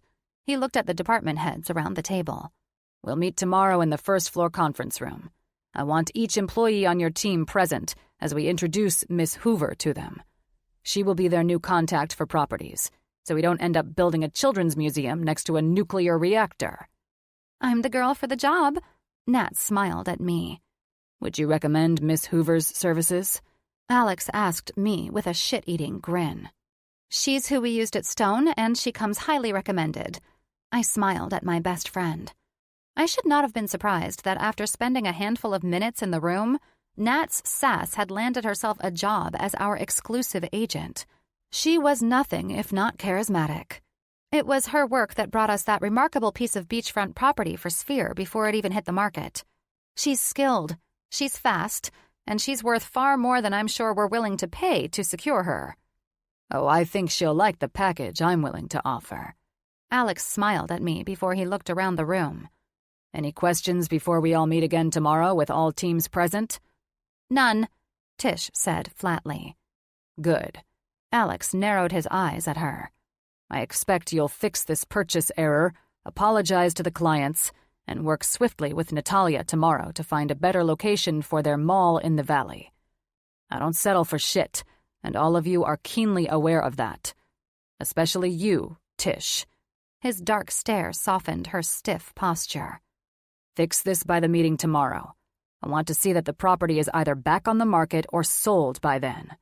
This error is egregious, and I hope we don't uncover anything else like this under mine and Ms. Stone's watch again. You may all go and grab some lunch. I filtered out with the rest of the room and took Nat's elbow in my hand, leading her directly into my office. Nat, I sighed, then hugged her. You know you'll be the end of me, right? Good Lord, this is the end of you? This room is fucking heaven on earth. She raised her hands and walked toward the corner of my office that had floor-to-ceiling windows. She stepped forward, leaning into the way the windows were fashioned to slant outward, giving an optimum view of the garden area, located next to a small boutique mall and cafe. Speaking of Gloria's, she smiled back at me. We're shopping there. I'm sure you can use some leather and lace in your wardrobe. It's expensive, but... She paused, and her coy smile spread on her lips when she looked at my door. I'm sure that since we caught thieves in Stone and landed the Sphere account, Alex said, stepping in behind where I stood, Brienne could afford to purchase some of that fine Italian clothing for all of us. I pursed my lips and eyed my best friend, then turned around. Not while my car is in the shop. I reinforced my lie. Right.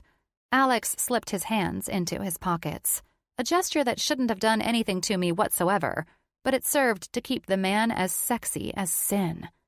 Strange. He looked at Nat. The keys that you delivered, aren't they for Brienne's car? Listen, I held a finger up to keep Nat's lips shut and looked at Alex. I have a hefty bill to pay for repairs, so no, I'm not going to be buying you lace underwear for your wardrobe today, Alexander. He playfully smiled at me, and I knew the man wasn't done with his quest to find out I was broke as fuck. Why the hell did he care to find out so much, anyway? Jesus Christ. Turn a blind eye, for God's sake. Something told me that it was probably morbid curiosity, like watching a horrible reality television show, that kept his attention. The constant, shitty drama in my life was like a train wreck he couldn't look away from. Damn it. Maybe on a better day, then, he said. So, Miss Hoover, I must know the details of your friendship with my good friend, Spencer Monroe. Spicy Spence? She did her sexy yet contagious laugh. Then she caught herself when she realized she'd revealed her sex name for our boss. Spicy Spence? Alex laughed a laugh that made this stressful situation fade in that instant. God in heaven. I thought I would never have anything to hang over that man's head. I don't plan on seeing him again. Nat's eyes darted to me for help, but she walked into this game I'd been in the middle of since Alex and I first met. I might as well watch her squirm in her confidence a bit. So please do not mention I'm working as your agent. Was he a dick who dumped you? Don't tell me that because of his lack of good judgment, I'm going to lose my partner's friend and someone who appears to be an excellent real estate agent, too. Natalia might not be our number one choice here, I interrupted. If she's had a relationship with Mr. Monroe, then that could potentially be a problem, and we can't have any more drama than we already have. I looked at Nat. You'll most likely be seeing him again. Are you up for that? She chewed on her bottom lip. Monroe was a great time, but the man answered a call in the middle of... She paused while Alex softly laughed. "Sex?" Alex said. "Yes," she answered. "It doesn't get any more humiliating than that. I'm an amazing real estate agent." I finished Nat's sentence, stopping her from treating Alex as if he were Theo or one of the girls. "And I would like to keep you involved. We need to find a way to have you help us secure deals, but not quite working with a man you screwed." "If I weren't allowed to work with men I screwed, I'd never have any work at all," Nat said with a laugh. "And there it is," I added, covering my face with my hand as Alex laughed loudly at my shameless friend. "Well, I'm starving," Alex said, breaking up this conversation. "Brienne, I would take you to lunch to discuss what Mr. Mitchell and Monroe have planned, but I believe you and your friend here have some job details to work out." Alex rocked back on his heels as I nodded. "The lawyers and Monroe are set to finalize the things, and we're just going to be there for the entertainment. Enjoy your lunch, ladies. I'll see you at the Howard Building at 2 o'clock. Alex nodded, and then he left like he magically floated on air. "Nat, what the living hell?" I said to her. "What? I screwed Monroe, and I thought I was amazing, but the son of a bitch still stopped in the middle and answered a goddamn phone call. That's what you get for screwing wealthy businessmen to close deals." "Brienne Stone," she snapped. "He signed the agreement first, then we had cocktails, and the liquor drove me into his bed." "Being in my boss's bed is bad enough." She looked over at my door. "I can tell Alex is still part of Mitchell & Associates, and he's more of a boss to you than Spicy Spence could ever be." "What does that mean?" I asked, closing my door. "It means I have a suspicion that Alex, your partner, not only works here, but he also has his tight connections with your parent company. He's best friends with the owner, for Christ's sake." I'm so done with this day, and I haven't even met with lawyers and ex-employees yet. I rubbed my forehead. I have no appetite, and I probably should go hunt Alex down and figure out exactly what's going to... You're having lunch with me, you're going to relax, and you're going to appreciate that I see how Mr. Alex Grayson looks at you.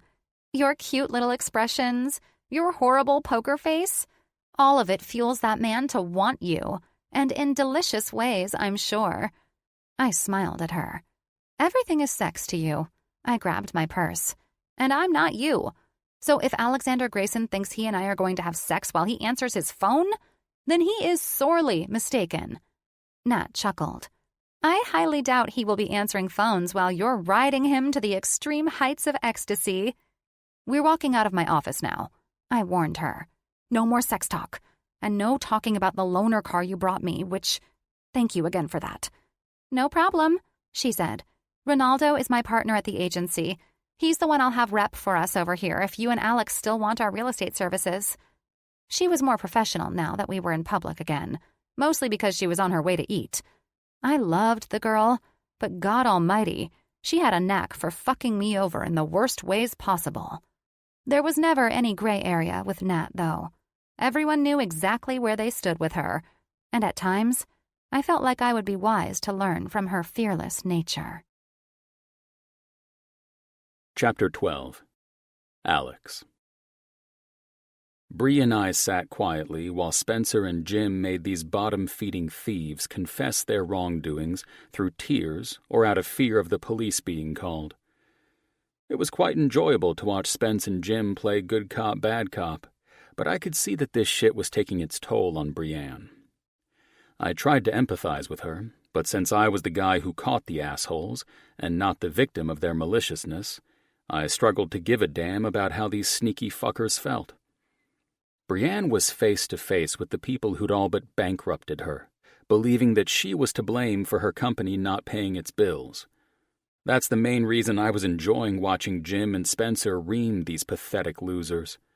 The woman who sat stiffly by my side couldn't pay her bills because she thought she needed to protect these sons of bitches, so these people deserved every ounce of karma that was about to crash down on them.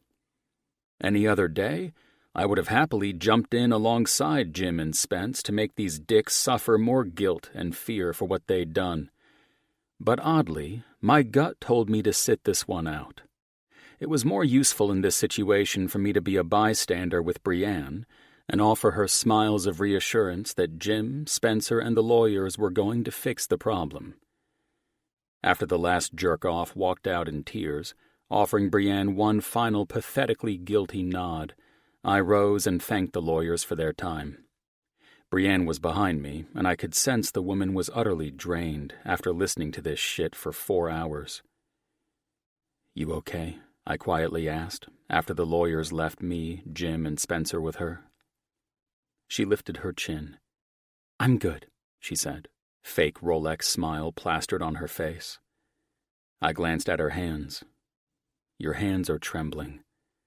I instinctively covered where she folded them together to prevent Jim and Spencer from seeing her at a breaking point. Tell me this is from nerves of excitement and not guilt. I sucked in a breath when her eyes lifted to mine. Of all the emotions I'd seen in her, I'd never seen this expression. It was as if she were holding back tears, but her eyes seemed to plead with me to hold her, as if the woman were mine to protect. The act of covering her hands with mine brought about a revelation that damn near struck me upside the head.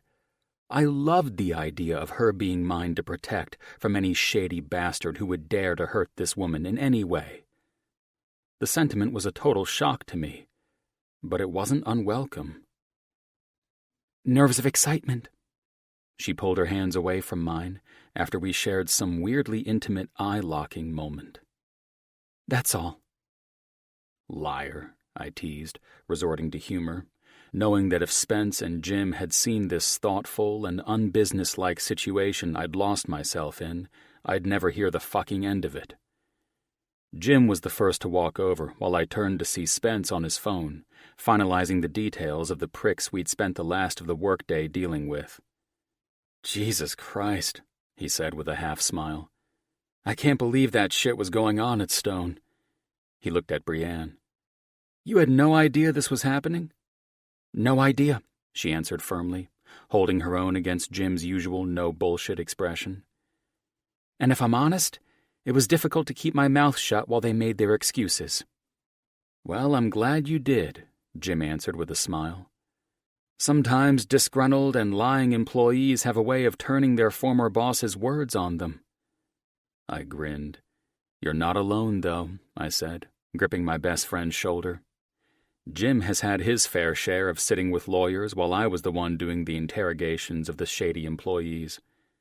Jim softly laughed. "From the sound of it, it seems like you had difficulty sitting through it and keeping your mouth shut, too." "Nah," I half-lied. "It was quite enjoyable to watch your dick's side surface when those thieves started to use Brienne as their excuse for not understanding why their fuckery got them fired, and some of them facing jail time." I glanced at Brienne, the woman still holding a stiff business posture. The best of it all was watching Monroe blast their asses with facts and making them all feel like the pieces of shit they are. Jim glanced back at our friend from college.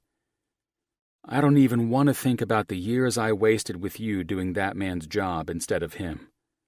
I laughed. "Nice try, fucker." I paused my bantering with Jim when Brienne's demeanor proved she wasn't in the mood for it. Strangely, I gave more of a damn about her current state of mind than I did catching up and throwing jabs back and forth with Jim at the moment. Nailing these bastards to the wall for the last 4 or more hours should have made her relieved it was over so she could move forward. It should have cued that dimpled smile that was sure to be the death of me. Instead, the woman was expressionless and unwavering in this death stare that seemed to be looking at something other than Jim, and I loosened up and in conversation. Who knows? Jim was Mr. Mitchell to her, and she was standing in the largest conference room at the headquarters of the man's global empire. "All good?" I asked her. She blinked. The fake Rolex smile reappeared. Then she turned back and grabbed her purse.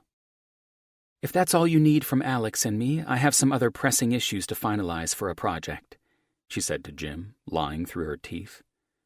"We're all good here," Jim answered with a smile. "I will say that it's good to see things cleaned up and moving forward. May I inquire as to how you're faring with the idea of closing Stone Company's building?" "It'll take some getting used to, but After what went down today, we certainly needed to make that change." She forced that smile again. "It's a good change," she said, with no emotion. Jim eyed me as if I'd fucked the woman and sent her packing directly after. Being businessmen who dealt with dirtbags daily, both of us were trained to read people. It was vital to make sound business transactions, and Jim knew what I was currently picking up on. The woman didn't want to be in this room another second. "Brienne Stone." Spencer walked up right before Brienne could squeeze in another exit attempt. "It's nice to meet you, finally." He reached his hand to shake hers. Brienne's eyes carried a hint of a sparkle in them, and thank God for that, too. She and I were both given a little insight into Spencer, who had the ladies worshipping at his feet with just a friendly wink. One of his admirers being Brienne's very forward friend, Natalia. How on earth he managed to answer the phone while fucking her, I'd never know.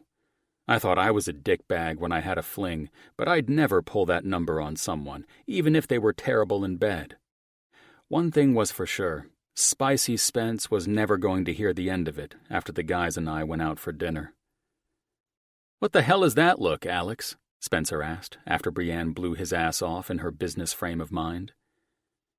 I eyed Brienne, and her eyes flashed a warning that she would hand me my balls later if I dared to bring up her friend, which I would, but not now. It would be best if Brienne knew the man as I did, and that wouldn't have been the best icebreaker.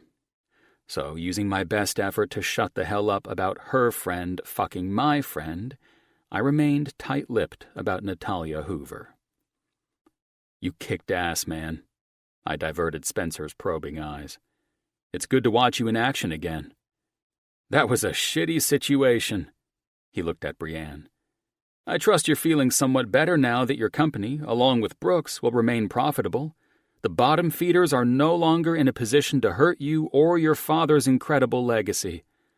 I have to say, you've done an effective job of running that company, even if there was financial trouble due to the issues we uncovered." "I'm glad it's over, and they're gone." She smiled at him stiffly.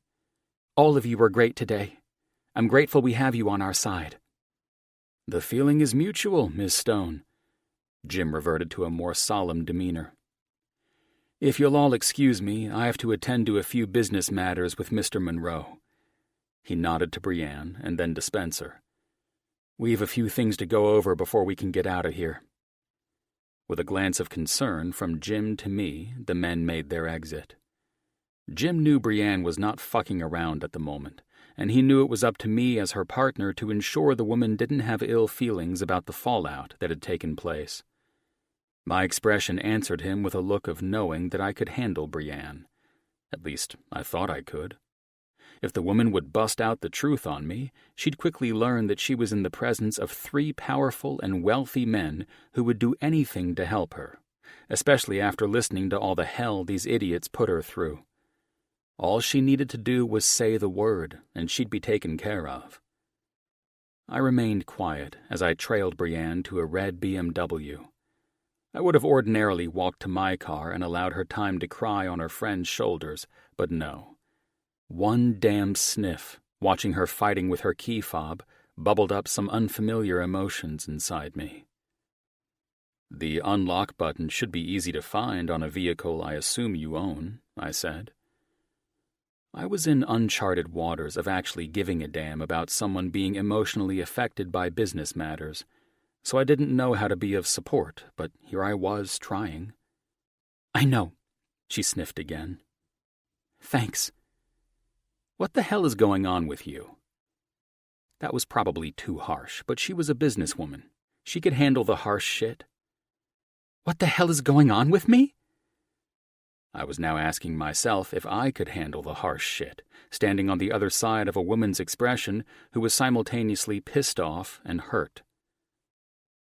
"That is what I asked.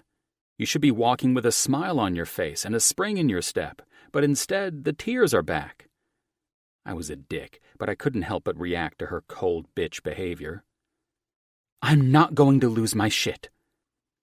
She glanced toward the expensive cars in executive parking at Mitchell & Associates.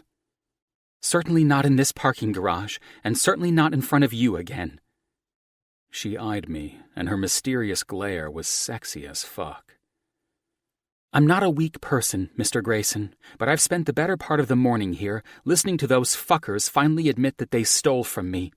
After all the goddamn motherfucking hard work I've done to take my father's seat and all the personal fucking sacrifices I've made for their families, their betrayal cuts deeper than ever. She was officially breaking, and I would be a liar to myself and the rest of the world if I said I wasn't breaking with her. She was a strong woman with a huge heart, and that heart had cost her fucking everything. This shit was real, and it sucked to see a good person go down like this. So if she was going to lose her shit either through profanity or tears, I wasn't leaving until she understood that I was a man who gave a damn about her well-being. "Brienne," I said, reaching for her elbow, her lips tight and eyes fierce. "I was in that room too. I can't imagine how you're feeling, but I need you to know more than anything that I'm here for you if you need to let it all fucking go." I appreciate the sentiment, Alex. I do. She smiled while a tear slipped out of the corner of her eye. But I swear to Christ, I've also reached my limit with you seeing me like this. "Like what?" I answered. "Get your ass over here." That's when I did the last thing I should have ever done. I pulled her stiff body against mine as if she were my girl, and I would never let so much as a fly hurt the woman. Brienne was smart in resisting the gesture at first. I was not programmed to act this way. I was the man who was programmed to bring out her tears and exacerbate her feelings of brokenness, as I had with every other woman I'd been with. And God knew I could easily do that. I had nothing to offer but disappointment and a tortured past.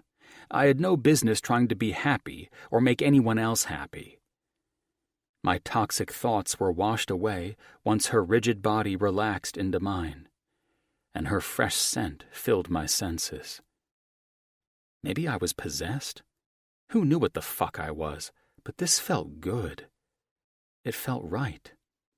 She rested her head against my chest, and her hands held onto my back while she broke down in tears, and my anger toward those snakes who'd caused her pain flared up even more. I ran my hand over the top of her head and managed to resist kissing the woman as if she were mine to protect. Hell, if this was the answer to finally gaining her trust, I was doing it like a fucking champion. I loved holding her, smelling her, and feeling her trust me enough to cling to my back while she let out the last of her shitty week. "We're going to get through this. I promise you that." "I could kill a motherfucker for hurting you like this," I said, without thinking, lost in this trance that had come over me. I felt her laugh. "It looks like we're both going to jail for murder, then." She briskly rubbed my back and pulled away.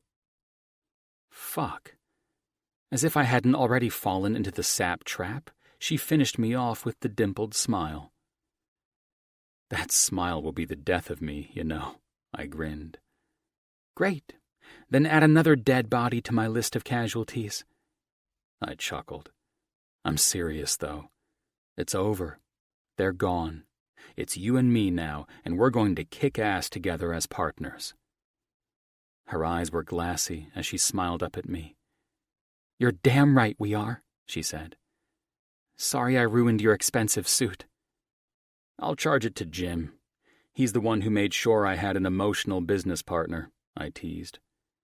"I swear that I'm not usually an emotional person. You have met a side of me I don't think I've ever let any man see except for Theo or Stanton." "And you've just met a side of me that I didn't think I would ever see." "Well," I answered, moving past the supportive man I'd suddenly transformed into, "I believe you owe me dinner now." I knew she was broke as fuck, and I wasn't going to let up on that until she gave it up and I could find a way to help. Tobias is my restaurant of choice as well. "Bummer for you," she smirked. "I'm in no shape to pay for a dinner that expensive." "I'll take care of the mechanic's charges for the car. You'll take care of my appetite." "Nice try." She flashed a new smile. one that sealed the deal on the fact that I wanted this woman on a personal level, and now. "You at least owe me a kiss," I pressed. "Or a 10, now that you've destroyed my suit." She pressed her lips together. "Oh, God, we'd be in trouble." She then gave me a flirty smile and opened her car door. "Because I don't think I could stop at one kiss with you and that gorgeous Johnny Depp look you have." My face fell. I hated that everyone always insisted that I could be the man's doppelganger. It wasn't a bad thing to be compared to the finer-looking Johnny Depp, but Jesus Christ, were there any women out there who could see past it? Maybe it had just gotten old to me by now. Perhaps it was because my stupid friends always suggested I dress up like Jack Sparrow or Edward Scissorhands for Halloween. All I knew was that I despised it. Brienne's laugh was the most beautiful noise to enter my sudden thoughts of frustration. "Oh, damn! That does piss you off, doesn't it?" She laughed again. Then her hands ran up the side of my cheek. "Don't worry. Harrison Ford is my Hollywood crush." "Who told you I despise being compared to him?" I asked. "A little birdie." She gave me a silly look, slipped into the car, and winked at me.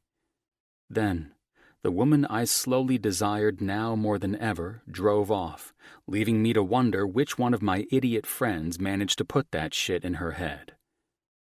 Women talked, and after meeting her friend Natalia, I would guess that if I said something while I was drunk to an ex, then the rumor of me hating being compared to an actor was probably still out there, and she knew about it. That and the goddamn Billionaires Club rumor. That ridiculous tag would never die, no matter how many of my best friends got married, had kids, and went to hell and back to prove we didn't screw women who were wealthy because we were guarding our money. Chapter 13. Bree. To sit amongst the men who'd bought and saved my company was a humbling yet enlightening experience. I watched with disgust and heartbreak that it had come to this. Seeing the faces of those I trusted as they lied, stating that I'd approved their shady and unprofitable jobs to get my ass fired or put on trial, was overwhelming. I felt like I'd let my father down the most. My dad had built this company from the ground up with my mother's support, but she'd died before I was old enough to know her, so I wasn't sure what she would think of this entire situation. I'm pretty sure they were both looking down on me with the same pity I felt for myself. I'd felt Alex's eyes on me more than once, and no matter how badly my tears wanted to surface, I wouldn't allow it. I could cry about it later. Was I emotional? Fuck yes, I was, and I wasn't ashamed about it. I was a human being who'd been through the ringer, and I also happened to be reasonably in touch with my emotions. Fucking sue me. Unfortunately, women in my position didn't have the luxury of being emotional creatures, and God forbid it happened in the presence of a man, lest we be branded as difficult. In a business setting, an emotional woman was a handful of things: hormonal, unstable, fragile, incapable, or a mess. It was such fucking bullshit. And for whatever reason, the universe had seen fit to make Alex a spectator to every last emotional bomb that was set to blow up in my face. I'd about had enough of that, too. I was an overly capable, well-educated woman. Hopefully, he'd get a glimpse of that side of his new partner at some point. The lawyers were extremely clear that I wasn't at fault for any of Stone's wrongdoings after Mr. Monroe annihilated these thieves. Alex had uncovered the most critical pieces to their lying puzzles. Thank God. And that information saved mine and Theo's asses. Fraudulent paperwork that had slipped right past us. If only I were an extreme businesswoman who micromanaged everyone instead of trusting them not to screw me over. If I hadn't trusted them, perhaps I would have uncovered that they'd hijacked my finance department and paid them under the table to change the job bids so I would approve what I thought was profitable. The more Mr. Mitchell and Mr. Monroe spoke and pulled out the truth from these sons of bitches, the more shocked I was that it could have happened.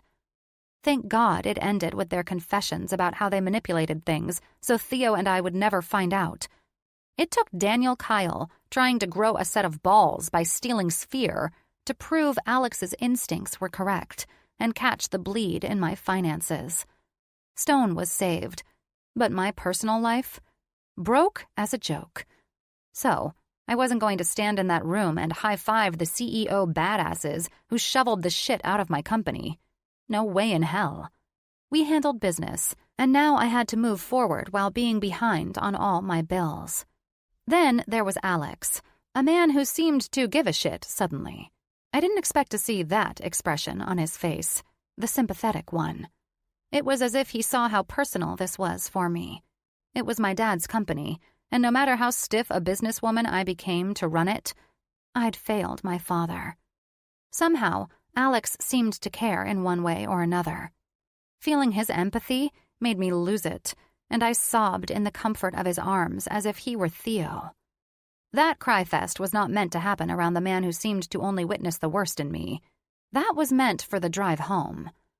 The defenses I put up in his presence came down when he pulled me in his arms, and I felt the comfort of the powerful businessman holding me. Alex Grayson may have been flirty and somewhat playful, but there was a reason he wore that $1,000 three-piece suit, like he owned all of Southern California. He held himself with an air of power, unreadable in every way, and he was a man who seemed to ooze domination and business savviness. There was no explaining how attractive he was when he commanded the room as he spoke, his sharp features exploring every employee's face. His mannerisms were that of a man in charge, and he was incredibly gorgeous to compliment it all. For all of that, there would be no way I could ever allow him to see I'd gone broke by having a soft heart. I knew he could never understand, even as he held me and spoke in a heartfelt way when he reassured me that we could move forward together now that it was over. It was far from over for me. I had the personal fallout I had to deal with, and next up was the thing I'd pushed farthest from my mind today, which was selling my apartment. The thing would sell fast, I knew that. I also knew it would sell for a shit ton of money so I could start over and get back to a place where I could financially breathe again. My apartment, all $3 million of it, was designed by Dad and me when I was a teenager. He had me help him design the entire building, and together we brought our first joint vision to life there. I would never forget the day he gave me the keys to the penthouse as a college graduation gift. The apartment was more than a home to me. It was every happy memory of my adulthood wrapped inside 4 walls. And now, I had to sell it. I had the real estate listing contract stuffed into the pile of papers JC was carrying when she ran into Alex. Thank God, JC could keep a secret, and she knew I didn't want Alex to know I was selling my home. Only 3 people knew about me listing the apartment. Me, JC, and the broker. I didn't even go through Natalia to sell the place. I didn't want my wealthy friends to jump in and save Brienne. It took time, meditation, and a lot of tears. But I knew what Dad would expect of me at this shitty stage of my life. Never live in the past, Brienne. You must learn from it, or you will never have the mindset to face life's relentless challenges. I heard Dad's words in my ear as if he'd whispered them from the grave and into my ear. Selling my home and starting all over again was what needed to be done to get my shit together. So, none of my friends would know about my place going up on the market until it was sold, and I got my finances corrected. Never again would I allow my big heart to put my employees' financial well-being before my own. At least, that's what I told myself. I was still pissed off after 4 hours with thieves, interrogations, and lawyers. What the fuck? I growled when the engine died on Natalia's BMW, and I had to coast the goddamn thing to the side of the road. Come on! I yelled at the car as I tried starting it again. This wasn't happening. Not here. Not on Beverly Drive. Jesus Christ! I just wanted a fucking chocolate cupcake from my favorite fucking bakery before I got home to watch old fucking movies. I hit the steering wheel on the car with enough frustration and force to make my hand tingle. Before I had time to study the check engine light, A matte black, phantom-looking Mercedes-AMG 1 pulled in front of me. In true universe-punishing fashion, Alexander Grayson stepped out to see me in my 27th crisis of the month. All power to the car was gone, much like my will to look Alex in the eye. I couldn't even roll a fucking window down. The car was as dead as my soul at this moment, not to mention my hopes and dreams. "Unfucking believable," I said when Alex walked up to my door. "Broke down?" he questioned. Although he chewed on the corner of his mouth in what appeared to be concern, I could sense the man's eyes were glittering with humor behind his square-framed Ray-Bans. "I'm sightseeing. Someone said Jack Nicholson lived around here, so I figured, if not now, then when?" I said sarcastically, stepping out of the car that had betrayed me. When I imagined living in hell, I thought I'd burn, not live like this. "You've had quite the day, or week, actually." He whipped out his cell. "I'll call for a tow and have it brought back to your place. Or Jack Nicholson's, if you prefer." "It's not my car." I covered my mouth when I admitted that. Alex grinned. "I had a notion that was the case, especially since your car is in the shop still, correct?" "Right. That's the lie." "Exactly." Alex went straight to business, called the tow company, and hung up. "Now, one of two things is happening here." He pulled me off to the safety of the shoulder of the road. "Either you have an incredible streak of horrendous luck following you everywhere, or this car was determined to break down whether you were behind the wheel or not." He smirked, but I didn't smile in return after he walked around the car and sat in the driver's seat. The car wouldn't start, and all I could do was fold my arms and glance back at his. Mr. Moneybags seemed to flaunt his wealth like a peacock, driving a car that only sold at auction, and whoever bought it needed to be shitting gold bricks regularly to afford it. Instead of being impressed by the man's wealth, I was officially put off. Maybe I was just feeling bitter. I'd lost everything after being a shitty CEO, and the real reason Alexander Grayson could handpick his car was that he wasn't the only owner of Brooks Architectural. After doing some research, I found that he and James Mitchell had busted their asses together to make Mitchell & Associates a global empire. Alex was the man for the job when it came to acquisitions, and his resume spoke the reasons why it was most likely pocket change for him to buy the fresh-off-the-production-line Mercedes-AMG 1. Yeah, he wasn't going to understand my sad and pathetic story of losing everything because I had a heart of gold. He couldn't comprehend that if I brainwashed him. "The alternator is most likely the problem. When's the last time this was serviced?" "I have no idea. Obviously, my friend has been too busy selling real estate to take it to the shop." "Good God, Natalia. I thought you had someone servicing these goddamn things." "Right." Alex chuckled. "Your friend probably hasn't even brought it in for its first oil change." "That's a huge statement," I countered. "She seems like she's a busy woman." He shrugged and eyed me over the rim of his sunglasses. "You know, being the fastest and most brilliant woman in real estate, it's why I hired her. A woman who puts business first." He reached in and grabbed my briefcase. "It doesn't matter. Let's get you something to eat and get you home, and then I'll loan you a car.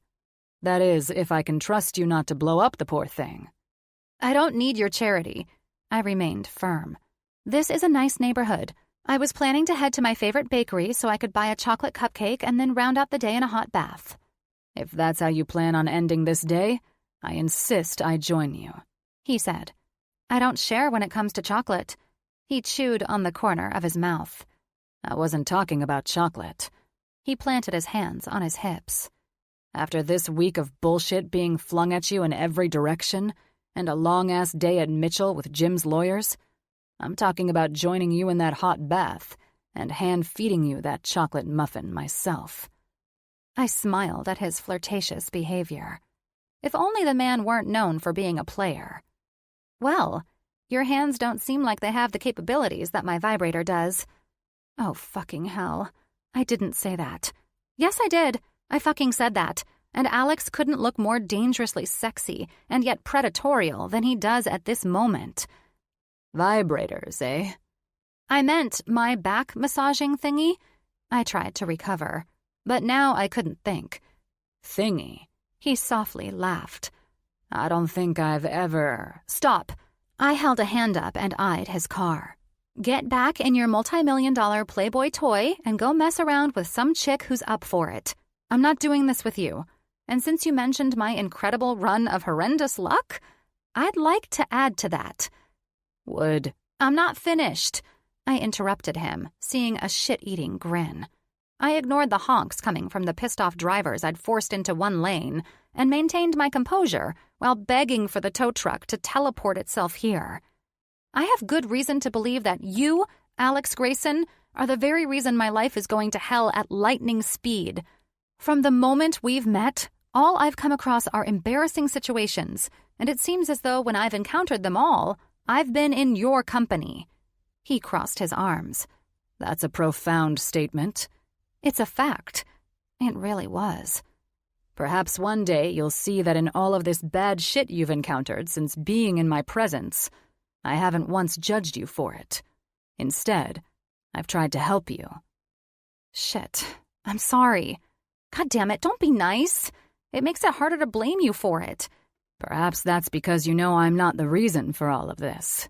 I'm just a guy who's remained firmly at your side while seeing you going through a rough patch. I want to believe you actually cared. I do, I said, now that our conversation went from Alex being a flirt to that compassionate man who held me while I cried on his shoulder earlier. Why can't you? Jesus, Bree. Why won't you at least allow me to help you? Because I might just fall for you. And then I'm royally fucked. I wasn't raised to have someone else fix my problems. If my dad had raised me like that, I'd be curled up in a ball, still crying in the dark corner office I found at Mitchell after the lawyers were done.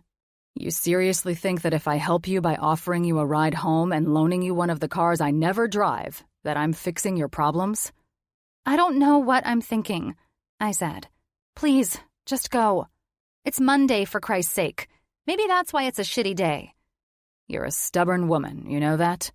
I lifted my chin. My dad said I got it from my mom. I tried to smile because the strange way Alex's voice changed while stating that fact reminded me of the many times Dad had said it to me. Dad lectured me more than once on how to use my stubborn personality for good and not bad. The hard part was trying to decide whether or not refusing Alex's help was me being headstrong in a good way or a bad way. I couldn't allow the man to see me as a weak woman. I absolutely couldn't let that shit happen, or it would validate why my dad's company went under. I smiled. You're a great man to pull over and offer me a hand.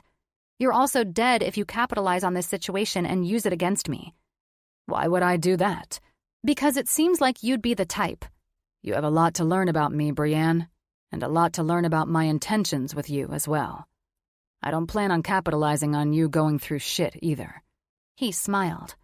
I have no idea where or how you formed such an opinion of me, but perhaps one day you'll trust my motives. From the moment you and I first spoke, he took his sunglasses off and locked eyes with mine. That night you needed me to be your fake fiancé? Yeah. Oh, God.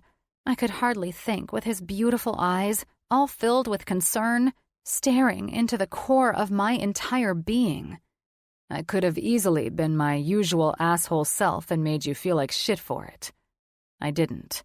Instead, I gladly accepted the invitation to help you rid yourself of your ex and whatever else it was you felt you needed to prove to that man.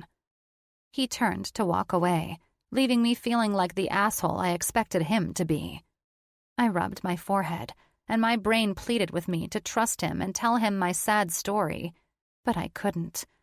I was swimming in confusion as the man offered me my briefcase, allowing me to handle this on my own as I'd insisted.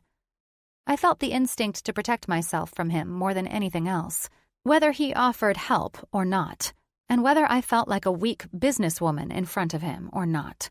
All I knew was that a girl could easily trip and fall head over heels with the man's serious business expression, or his smile, or that way he chewed on the corner of his mouth, and I couldn't trust he wouldn't hurt me if I fell for the man like I knew I could.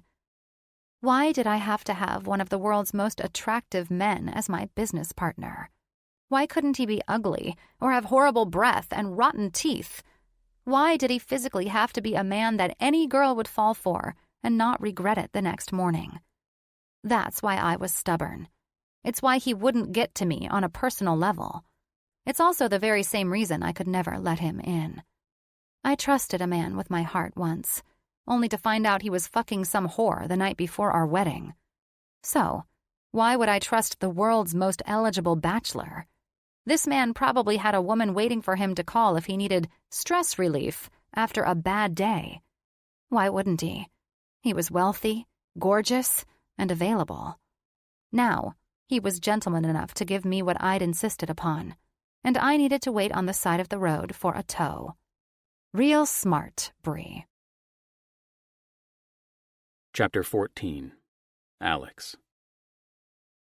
It had been a week from hell, trying to shake the last of the rotten apples from the Stone Company's family tree, firing a handful of employees from Brooks who couldn't be trusted to do their jobs efficiently, and dealing with the fact that something was undeniably in Brienne's perfume, because no matter what I did, I couldn't shake her delicious scent.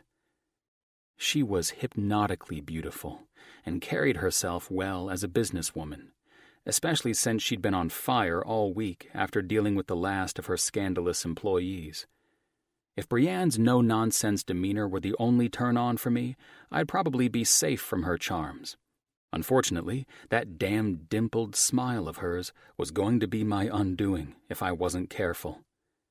She was entirely off-limits for a man who had no limits, cares, or concerns about a woman's feelings when it came to him achieving what he wanted. Instead of saying that Brienne Stone wasn't my type, it was the other way around. I was not her type. At all. I was a ruthless bastard who was always one step ahead of the hellhounds from my past that haunted me, and I wasn't wired to care for a woman, no matter their mental state. Terminating Tish without caring about her excuses, tears, or pathetic expressions while she begged me to give her another chance was proof of the kind of hard-hearted man I was. The woman had been hired to make sure things were handled properly. She obviously didn't live up to the job description, and her lack of better judgment cost her in the end. Tish had cost this firm money by allowing her sales team to purchase that shitty property. It was negligent, and I didn't bend when it came to handling employees who didn't do their fucking jobs proficiently. Regardless, Tish Dalton and her team were terminated for failing the company in their trusted positions. When they each cried their sad stories, I offered a tissue for their tears in response. That was a fragment of the son of a bitch boss I could be. In my opinion, they could cry on someone else's shoulder, especially Tish, who spilled her sob story to me as if I were her therapist, or as if I fucking cared. That was the man I was, and that was merely in business. My personal life with women was even worse. I had always been about me, and never about them. No matter how hard I tried, I could never manage to care about a woman's feelings. Until Brienne, and that's why I was lost as fuck at the moment. It was not like me to become enamored with any woman, except the one woman I knew I should never be attracted to, apparently. This was as baffling as something breaking the laws of physics. People like me didn't get the luxury of giving and receiving love. That had been taken from me when I was a child, so what the fuck was happening? All I could conclude was this. My olfactory senses had apparently sent a message to my brain stating that my punishment for being a heartless dick was to be enchanted by my new partner, who was all wrong for me. It's because you keep smelling her goddamn fragrance, I thought. Pissed I'd wasted 5 minutes of my time thinking like this. Easy fix. I took a tissue from the tissue box, and with my best effort, I blew my nose, hoping to clear my head of the lingering fresh scent of ocean breeze and lilac. To no avail. I was fucked. Thank God the day was over. It was time I packed up my shit and prepped to head out and meet the guys. Brant insisted we visit a new club so that Jim and Monroe could see the potential of his buddy's place. Maybe I'd get lucky and it would smell like wings, booze, and other fragrances that were potent at a bar. mainly strong perfume from single women who outdid themselves to meet dudes. Perhaps that's the way I'd rid myself of these sappy thoughts. Pick up a chick, fuck her, send her on her way, and voila, problem solved. Fat fucking chance, I thought to myself, when Brienne sent me a text, telling me she was doing well after seeing off Theo and his husband at the airport today. I know for a fact she wouldn't have sent the message if I didn't text her 2 hours ago and ask, but part of me hoped that she would have. These were the unfamiliar, shitty emotions I was stuck dealing with. In my former life, I wouldn't have thought twice about her emotional state after her friend moved, but I texted her and asked because it had been on my mind all damn day. I chewed on my bottom lip, mentally willing myself to ignore her text and leave it at that. She was fucking fine, and that's what I was worried about, right? I studied her text, and because I was seemingly a man cursed by her perfume, I immediately texted her back. Alex, see you on Monday. Like a schoolboy, I watched the message get marked as read, and she didn't respond. Instead of letting it go and getting my ass safely around the testosterone of my best friends, I texted again. Alex, everything go okay? When my second message was also ignored, my brain shifted gears, and I got my ass out of the office and walked out to my car. It was nice to take the cover off this bitch and let its horsepower shake off this woman from my mind. Even Zeus, my cat, was starting to eye me like the bitch I was acting like every night when I got home from work. My own cat was starting to judge me, and if I weren't careful, his butt would be running over the top of me next. That's how lame all this shit was. Me, of all goddamn people, was the victim of that chubby little love cherub, and I had an arrow shot directly up my ass. Brienne was likely having great difficulty saying goodbye to Theo. Still, after a week of flirty banter, stressful bullshit, trading in her car, and God knows what else she was up against after being robbed by her employees, I couldn't manage to get her to confide in me. It was annoying as hell to be unexpectedly attracted to what I couldn't have, and that's what all of this boiled down to. I couldn't have her, so my predatorial instincts wanted her. It would be easily fixed with bourbon, and I couldn't get one fast enough. I walked into Ruse after ensuring my name was on the list, and I sat next to the youngest man in our group and the reason we were all meeting up at this place tonight. Cameron Brandt, this place is garbage, I teased, opening my menu. Obviously, Jim and Spence seemed to have come and gone. I glanced over to the empty seats at the table. Too loud for your precious ears? He smirked, sipping vodka on the rocks. You should know more than all of us that sensory overload can cause nervous breakdowns, or something.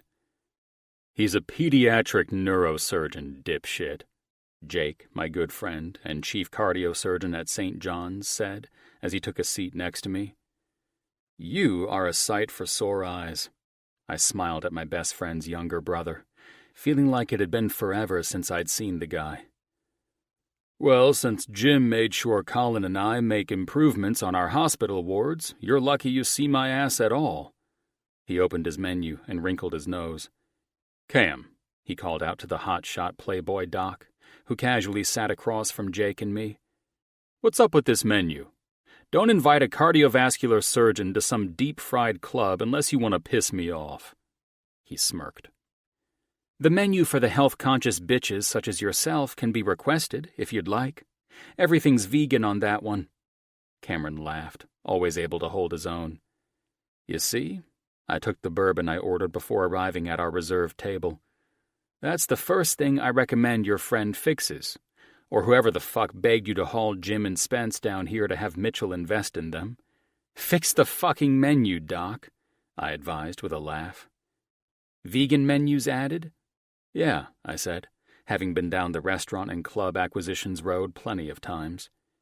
This place needs to diversify if they want to stand out, especially if I'm going to spend $50 to end up going under Jakey's knife anyway because of all this goddamn grease.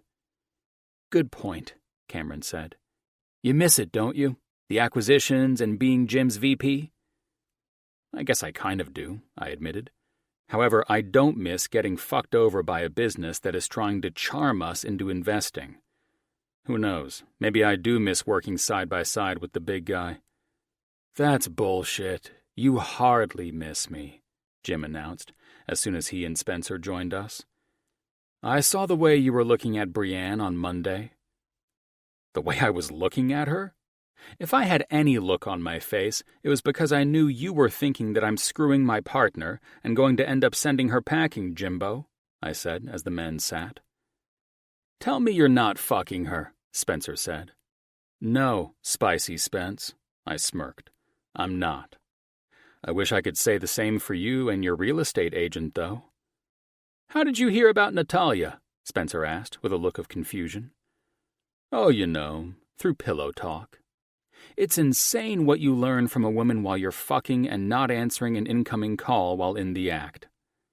Hold the hell up right this instant, Cameron interrupted with a laugh. Natalia Hoover is your real estate agent? That he fucked. I sipped my bourbon. How do you know her? I questioned Cameron's amused expression. The woman was hot, and she made it evident that she wasn't ashamed to explore her sexuality with men, so I shouldn't have been surprised that more than one man at this table may have something in common with Natalia. I had to tame this conversation, knowing that Brienne would kill me if I allowed my friends to shame her friend. Natalia is Brienne's best friend, so let's keep the shit talk to a minimum, or my partner will bust my ass for bringing up Spence's sex name. How do you know her, Brant? Spence's voice was filled with annoyance. I met her at the hospital, Spicy Spence, Cameron said with a laugh. Her sister's son was brought into my trauma unit after he got a concussion in a soccer game. He smirked at me. That would be classic, though, Spence and me with the same woman. Speaking of the devil, while Spence and Cam teased each other, I saw Natalia at the bar with another woman. I'd seen the other woman with Brienne the week before when I ran into them at the club. She was the one talking to Brie about trying on lingerie. I couldn't help but smile at the fact that Spence was about to cross paths with Natalia again, the woman he'd made an ass out of himself in front of while fucking. Seriously? I said to myself with a laugh that the woman was here on the same night we were. Fucking hell, I continued as Colin, our neurosurgeon friend and last of our group to join us, sat at the table. Of all the people, Colin laughed. I've missed your sexy ass too, Alex. Thanks for the enthusiastic salutation, though. Natalia is here. I smiled at Spence's wide eyes, then scanned the room for the only woman who I actually gave a damn about seeing. But where is Brienne? I questioned too loudly. Wait. Colin held up a finger. I know Jake and I have been out of the loop for a month or so, but you're actually asking about your business partner's whereabouts? He's obviously fucking her, Jake chimed in. Between Jake, Colin, and Cameron, any of the three witty doctors would cut to the chase and call a spade on my ass here and now. Jim and Spence would be a little more courteous, given their inherently more reserved nature. But then again, I'd just poked the hornet's nest with Spence. I ignored the men when I noticed Brienne's ex, Max. The douche who'd burned Brienne somehow. Why couldn't I just interact with my friends like a normal human being? Instead, I was watching every fucking move this prick made since he decided to join Brienne's friends at the bar. I watched as Brienne's friends became more and more upset. Natalia eyed Brienne's ex-fiancé while she covered her heart, and the once smiling woman's face fell, and she glared at the dick as if he'd said something brutal. The looks on the two women's faces told me this dickbag had likely said something about Brienne, and now my interest was piqued. I was on the fence about looking like a complete jackass by walking over there, but watching the women becoming so deeply disturbed while I sipped my bourbon didn't seem cool either. This fucker had said something, and then he had the audacity to smile smugly at me after leaving Brienne's friends at the bar with their drinks. Isn't that Brienne Stone's ex-fiancé? Max, I think? Cameron questioned, seeing her cocksucker of an ex taunting me with his slimy smile. How do you know that? I asked Cameron.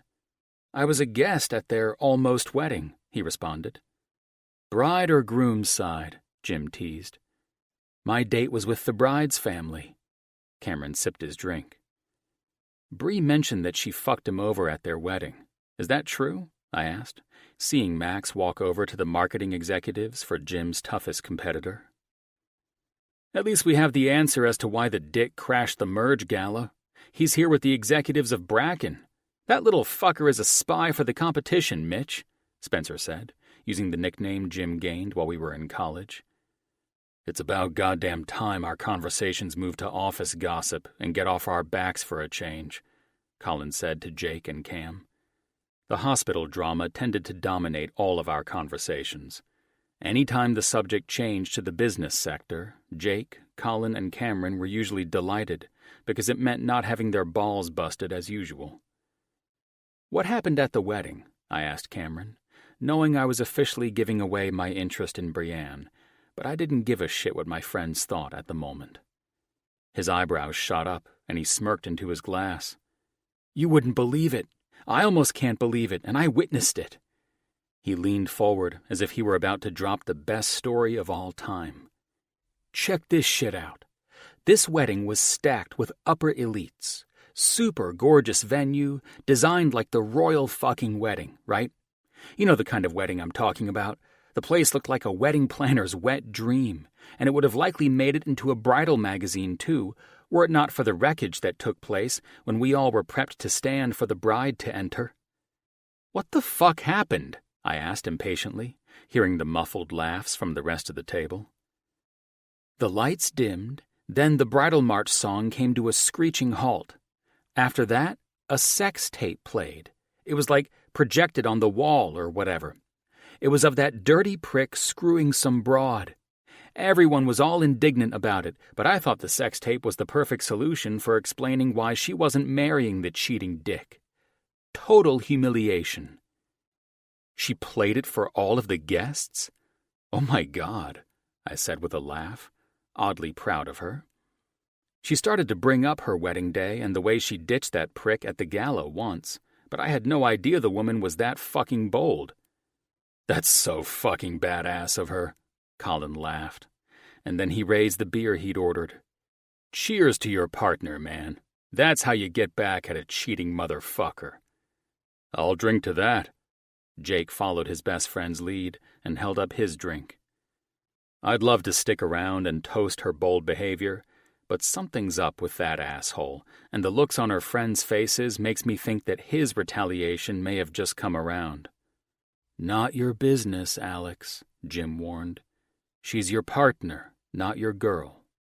This will only cause you problems unless she's worth it. Unless she's worth it? Why were those words so eerily haunting? You know, Colin grinned at me. Just like when you asked if Elena was worth my trouble. The difference was I knew what I wanted when I went after my little Cuban goddess. You don't, Spence confirmed. That's written all over your face, my friend.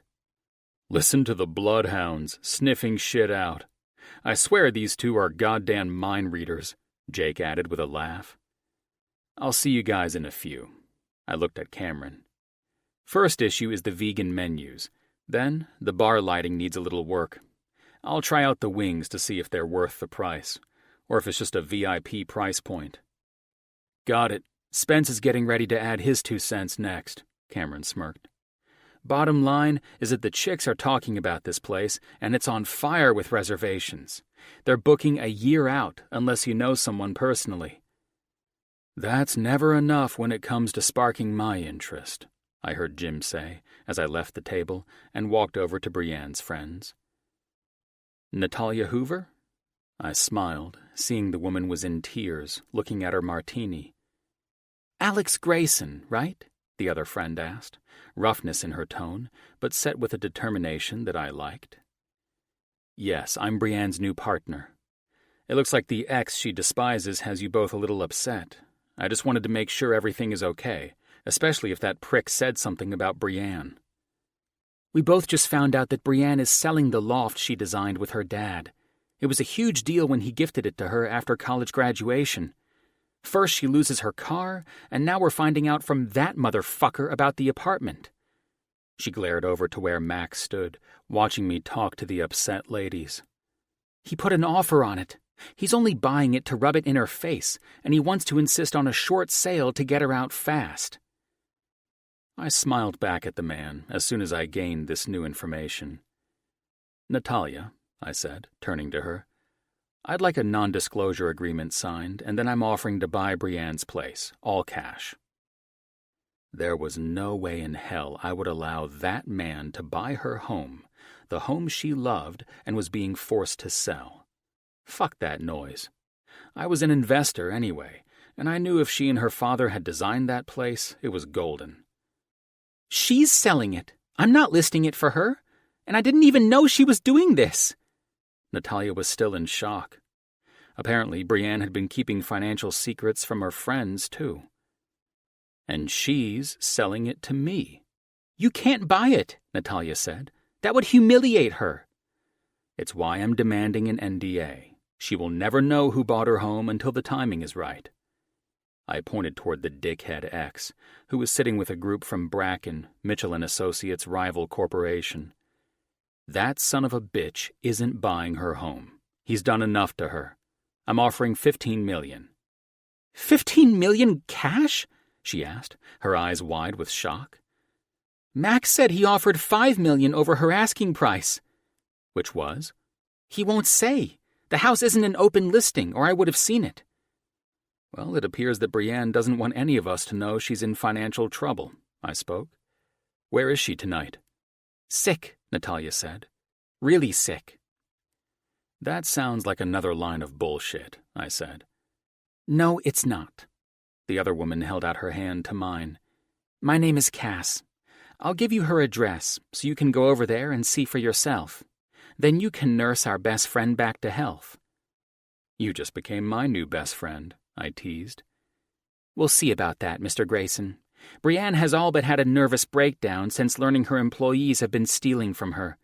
Then there's the merge, Theo moving, the mortifying events that would lead you to cast some judgment on her as a shitty executive, and now we are finding out the girl has been paying her company's bills instead of her own. She's past her limit, but she's a fool if she thinks I don't know what 1 + 1 equals. She's trying to play the wrong people." I was confused by what Cass was insinuating, but I knew she would tell me. I could quickly tell Cass was pissed about this, and Natalia was broken. "And who is she trying to play?" I asked with a smile. "She's trying to play us, the people who give a damn about her," Cass said. "Do you think she's really sick?" "I think she's ducking out and trying to hide her unfortunate situation from all of us so that she can fix things on her own. As I said, I know what adds up and what doesn't. I know her too well. And while she thinks she's trying to save us the burden of helping our best friend, what she's doing is isolating herself, and I won't fucking stand for that." Isolating herself only to bring the wolves to prey on her, namely Max the dick? "Exactly. Now pull it together, Nat," Cass said as she looked at her upset friend. "Alex is going to help us out a little. Brienne didn't have you list the property because she's stubborn." "I know. She's not letting us help her. I can't blame her, though. The goddamn car I loaned her blew up on her drive home." "That was neglect on your part," Cass said as she rolled her eyes. "Listen, Alex, you're going to go to the store to buy whatever cold and flu remedies they have, just in case she really is sick. God knows the girl's immune system has to be shot after everything that's slammed down on her at once." "Got it. Cold and flu medicine." I reached into my pocket and pulled out my phone. "Here's my contact info. I'm airdropping it to you both so you can accept it. Text me her address." "I'm not done yet," Cass said. I loved the woman's sass and willingness to put Brienne in her place for her pride and stubbornness and for hiding things from the people she knew would gladly help her. "Get stuff to make her a hot toddy and shut up about whatever old movie she may have paused on the television when you enter the room." She smiled knowingly at me. "You can be her prince and save her from Max's shit and from us, kicking her ass for this." Why me? I asked. While I was more than on board to do these things, part of me wondered why they were. Nat had pulled it together by this point. Because, Alex, she arched an eyebrow at me. You're the hot piece of ass our friend needs to clear up her year-long dry spell. You're fucking kidding, Natalia, Cass said with a stare of death. Not even a little bit, she snapped back at her friend. She needs a good, strong man in bed. Once she breaks that spell, this curse she keeps mentioning should be lifted. Ignore Natalia. Sex is her answer for everything. Cass shook her head and smiled at me. This is why you won't be curing anything for Brienne with sex. After this devious little plan you've conjured up, it's safe to say I'll be dead before I know what hit me if you find out I hurt your friend. Oh no, you would know exactly what hit you and what I hit you with. Cass smirked. Once you and your gentleman friends are finished with dinner, it would be nice to have you catch sneaky Bree, who's been avoiding us all week, in her little lie. So long as Natalia ensures that condo is sold to me and no one else. What the fuck was driving me to do this? I was suddenly inclined to work with Brienne's friends, to call her bluff, and play these games to show Brienne we cared about her, and no one fucks with her. I was going to ride with the latter half of that. No one fucks with my partner. Now I needed to finish this meal so I could leave. I wanted to see Brienne, and I knew I was at the mercy of whatever wrath was on the other side of her door when she opened it. I knew she was trying to do what she thought was right, but Brienne needed to lose the pride. After hearing about how she put her ex on blast on her wedding day, it started to make sense to me as to why I was instinctively drawn to her. Something about Bree was alluring to me, and it was the woman I hadn't truly met yet. It was the woman who'd peeked out at me only a few times, and she held the dimpled smile I was falling for. It was that woman who I was drawn to. A woman who'd been freed from hell, and one who was, at her core, beautifully happy. I was going all in with her friends, risking her punching me in my balls to dig up the real Brienne Stone. The woman I knew was hiding behind this beat-up version of herself, and if this girl's happier and less stressed personality matched that smile, I was fucking done. I left dinner at around 8 and went directly to the store to grab all the cold and flu products I could find, including a vaporizer and ingredients for the ultimate cold and flu remedy, the hot toddy. Brienne's stone would land safely in my arms tonight, and I would have a look at the place I was about to purchase.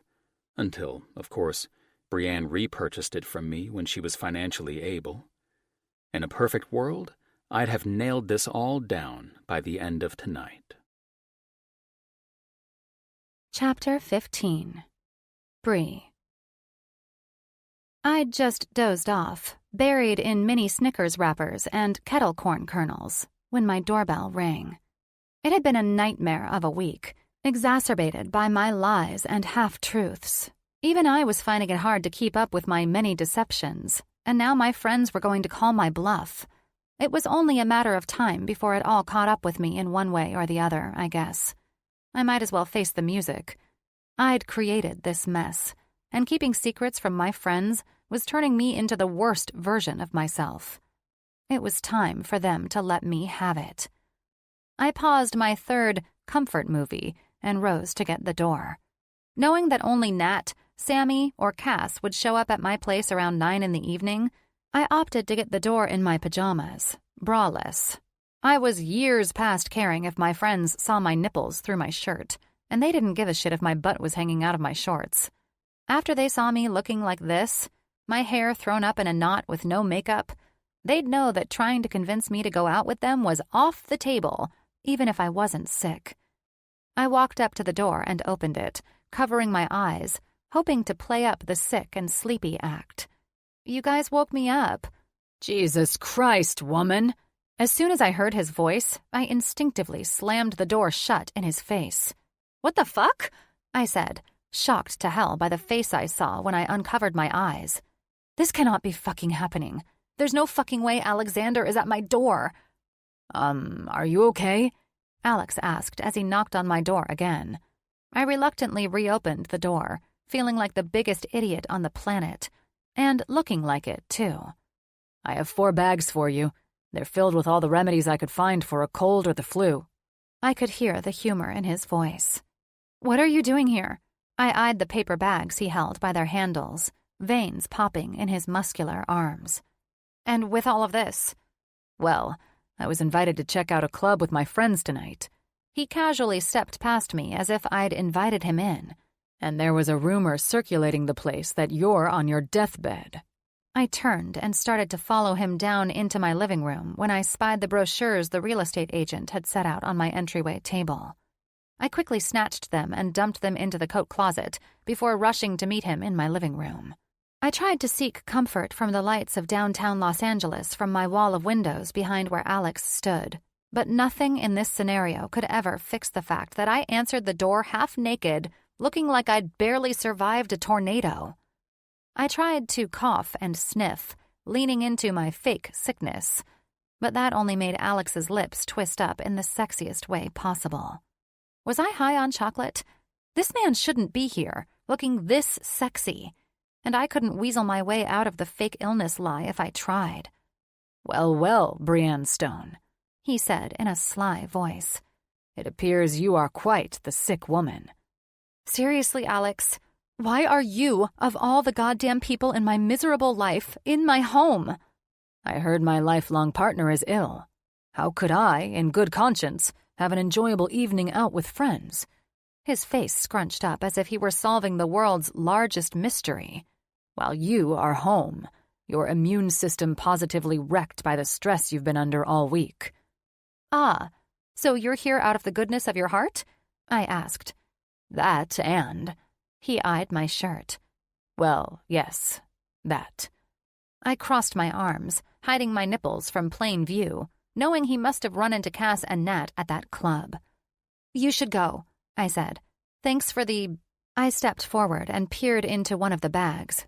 Vaporizer, I guess. And thanks for what seems to be every cold and flu remedy known to man. I prefer to be sick and miserable alone.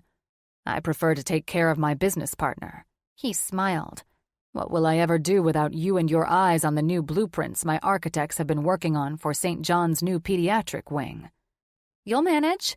I'm sure that after I ingest all of this... I waved my hand over the bags of cold and flu remedies. I'll be dancing into the office on Monday morning, and this head cold will be a distant memory. I remembered to throw in a pathetic-sounding cough at the end of my statement for good measure. You are one horrible little liar, you know that? He grinned at me knowingly. Yeah, you have no idea the lies I've been feeding you since we first met, buddy. I know, I admitted. Listen, I wasn't in the mood to go clubbing tonight. I had a rougher day than I anticipated, sending off Theo and Stanton, and the club scene was not an appropriate cure for that.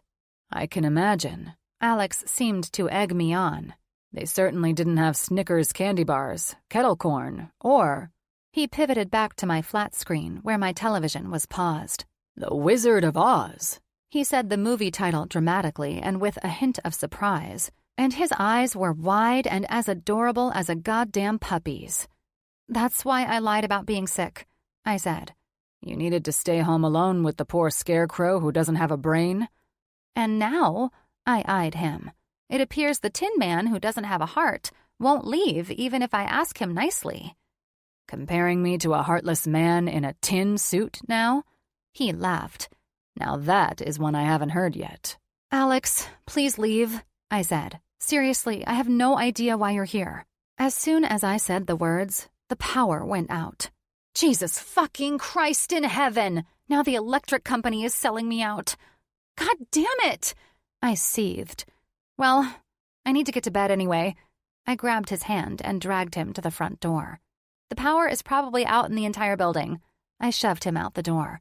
It happens all the time. Thanks for the medicine. Good night. I slammed the door behind him and found myself in utter shock that I forgot about the last luxury I was losing by not paying my fucking bills. There was only one knock before my temper flared, and I reopened the door. Go home, Alex. Alex met me with an arched brow. No, not without you anyway. Pack your stuff. The bras are optional. Because you're coming with me, he said, using the flashlight on his phone to re-enter the condo. Funny how the power is only out in the most expensive condo in this luxurious building. Alex. Tick-tock, sweetheart. Alex snapped his fingers. Time to grab your shit. Don't worry, I'll roleplay with you after we get you to a place where you can plug in this vaporizer for the nasty cold that's got you on your fake deathbed. Not in the mood to roleplay with you being my fiancé again, I said. Not your fiancé. This time, I'm your priest, and you're going to confess all your dirty little lies to me on the way to my place. Hell no, I said. You don't have a choice, he insisted. You're coming with me to my beach house where you're going to cough up the last of your fake cold and all the details of what the fuck is going on with you financially. I don't have a choice? I can stay at a friend's house, you know. The night sky that never fully darkened the city cast a glow on his cunning smile as he eyed me. Either you come with me, or I allow Max, the cheating ex-dick, sex tape and all, to buy this place. I felt my stomach tighten into a spasm. How do you know any of that? Any of it? Because Max was at the club tonight, and it just so happens that my good friend was at your wedding. Well, what was supposed to be your wedding. Anyway, he informed me in explicit detail why he didn't question why you were a runaway bride. Fine, I said, more pissed off than my brain could comprehend. Let's go to the goddamn beach, shall we? Now we're getting somewhere. I'd take you to my place in the hills, he said from the other room while I went into my bedroom. But I hear salty air is better for a head cold than that vaporizer. I think you already know I'm not fucking sick. True, he answered while I shoved clothes that I could hardly see in my pitch-dark bedroom into my overnight bag. The beach is renowned for its therapeutic properties, though. I hate the beach. Another fucking lie to confess to your priest on the drive there, he said smugly. I'll drive myself. You'll ride with me, he said, or Natalia and Cass will find out all about Max wanting to buy this place that hasn't even hit the market yet. I stumbled over my bed and landed headfirst into my dresser as I tried to flee my room, needing to get out to where Alex was. Jesus, I heard him say. Don't you have a flashlight or something? I felt him at my side while I held my forehead, feeling a bump slowly rising to the surface. No, I usually pay my electric bills and you aren't used to the power company teaching you the harsh lesson of what happens when you don't pay your bills on time? That's why I'm not going with you. That is exactly why you're going with me, he said, flashing his phone light around my room. Pack up the rest of your shit. We're out of here. What do you know about Max wanting to buy my place? I softly asked, continuing to pack as Alex held up his phone's flashlight for me. I'm sorry to say it, but the jerk-off seems to have it out for you after finding out that you wanted to marry my sexy ass at our merge gala. He was there to spy on our company. He was spying? I spoke. I thought he was stalking me. Turns out he works for Jim's enemy, Bracken. He continued. I swear that company has some majorly shady shit going on. This isn't the first time they've sent a spy of some sort to crash one of Jim's company merges. I went with this conversation. Alex seemed to be more caught up with that, quickly forgetting that I was in the shittiest position of my life. Not only did Alex know I wasn't paying my bills, but he'd also made it clear he was done with my lies. Now, he knew I was selling my place, and that dickweasel Max was trying to buy it to get revenge on me. I was sure of that. Keeping Alex's mind occupied with business seemed to keep him from prying into my personal life, so all I could do was hope he'd rant until he was blue in the face. I guess this is how it ends when you lie yourself into oblivion. The one person you don't want to know about your failures shows up while you're elbow deep in candy wrappers, trying to eat away the shame of living a double life. Then you take a header into a mahogany armoire and nearly give yourself a concussion, so you have a physical reminder that lying isn't good for you. The irony was that all of these lies were started to save what little dignity I had left. If that wasn't the backfire of the decade, I didn't know what to call it. By the time we reached Alex's car, I stopped in my tracks. "Are you serious with this?" I said, trying to turn the tables on him to get out of this situation. With what? He took my duffel from my hand and tossed it in his trunk. The car, or the fact that you're about to cough up your lies about everything while we're driving in it? The Ferrari, I said. He flashed that sly smile that told me I should have let him continue talking about the last thoughts he'd had on his mind. The fact that my ex worked for Mr. Mitchell's competition. Aside from my cat, this car ranks at the top of things I love most. He stretched his arms over the top of the sleek, graphite-colored car and eyed me. So, take it easy on your insults. A Ferrari 812? I arched an eyebrow at him. I didn't even think these were in America. It's one of the first to sail the high seas to bring me the horsepower I desire. How do you know anything about the make or model of this vehicle? Do you think that because I'm broke that I don't know anything about Ferraris? He smirked. Get in the damn car. He opened his door. And for the record, you said that shit about being broke, Brienne. Not me. I stood there, listening to the low growl of the engine come to life, purring and idling while Alex sat patiently in the car. Fuck, I growled under my breath. The window rolled down. Come on, Dimples. Let's go. You have a cat? I asked, climbing into the car. Alex put the car in gear, and when the badass thing roared to life, I understood why my idiot ex had always drooled over this particular Ferrari. Max's stupid ass was the only reason I knew anything about the damn car in the first place. My cat's name is Zeus, named after the Greek god, because he thinks he is a Greek god.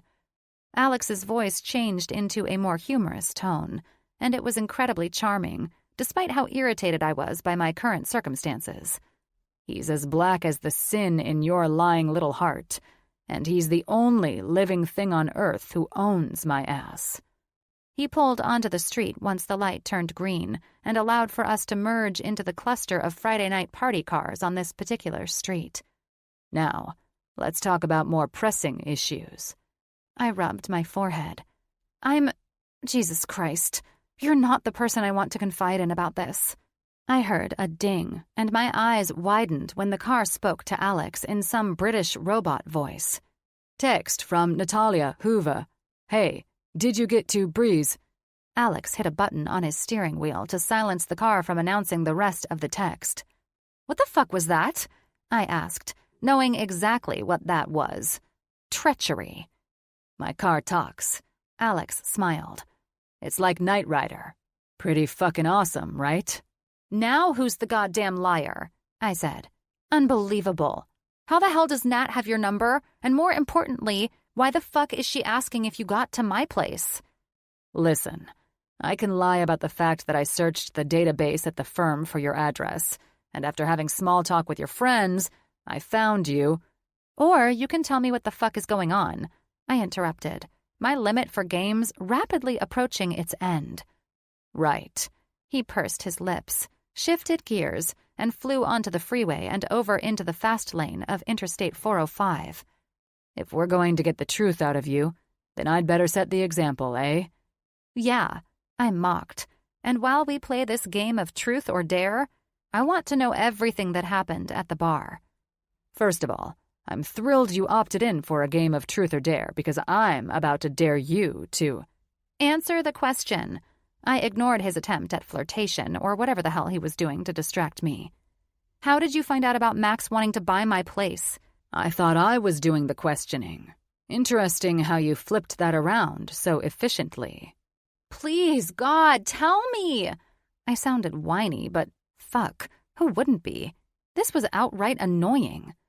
Your ass clown of an ex taunted your friends tonight. He told them he made an offer on your place, and he's calling for a short sale. Nat was pretty distraught by the news, not only because you are selling your beloved home without confiding in her and your other friends. He glanced at me while I tried to swallow the lump in my throat. But that Max was buying it to throw fuel on the fire. I would assume that not trusting her to be your real estate agent, someone who could help navigate these very personal and sticky deals, only adds insult to injury. I can't speak to her feelings, but you might want to have a conversation with her about that. Just my 2 cents. I had my reasons for keeping this to myself. Like me, your friend Cass seems more easily able to tune into your reasons for selling the place without telling your friends. And the reasons you've both seemed to realize are what?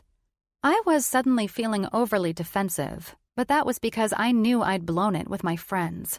And Alex Grayson, of all the people in the fucking world, was the one I had to talk this out with. We believe that you're keeping everything on the down low because you're stubborn, prideful, and, surprisingly, a pathological liar, he said with a smirk on his face. I don't need rescuing, I said, setting this record straight. I knew that if they found out, they'd stop the sale and loan me the money to pull my ass out of the pit I fell into by trusting my employees.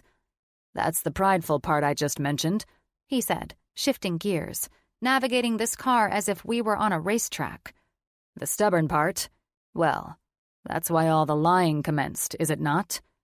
I frowned, willing myself not to cry. This was humiliating. I didn't want to admit any of this to myself, much less Alex.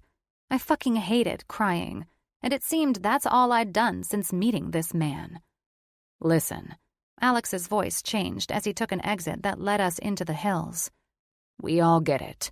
It's shit, and your friends give a fuck. That's a damn good thing, Bree. He called me by my nickname, the one used by my family and friends, and it made me feel instantly at ease for some strange reason. Maybe it was because I needed some sort of comfort after being so vulnerable and exposed. Or perhaps it was because the way he said it made me feel like Alex gave a damn. I appreciate it. I do. But I wasn't raised to have people bail my ass out of shitty situations that I brought on myself. That's because you had good parents, he said with a smile.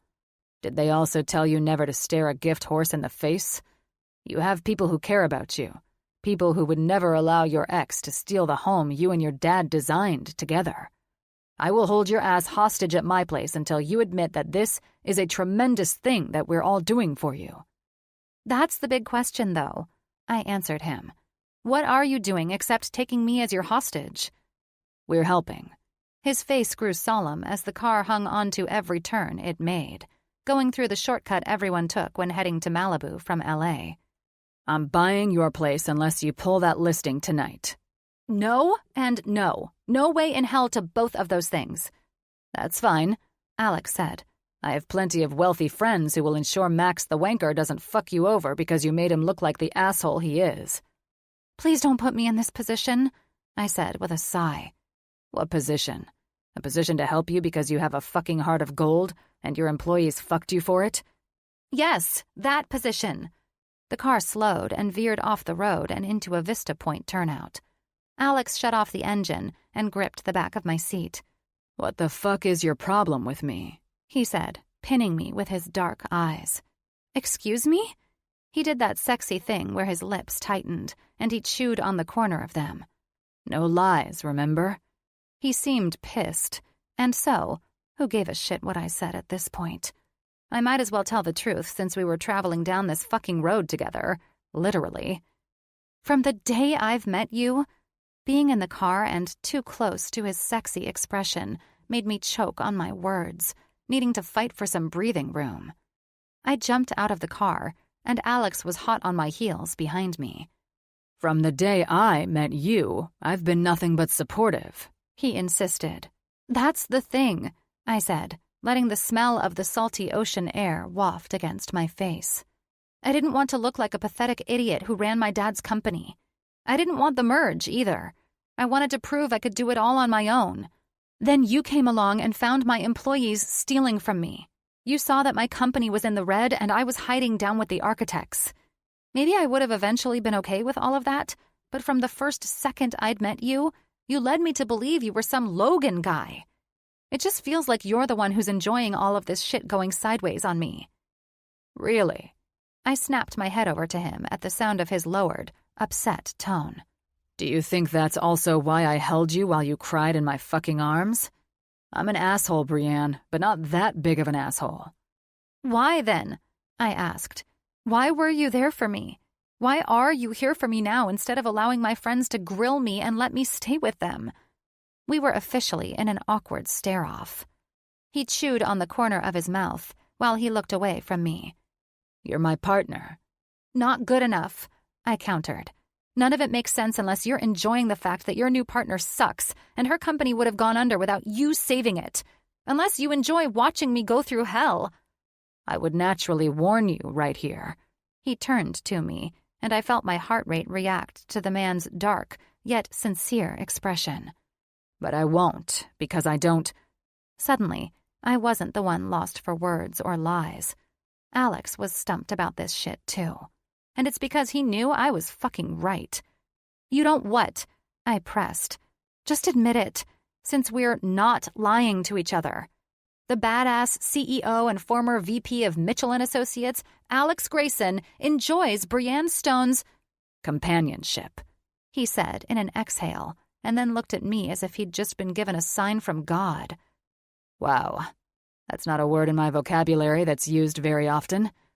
Here's another one. I love being around you, even if it's all shitty. You intrigue me.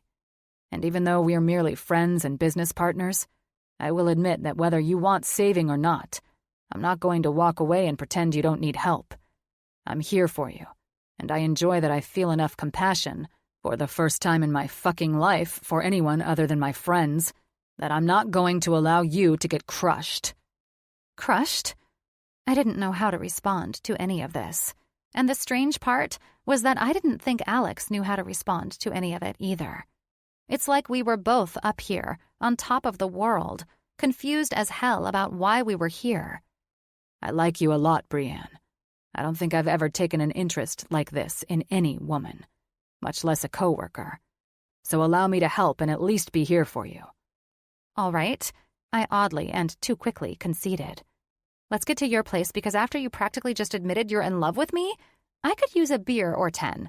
I teased with a smile to kill this awkwardness. Alex laughed loudly. Jesus Christ, is this what loving someone would be like? He asked the question in a way that made me suddenly feel sad for him. It was as if he had no idea what that word meant. Love comes in many different fashions, I said, beginning to feel like Alex was even more lost than I was. I wanted to move this conversation to a lighter level, though, because I'd about had it with the revelations of tonight. What you're saying is that you want to marry me and live in a house in the suburbs. I smiled at his expressions as it turned more mischievous and returned to the Alex I was more comfortable with.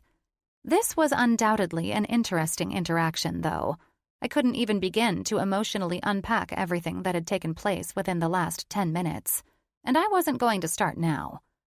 Let's get to the beach house, because if what you just said is true, Alex grinned. I'm going to be needing a much stiffer drink than a beer. House in the fucking suburbs, my ass.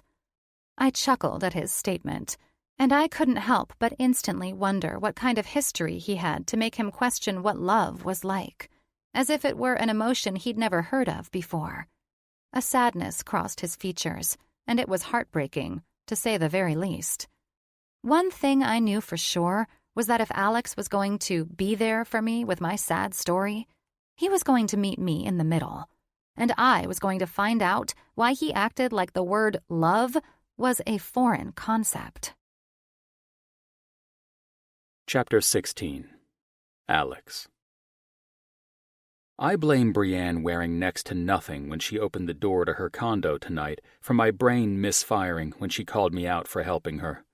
The truth was, I had no good answer for why I suddenly felt more invested in her well-being than I should have been. I tried answering her confusion about me wanting to help her, but I was perplexed by it as well. Beyond perplexed, actually. The brutal truth was that I didn't give a shit about anyone except for my close group of friends. So I don't know when, where, or what the hell happened to make me give half a damn, let alone this fucking much, about Brienne's unfortunate situation. None of that shit mattered at this point, because trying to justify what I was doing would only give me a headache. All of it made perfect sense until she questioned my motivations. Listen, I finally spoke after we got back onto the highway and continued driving. I'm probably as confused about why I'm and there went my goddamn brain again. Blank. What the fuck was happening to me tonight? Why, you're what? Suddenly switching up from Satan in a suit to my savior in a suit? I grinned. Pretty much, yes, I answered, seeing that the tables had turned. But you did mention that you believed I was doing this because I enjoyed watching you go through shit. There's no other better reason, is there? I understand what you mean. I sighed and rubbed my forehead as I blew out a breath. Now her perfume was fogging up my brain. I needed to floor it and get to the house. Since you and I are on the truth train, I found my bearings in the horsepower of my car. I'll be honest when I say I think your perfume is fucking with my mind or something. Brienne laughed in a way that made me think that maybe I was fucking right about the bewitching fragrance she wore. What the hell is that scent anyway? I had to ask, given the woman's infectious laugh, and the fact that I knew I'd solved the mystery of why I was acting entirely out of character with a woman I hardly knew on a personal level. It's called Sun-Dazed, she laughed again. Byredo is the one you should blame, I guess? Makes sense. I glanced at her. Seriously, I can't fucking think with that fragrance all up in... Spare me, she rolled her eyes. I hardly think my perfume is the reason you can't focus. Really? I questioned. Then explain to me why I'm suddenly at a loss for words for doing any of this. I know that I'm not reveling in your unfortunate situation. I also know for a damn fact that I wouldn't be bringing you to the one house that I've never brought a woman to, aside from my friends. I pinched my lips, knowing I'd admitted to something I should have kept my mouth shut about. Could I make any of this more awkward for either of us? Well, Brienne finally said, when I felt the heat of her gaze on me. It looks like my perfume is going to have you and me well on our way to living in the suburbs together then, huh? She chuckled. I guess I should feel honored that you're bringing me to the one place you don't bring random women, eh? I need a goddamn bourbon, I admitted. Let's just get to the fucking house before I say another word. He's uncomfortable, she taunted. Wow, I'm intrigued now. Intrigued or not, I answered, I need to flush my sinuses and have a drink. Fuck me. Okay, I gave more than just a damn about her. I loved her dimpled smile. I wanted her at my beach house tonight, and the power outage was a blessing from above to make that happen. Yes, I could have called her friends or allowed her to get out of this, but I didn't want that. I wanted her to myself. That was the truth bomb. That was what I'd been too afraid to admit to her or myself. I wanted her. How I went from being merely attracted to Brienne to this was the $1,000,000 question. I'd gone so far as convincing myself there was some love potion mixed into her perfume to rationalize all of this shit. This is why I needed a drink. This is why she should stay away from me, and this is every reason why I didn't want her to. For the first time in my impossible life, I was attracted to a woman beyond wishing to fuck her. I wanted to see her smile at me in a humorous conversation. I desired to watch her green eyes dazzle when she flashed that dimpled smile. Oh, sweet Jesus, I'd even called her Dimples earlier. I was in so far over my head. Thank God she was so angry I was on this rescue mission that she'd missed that part. This is your place? She asked, when the overhead door opened and we pulled into my immaculate garage. Impressive. I pulled in and parked next to my CJ7 Jeep, the vehicle that only left this garage on the rare occasion I strapped my board to it and met my friends to surf. Not really, considering the cars you've seen me drive. I smiled at her. I opened my door faster than I should have, and I stepped out to inhale the masculine scent of my street bike, the open-top Jeep, and whatever else was manly in my garage, trying to shake off these unfamiliar emotions that had sunk their teeth into me. Was I really getting hung up on love? I wasn't in love with anything. I loved my cat, cars, and friends, but women? No. Hell no. I wasn't capable of love in a relationship, and every ex-girlfriend I'd ever had could testify to that. My thoughts had me flustered and confused, and my brain hurt, trying to reconcile everything. Regardless of what I told myself, this stunning woman who just stepped out of my car, messy bun on the top of her head and all, was about to follow my sorry ass into the place I'd never brought a woman before. I glanced over at her, and she leveled me with that goddamn dimpled smile, an arch of her eyebrow, and a giggle to add to this chaos of emotional bullshit I had to deal with. If I was straight up honest at this very moment, I was officially fucked. Alex. She had the upper hand on my ass, and she knew it. I love your Jeep. Me too. I kept it cool. Now, it's high time you and I get to talking about why you have such a loose relationship with the truth over a stiff drink, I said, leaving the woman to follow me into my house as if I were fleeing a demon. Hop to it, Dimples. Fuck my life. That's the second time you've called me that, and unless you're referring to the dimples on my ass, I assume you're calling me that because... Fucking A. And now I'm thinking about her perfectly round ass and examining it for dimples? God help me. Your smile, I said, keeping it together after the salty breeze from the open doors in my living area slapped some brain cells back into me. I'd have to tip my cleaners more than usual for leaving the doors open tonight. Your cheeks have dimples when you smile. I find them quite appealing. I scrambled to my outdoor bar, leaving no room for chit-chat. I rushed to the bar to down a quick shot, and once I'd set my glass down again and then gripped onto the bar counter, I found the woman watching me with a sassy smile. If you're that much of a chicken shit, perhaps I can call one of my girlfriends and leave you to have your house to yourself tonight. I eyed her, the warmth of the bourbon chilling out my frazzled-ass nerves. Nah, I smirked. You're stuck with me. You're acting weird as hell. She laughed, then boldly walked to where I was and poured herself a finger of bourbon. I watched her down it and smile. There, now we can talk.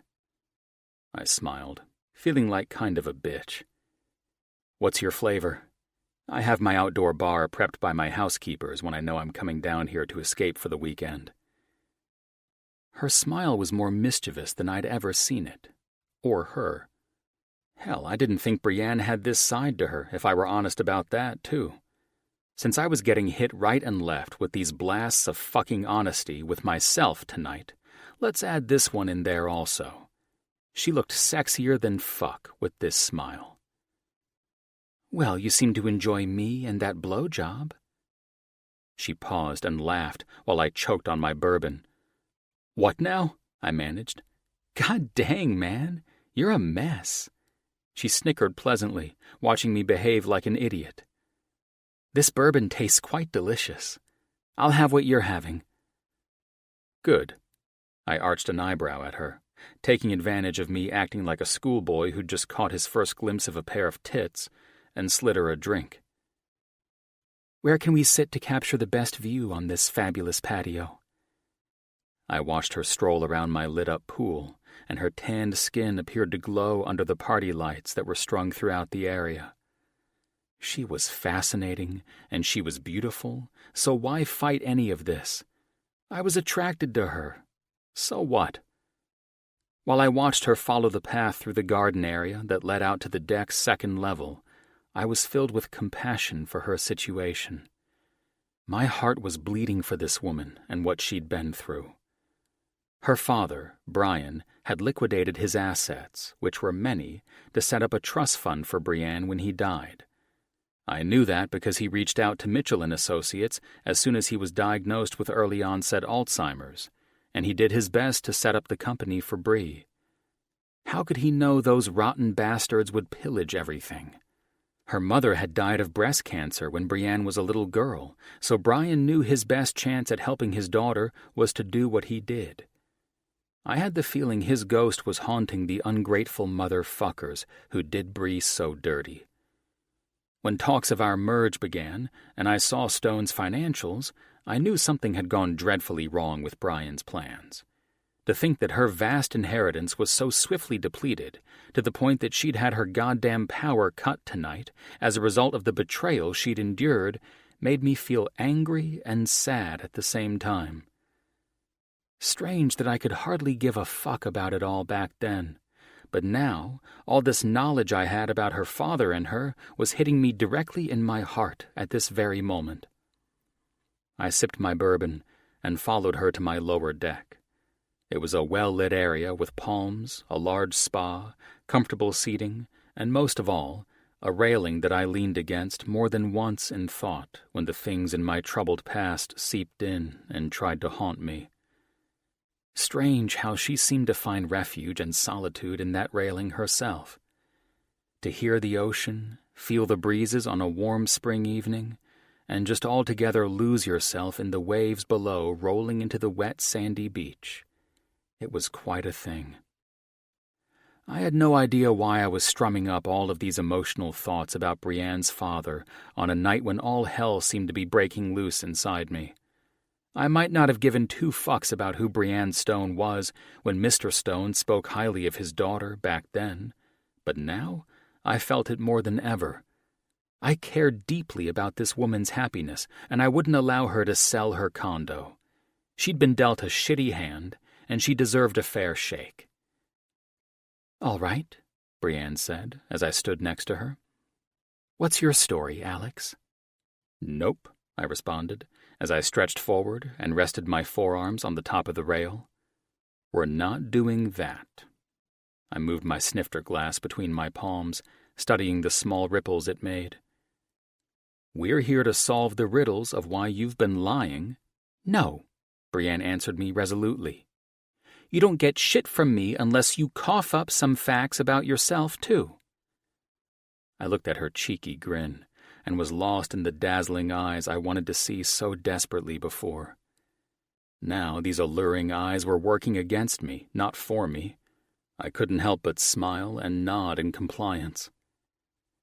"You know, you've got to be a witch. Or maybe I had an ex-girlfriend start to dabble in the dark arts, and she's using you to break down a side of me that I don't talk about to anyone." "No one?" Her eyes widened in humor. "Wow. It sounds like you are pretty screwed tonight, because unless you get emotionally dirty with me, I'm not confiding jack shit into you. So, spill it." I exhaled and narrowed my eyes at her. I wasn't a man who gave up details of his past to anyone. Hell, Jim was my best friend and closer than a brother to me, and he didn't know half of the shit in my past. "What do you want to know?" I asked the question because I wasn't going to talk out of my ass for the hell of it. She shrugged. "You seemed to spaz out back there after you questioned what love felt like. I'm curious why you were running efficiently on all cylinders, forcing me out of my powerless home, but ever since that word came up, and you've been acting strange." I chewed on the corner of my mouth. This wasn't a question I was going to answer. Period. I was an excellent interrogator and negotiator. I was not the one who sat on the other side of that table. Turning things around is what I did, and I'd never fallen victim to someone flipping shit on me. I didn't plan on starting now, either. Spaz out? She was nothing if not observant. She'd seen right through me earlier. Truth be told, I was a bit surprised that you'd think I would enjoy watching you go through hell. I suppose we don't truly know each other, but you formed a hasty opinion of me, which caught me off guard. So, with that said, I will clear the air. Please do, because I have no other reason to believe you're not an asshole in a suit. I see the way your employees like to have you as their boss, but they are extra careful never to fuck up around you. I'm sorry, but shouldn't every employee behave that way with their boss? If they fuck up, I'll fire them, I answered truthfully. That's no reason to believe I'd enjoy firing them, though. Fair answer, I guess. She took a sip of her bourbon. It's the truth, I returned. If I allowed emotions to run my game, I'd be a goddamn wreck and would suck at my job. And your employees would possibly steal from you? I raised my eyebrows. You're not fair with yourself about that.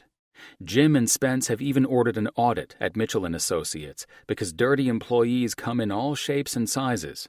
Jim's always being kept on his toes, and it appears that everyone except you thinks you should have easily known it was happening.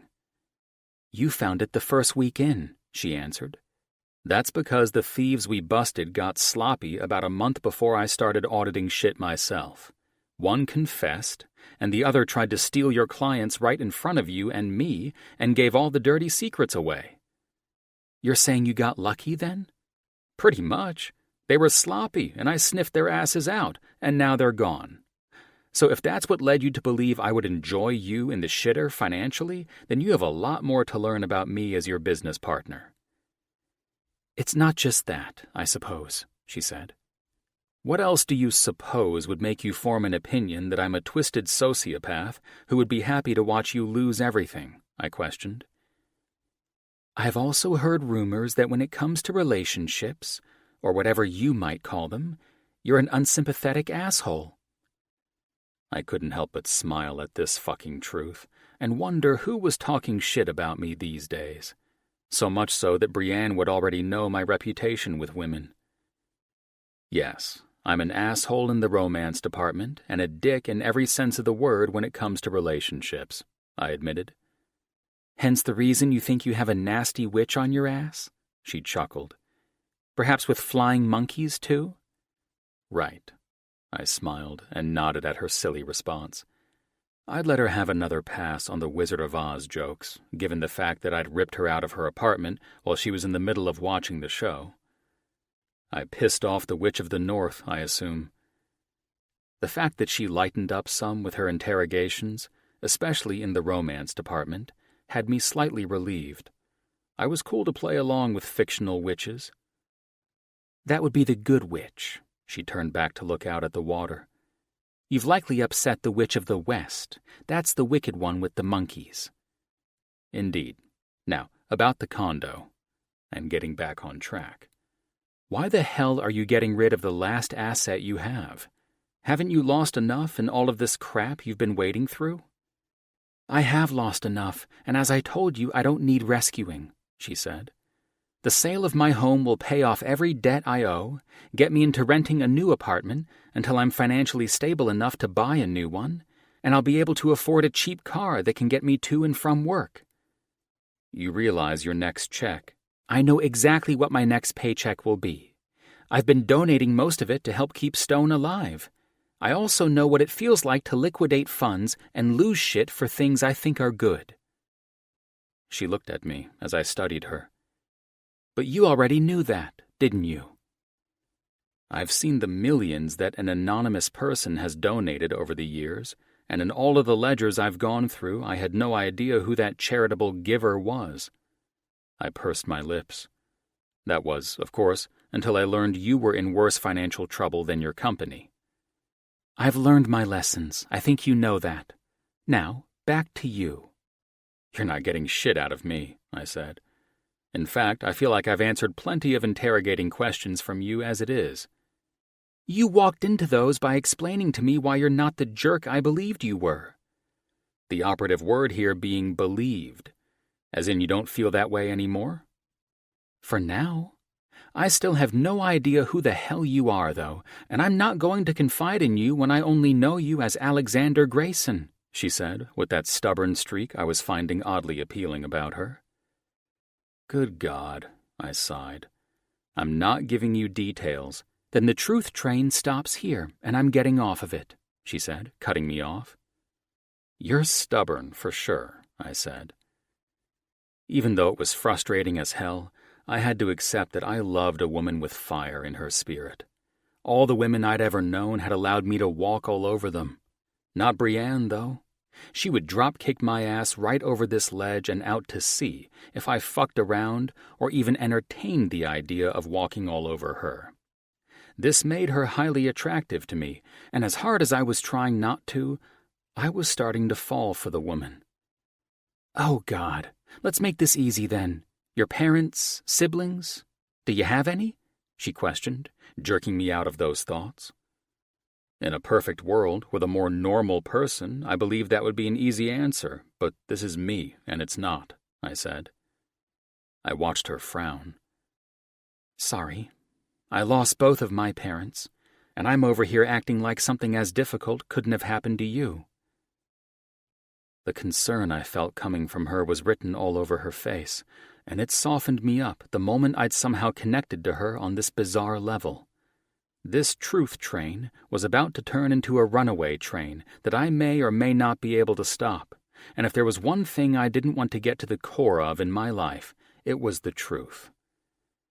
My lips twitched as my mind told me to shut the fuck up about everything, but the other half of me was feeling as though it wouldn't be a bad thing to open up. A little. Grayson is not my birth name, I admitted. Oh, so just like Logan, you made that one up too? Her smile and the way she teased me kept me steady on this course. It's my maternal grandfather's surname. I left home the summer after my freshman year in high school, and I moved in with him. My grandfather, Logan Grayson, adopted me, and I proudly changed my last name to his. The man was my hero and savior in many ways. Her expression grew sincere. Wow, well, she stammered and looked away. Look who's perplexed with the questioning now, I smiled at her. It's fine. My mother had a stroke a year or so ago. We had a complicated relationship. She made some pretty questionable decisions about keeping my father around. I'm sorry to hear that, she said. I exhaled. Whatever you say, don't apologize for anything I'm dumb enough to reveal about my fucked up family. All right. Were you an only child? Do we have to do the family tree shit? I rolled my eyes when I saw her challenge me with her quit acting like a little bitch look. I have 2 sisters. My younger one is married and lives in Arizona with my mom. The other, my oldest, went into the military to get the hell out as fast as she could and hasn't looked back since. The military? She questioned. She's a badass fighter pilot. Top Gun? She smiled thoughtfully. I'd merely stated basic facts, and Brienne already had that concerned expression on her face that I despised people giving me. One question would lead to 5 more, which inevitably led to all the things that I would do anything to keep buried. Yep. I ignored the pity gesture and continued. Jane is the only thing I can say I'm proud of in my family. She's kicking ass on her aircraft carrier even as we speak. That's awesome. I didn't... Listen, I interrupted before I took a sip of bourbon. That's all you're getting out of my fucked up past and family life. Your turn. I feel like I pissed you off, she said. No, I answered. I just don't give this stuff airtime in my mind or conversation to anyone. In a nutshell, my family is like a goddamn Jackson Pollock painting. She ran her hand along my arm, and I nearly jumped at the soothing gesture. I can see that this is rubbing you the wrong way, and I'm sorry I brought it up. You're a strong man, though. I see it every day I work with you. It's half the reason I didn't want you to know about me fucking up my dad's company. Even the strongest person has a painful past, I said, repeating a quote that rang too true about me. Now that we got the headbutting out of the way, she smiled, and I could tell she was over my sudden shitty mood. I have to say that I admire the way you think. The fact that you've had your feet held to the fire and you're one badass motherfucker in business is impressive, she said, in some funny way that could only make me smile. Well, I'm happy you feel that way, I said. Now, since I've confessed more than I should have, allow me to help you keep your condo and get you back on your feet again. I want you to explain why you care enough to help. I have my reasons, and those will stay with me. I've met your father, and I know it's the right thing to do. Her face grew solemn, and she sighed. I think we've both had our fair share of talking about things that are upsetting. Seriously, I think I'm done for the night. Hey. I touched her chin and brought her sad eyes to meet mine. I brought you out here to take care of you and help you out. Sending you off to bed alone wouldn't be my idea of helping you. Why don't we jump in the pool or something? I'll pour us some more drinks and we can kick back and talk about dolphins or something. She grinned. Why don't we? I watched her tap her fingernail to her teeth, and the most daring smile reached her eyes. Whatever she was thinking, I wanted to be a part of it. This was the side of the woman I wanted to meet, the feisty, mischievous woman who seemed to be in there hiding behind the dimples I adored so much. Have sex? Why not take a stab at that one? My girlfriends and I used to run into the surf late at night. It was exhilarating. I have wetsuits. Nah, she grinned. You've got to do it in your clothes like a thrill seeker. You've lost your goddamn mind. She chuckled. Let's do it. If we're going to see if we're compatible with each... Bull fucking shit. And I'm serious. I only go in that ocean at night when my friends have begged me to go night surfing or if I'm drunk. And here I thought we had a connection. From the flying fucking monkeys? Or the fact that I'm not the dick you thought I was? Both, she giggled. You can be a chicken shit and stay here, but I'm taking a quick dip. Says the chick who died in Jaws, I smirked. And he doesn't like scary movies. She pulled off her top, revealing her perfect breasts displayed nicely in her white lace bra. Another fun fact about my kind business partner. I never said any of that. Then get your ass in the water with me, and then we'll relax with a drink in your enticing spa. I need to cut loose, and that ice-cold ocean is calling my name. I think a goddamn great white shark is hunting the surf, and that thing is calling your name. She grabbed a beach towel from the holder next to the gate that led out to the shoreline. Who the hell was I kidding? This was crazy as hell, yet I craved to be out doing something wild. I was done asking myself what the fuck was happening, and I was ready to start saying, why the fuck not? Chapter 17. Bree. Last night with Alex was informative, to put it mildly. It took getting him out in the surf to finally see a different side of the man. A side that I felt entirely more comfortable around. The ice-cold water of the Pacific made both of us race out as quickly as we'd run in, as if there really was a shark loose in the shallow water. It was crazy and fun. And if I was honest, I was shocked Alex had followed me out into the surf. I had to be careful with this man, though. I could tell that if I weren't careful, I would fall for the guy. And I wasn't about to have another man stab me in my heart again. The weird part was that I stopped feeling like Alex was an asshole after spending last night with him and speaking candidly. It was quite lovely to be here, and Alex was the perfect gentleman after we were done for the night, showing me to a hot shower so I could clean up and get warm. When I got out, dressed for bed, and walked out to the balcony of the room I was staying in, I saw him standing out where we'd talked earlier, staring thoughtfully out at the surf. Maybe I conjured up some horrible stuff from his past, and that's why he was still outside and alone with his thoughts. I'd gotten to know him a bit better, but I wasn't comfortable enough to walk out there and ask if he was okay. I felt a bit shitty that I might have brought up unpleasant memories, but I'd had no idea where to start when I asked the man about who he was outside of work.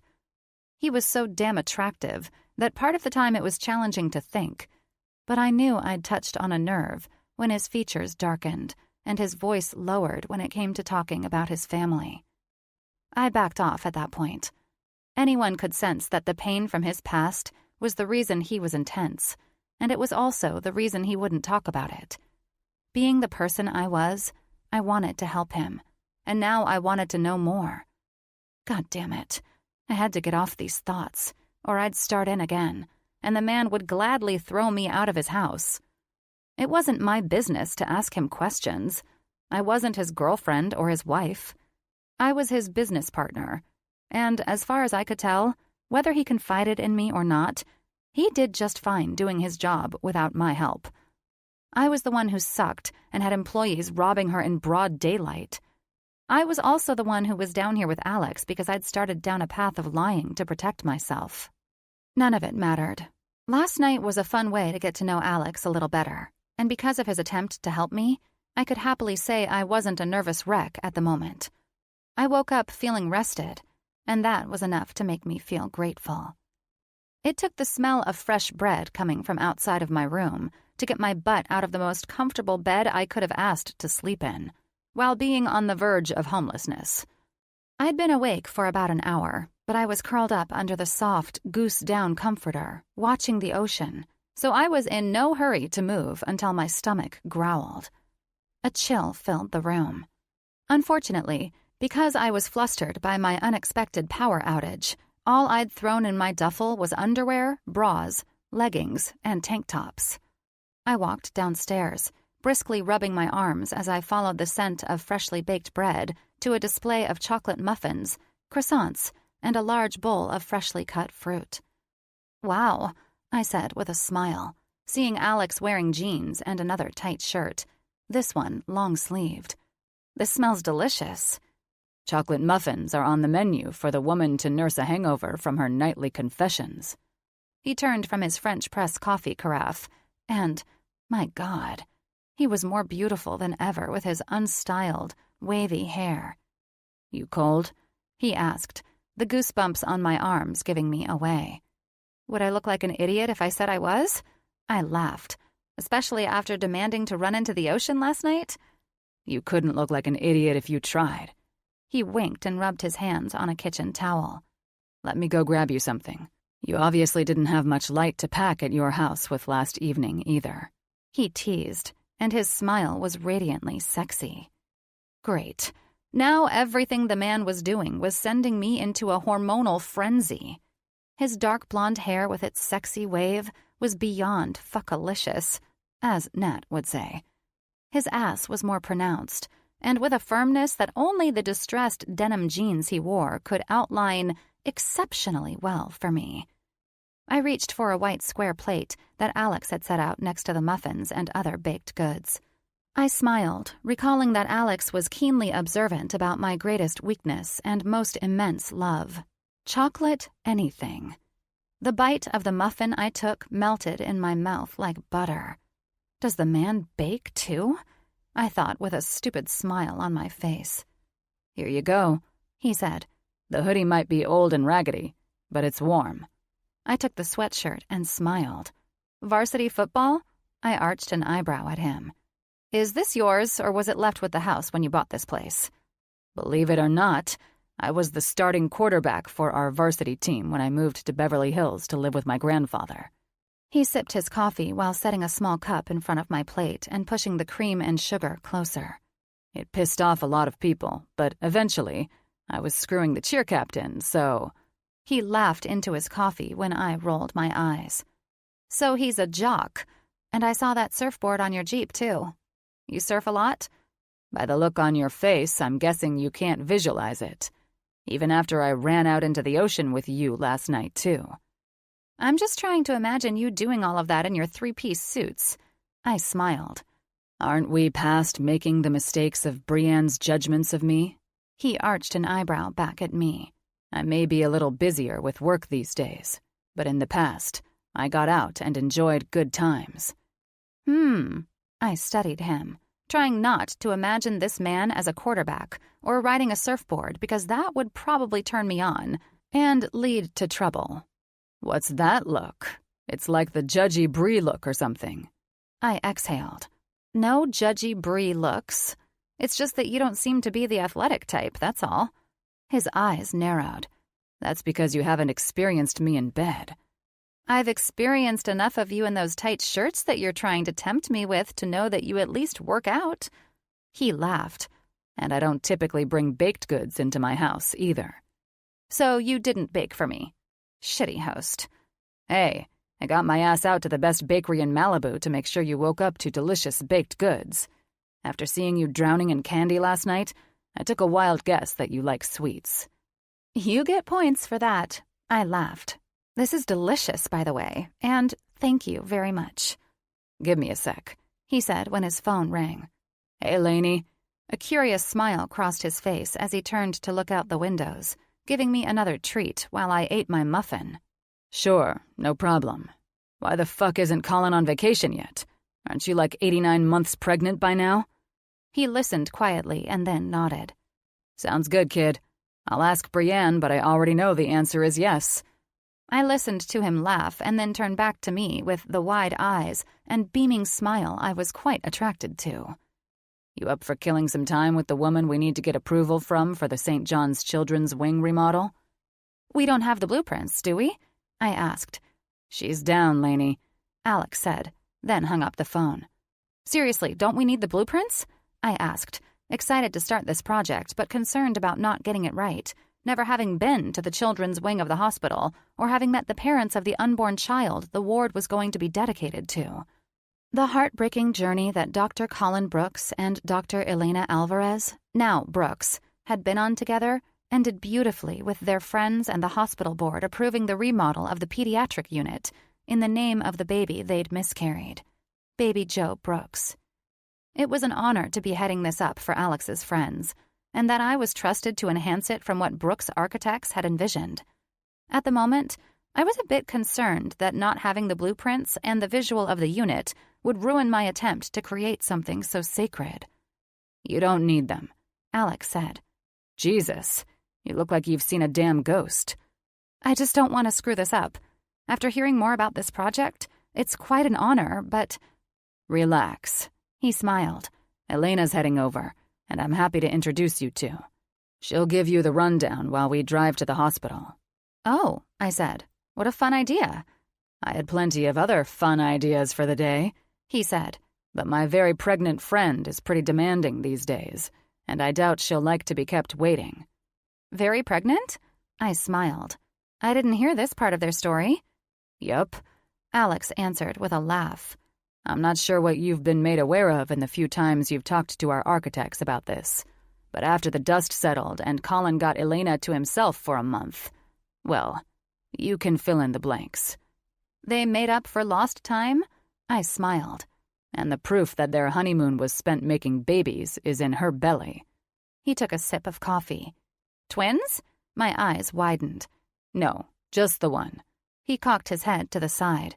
If you ask me, her doctor must be reading the ultrasounds wrong because Elena's tiny body looks like she's carrying triplets. Jesus Christ, man, I said. I hope you don't talk like that around her. She's a blue-blooded American, but her Cuban streak is always engaged. Do I look like a fool? One never knows with men. I eyed him. You can be insensitive pricks sometimes. And your mean streak, it seems, can be just as harsh. When does Elena get here, or are we heading to her place? Colin and Elena's beach house is right up the beach from here. She called while she was taking her morning walk, and she asked if I was up for heading to St. John's. She wanted you there. She's got to be getting close. Is Colin with her? The dipshit doesn't start his vacation until tomorrow. Alex rolled his eyes. Elena had him bring her to their beach house for the weekend since she's getting uncomfortable lately. Well, let's keep her happy and busy today. I smiled. I've wanted to see that unit anyway, and having Elena give us the tour is ideal. I feel the same, he said. I'll call for the driver and the rolls. It's comfortable, and it keeps me in the back seat so you both can't talk shit about me while I'm up front with the driver. Funny excuse for calling a driver. It's either that or head to Beverly Hills to get Elena's Land Rover. Another dumbass move on Colin's part was to bring her here in her favorite sports car. Now we're all in Malibu with a bunch of two-door vehicles. Sounds like a supportive husband move on his part, I countered. Or a move the man made because his uncomfortably pregnant wife would have probably beaten the shit out of him for not complying with her crazy pregnancy cravings. You can be so damn charming one second, and such a stupid dick the next. It's called having a personality. He winked. If I were Mr. Perfect all of the time, how would I get you to date me? I choked as soon as he said it, and his eyes showed me that look of being serious, understanding, and empathetic from last night. Holy shit. Was he fucking with me or baiting me? Either way, I could only smile bashfully like a goof in response. "And you know you want to date me after I behaved last night, too," he said. I don't date men who have no sympathy for pregnant women. His eyes narrowed. "When you're having my kid." His features were soft and playful again. "I'll take note of everything I'm doing wrong as a heartless bastard." Exactly. Quit acting like the Tin Man without a heart. I cringed at that one. Why so goddamn nerdy, Bree? "Losing your witty banter already?" Alex smiled while he focused on his phone. "The Tin Man was only funny last night when we were both caught in the middle of friendly fire from your lies." His eyes widened and his voice lowered, teasing me. "I'm gonna take a quick shower, and then I'll be out in a few." "Bath tonight, shower this morning." He smiled. "I'll get you a fresh towel. Follow me."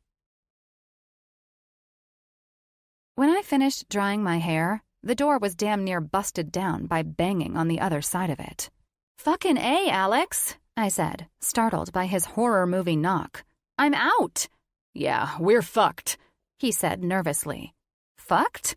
The tone of his voice made me jerk open the door to see the man was in a complete panic. "Elena's in labor," he said. "My driver busted ass to get here. Thank God I called him, and he was on his way before Elena got to the house. Jesus, we're so screwed." The guy was nearly panting. "Do we need to call an ambulance?" I asked, rushing past him.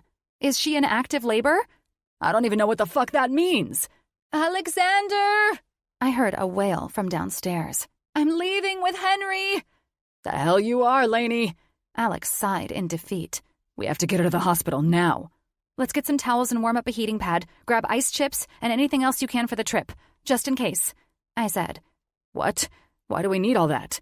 Alex asked, looking at me like a 3-year-old toddler being given instructions. "Oh my God!" I heard a tearful cry. "My water just broke. This isn't happening." "That's why," I snapped to Alex. "Get your ass downstairs and help her. I'm right behind you. Call a goddamn ambulance and Colin too." I knew that if Alex and I didn't get our shit together, poor Elena wasn't going to make it to St. John's. I heard her talking more steadily, and Alex kept her calm, while I threw on my clothes as fast as I could. By the time I reached the lower floor, Alex had clean towels, ice chips, a heating pad, and Elena waiting for me as we rushed out together. Everything was perfect, except the fact that we were gingerly helping Elena into a black Rolls-Royce, not the ambulance that should have been here. "Where's the ambulance?" I asked Alex while Elena clung to him, breathing through a contraction as he sat next to her. "It's Southern California," he said as nicely as he could, his expression dark with panic and fear. $10 says there's an accident, and it's stuck in traffic." "Oh, no!" Elena's cry started normally and ended in an octave that would have made Mariah Carey envious, sharing her panic and pain with both me and Alex. Time to change the mood. Well, if any pregnant woman was going to head to the hospital in active labor, I smiled when Elena blew out a breath, and I reached up to wipe the tears from the corners of her eyes. They'd all love the comfort of a luxurious Rolls. "Let's get you to your husband. You're about to meet your sweet little one." With that, we loaded up, and Alex and I looked at each other when Alex's fearful eyes realized that if Elena were to somehow deliver in this car, he was on the receiving end. He eyed me for help after the vehicle sped away from his house, and Elena went from sitting in between us to switching mid-contraction and laying her head in my lap. Her contractions were getting close, and now it was all up to our side of the highway staying clear, and the driver busting his balls to get Elena to delivery at St. John's in record time. That's when the car slowed, and I reluctantly looked out the front window to see 2 lanes of highway lit up with brake lights that seemed to go on forever. We were officially jammed in traffic, most likely due to an accident. Holy shit. If there were ever a time that Alex and I needed to perform well as partners, it was right fucking now. Chapter 18. Alex. This is not fucking happening. That was the phrase that had been on repeat in my head from the moment Elena gripped her stomach and cried through the contraction that had caught her off guard. While Bree was in the shower, time seemed like it had stopped, except for the time between Elena's contractions. I called for the ambulance first, Colin second, then messaged everyone else in the group chat for any clever ideas to figure out what the fuck to do next. Elena was well put together and was calming me down instead of the other way around. But when the contractions became unbearable, I darted up the stairs to beat down the door and interrupt Bree's shower. Colin was in surgery. No one was responding to my goddamn texts, so it was up to Brienne and me to safely get Elena to the hospital to deliver her baby. We had to focus, so staring at my phone, willing some fucking body on my side of the fence to get back to me, was the only thing I had left. "I swear to God, Alex!" Elena's voice reached a diabolical tone that was probably the only thing that could pull my eyes away from my phone. "I will shove that phone up your ass!" She paused and positioned her feet, pressing one into my ribs and the other damn near pinning my face against the car window. "Sideways!" she continued with agony in her voice. "Alex, put the phone down," Bree said dangerously, with some lunatic smile on her face to show that she would kill me if I didn't stop looking to the phone for help. Shit, that's right. Jim, Avery, and Ash are on the yacht. They're most likely in a dead. "You're going to be dead," Elena said through pants. "I'm serious as fuck when I say that." "Laney, you're going to have to hold it in until we get to the hospital. The traffic will ease up, or the ambulance—" I was cut off when my face was pinned against the window again. "Alex," Brienne said, "shut up and give me your stupid phone before I shove it up your ass sideways. Right now, we're helping Elena, and we aren't worrying about anything but her. A phone conversation is certainly not going to ease the contractions and stop this baby if it wants to come." She looked at Henry, my driver. "Can you pull the car off the road as soon as a shoulder becomes available, please?" "Yes, Ms. Stone," he said. "At the moment, we're not moving." Elena wailed a sound that told me we could likely welcome baby Brooks in the back seat of this car. Here I was, a man who fixed shitty situations, and there wasn't a damn thing I could do to fix this less-than-ideal way of giving birth. "We're so fucked," I said, without thinking how unsupportive that statement was. "Elena, you seriously have to wait and hold it in." Did I just fucking say that to a woman in labor, for God's sake? I don't know what I was thinking, much less speaking, in this situation. "Elena can't hold in a baby," Brienne growled. "It's in her uterus, not her bladder, you idiot." "Oh, shit!" Elena sounded off like a siren, silencing my comeback to Brienne, trying to defend my stupid statement. Brienne arched an eyebrow at me to make sure my lips remained sealed. "All right, Elena." She smiled sweetly at her, running a cloth over Elena's forehead, while the woman's grip on Brienne's arms was turning white. "We're either going to make it to the hospital, or we're going to work as a team to bring this precious baby into the world." She looked down into Elena's wide eyes. "Breathe with me," she smiled. "I heard the hee-hee-hoo-hoo breathing method works. Let's try it when the next contraction comes." "Okay," Elena agreed, tears streaming down her face. "Elena, I'm here," I said, finally getting my head somewhat in the game. "Bree, she's cutting off the blood supply to your arms. Why don't we trade places?" Elena's feet went back into my cheek and into my ribs again. "Wait until after the contraction," Brienne advised, breathing with Elena. "Her contractions are getting closer, and we don't need you passing out at the sight of blood if Elena suddenly feels the urge to push." We worked the first miracle of this backseat labor and delivery situation pretty damn good. Careful with her movements and with flawless ease, Bree set Elena's head on a folded towel that she'd placed on my lap. "This works perfectly," I said the first words that came to my mind. "Wonderful. As long as this is comfortable for you, Alex." Elena laughed as she collapsed back, enjoying the short break before another contraction hit. "Oh, God!" she wailed. "Where's Colin?" "Elena," I said, as I instinctively worked to move to the other side of the back seat without hurting her, finding a better position to hold my best friend's wife. "He's in surgery, and he's going to be one happy—" I was cut off when her fingernails dug into my forearms. "Motherfuck!" I winced. "Breathe, Elena. Let's all breathe together. Brienne said, as if she were a broke businesswoman by day and a delivery nurse by night. The breathing seemed to work to get traffic moving outside of the car and inside the birth canal. "Oh, Lord." Elena's eyes were fearful as she looked up into mine. "I think I have to push." "You think?" I questioned her. "Elena, I don't think that you think. Do you really think you want to do that right now? In the car?" God damn it. I was a heartless, confused as hell son of a bitch at the moment, and I knew it with every foolish word that came out of my mouth. I couldn't think straight, though. I was a man who was geared to handle everything with a phone call or an HR rep. I was by no means the kind of guy who was down to deliver a child in a car. It was a Saturday, for fuck's sake. Why the hell was there traffic? Where the fuck were any of my friends? Brienne's eyes were lit with fire when they met mine, obviously because I was making everything worse, and none of my medical professional friends were calling our sorry asses back. "Grow a pair," she mouthed, as she worked to bust ass and keep Elena calm. I was falling apart, too. Here I was, doing the breathing with Brienne and Elena as if it would help me as well. Brienne rolled her eyes at my dramatics and then looked back at a panting Elena. "Sweetie, the baby is coming whether Alex thinks it should or not." She smiled at Elena, who was nodding briskly with her as she gave Elena a serene look that even calmed me down. "So let's breathe through the contractions, and when you feel like you need to push, we'll go nice and easy." "I can't hurt our baby." Elena started crying. I rubbed the cool washcloth we'd snagged from the house over her forehead, only to see her frightened expression.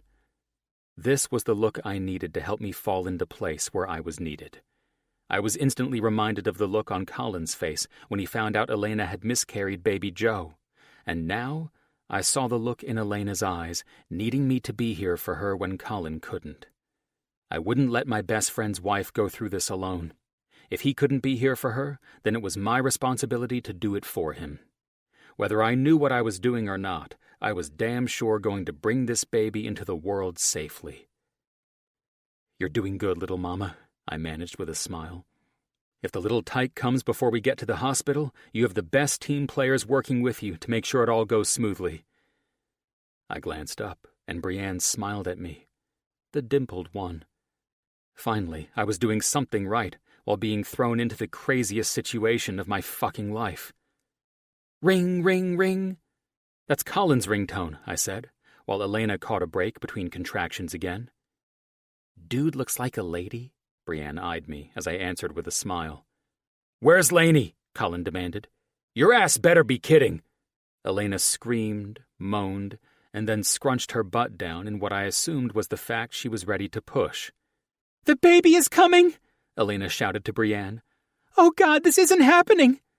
"It is happening, sweetie. It's all okay." Brienne reached for the towels she had me get before we left the house. "Alex, we're going to need some help to push through contractions, and we need to know what to do when this baby has been delivered. I need you to either—" "No, no, no, no, no!" Elena practically crossed her legs in protest. "Hold on, Col." I looked at Elena. "Colin's on the phone, so everything will be fine. If the baby is coming, neither hell nor high water is going to stop it." "Breathe," Brienne said. "Loosen up. I need you to focus, or you will hurt the baby." "Jesus Christ," Colin said. "Laney!" "Yeah, she's in the middle of having your child right now. She can't talk," I said. Then Colin rang my phone on FaceTime. "Bree, can you take my phone for—" "Shut the fuck up and listen to me, Alex," Colin said, stripping the surgical cap from his head. "Dr. Allen is in surgery, but I have been to every last Lamaze class and medical school for situations like this." He was rightfully in his medical professional frame of mind. "Laney, baby, listen to me, okay?" "I hate you for this," she answered in a high-pitched squeal. Brienne's lips pinched together while I shrugged at Colin, who was suddenly the asshole in this equation. "I love you." Colin remained unaffected. "Now, when you feel the urge to push, I need you to bear down as we learned. Remember that?" "I remember not wanting to do this without pain meds." "That's not an option, baby," Colin said. "Wrong choice of words, dick," I said, when Elena's hands went way too close to my own dick while riding out her next painful contraction. In the process of Colin realizing he was as fucking stupid as I was for trying to coach his wife, who was about to pop out a baby in a car, Elena ripped the phone from being held in front of her face for Colin to see her. "I'm sorry. I love you. It hurts so bad." "I'll breathe with you, baby," Colin said. "We've got this. Alex, is traffic moving at all? I heard the ambulance is stuck in it." "We're moving some," Brienne said, as Elena dropped the phone and dug her nails into the upholstery of the car. As Henry parked in a turnout area, it became painfully clear that we were delivering this baby now. No ambulance, no hospital, just us misfits in a Rolls-Royce birthing wagon. "That's it," Brienne said, pulling Elena's dress back and arranging towels across Elena's stomach as if she'd done this before. "On the next contraction, I need you to push, okay? I see a dark head of hair, and that's a great sign that your baby is in the right position." Holy shit. I heard Colin's muffled voice coming from my phone, which was lost somewhere between Elena delivering a baby and the seat she was lying on. "You're doing great, kid," I said, trying to cheer Elena on while I felt around for the phone. "There we are," Bree said, with a beautiful smile, as she stared at my friend's wife's vagina. Not exactly a fantasy of mine, but here we were. "Okay, push with this next one. We're almost to baby." A scream erupted from the car, which should have shattered the windows. "Just a little more," Brienne said. "Next one, and then push hard." "Jesus, this baby doesn't want to be born." Elena collapsed back into my chest. "I don't give up easily, but I think I'm done." "The hell you are, champ," I said. "You're going to breathe and push out that baby. It's probably stuck because it's got its father's big head, that's all." "You're right, it's stuck. Oh shit, my baby is stuck." "Elena Brooks!" I heard Colin's firm voice coming from the phone, which was either wedged between the crack of the seat or the crack of Elena's ass, for all I knew. "Baby, you can do this." "I think—" "Elena, you're doing great. That's it," Brienne said, in a cool, calm, and collected voice. "Keep pushing, sweetie." Elena gripped the headrest of the seat, her other hand drawing blood from clenching my leg, and the next thing I knew, I heard a soft cry come from the other side of the back seat. I looked up to see Brienne was intently focused, and in the towel that she draped in her arms was the tiny baby that Elena had just busted her ass to bring into this world on the side of the Pacific Coast Highway. "Here, Mama," Brienne said, instantly laying the baby on Elena's stomach, and Elena laughed and cried while rubbing the newborn on its back. "Here's the warmer towel," Bree said, as she draped it over the baby. "Thanks to that heating pad, little baby Brooks will be nice and toasty until we get to the hospital." Brienne was fully attentive to everything, while I collapsed against the car door. I watched in awe as two blue eyes peered up at Elena, her head leaning against my chest as she talked to the little man. While I witnessed Elena and her baby bonding for the first time, Brienne found the phone. "Damn, I forgot about Colin," I said. Without a word to my patiently waiting friend, Bree turned the phone for him to see the visual that had to be the most beautiful sight Colin had ever seen. Elena massaged their son's back, motherhood kicking right in, as she kept their son breathing and healthy. "Daddy, say hi to our baby boy." She looked at the phone as if she'd planned this all out herself. "Boy?" Colin's eyes filled with tears as he covered his mouth and nearly brought the nurse who was waiting at his side into a chokehold. "Lainey, he's beautiful." I sat in awe, watching it all unfold. For the first time in my life, I could say with certainty that I'd witnessed a miracle. "You're both so beautiful," Colin continued, and the baby's bright blue eyes moved from Elena while she continued to urge the baby to cry to help it clear out its lungs. "Alex, dispatch just said the freeway is open and the ambulance is close to you guys. Brienne, I can't thank you enough. From the bottom of my heart, thank you," Colin said. "You're thanking Brienne," I countered, knowing we could joke now that no one's life was on the line. I almost lost my balls in this fiasco, and you're thanking Brienne? Who are you kidding?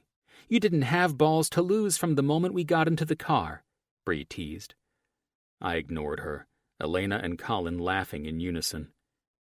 You do realize you'll be naming your son after me for this, correct? Colin smiled. If Brienne is right. I could hear the joy in Colin's voice as he continued to be enamored by his beautiful son. We'll be naming him Alexandria, Colin teased. The ambulance is here, buddy. I opened my door as the paramedic approached and looked inside. We just delivered... Shit. What time did we... 8:33, Colin said through the phone. We've got the time of birth on our end, medic. Got it, the guy responded, taking my place, and then both paramedics worked to put Elena and little baby Brooks on a gurney so they could haul ass to the hospital. I ran toward the back of the ambulance and jumped inside. Hey, sweetheart, I said, smiling at Elena.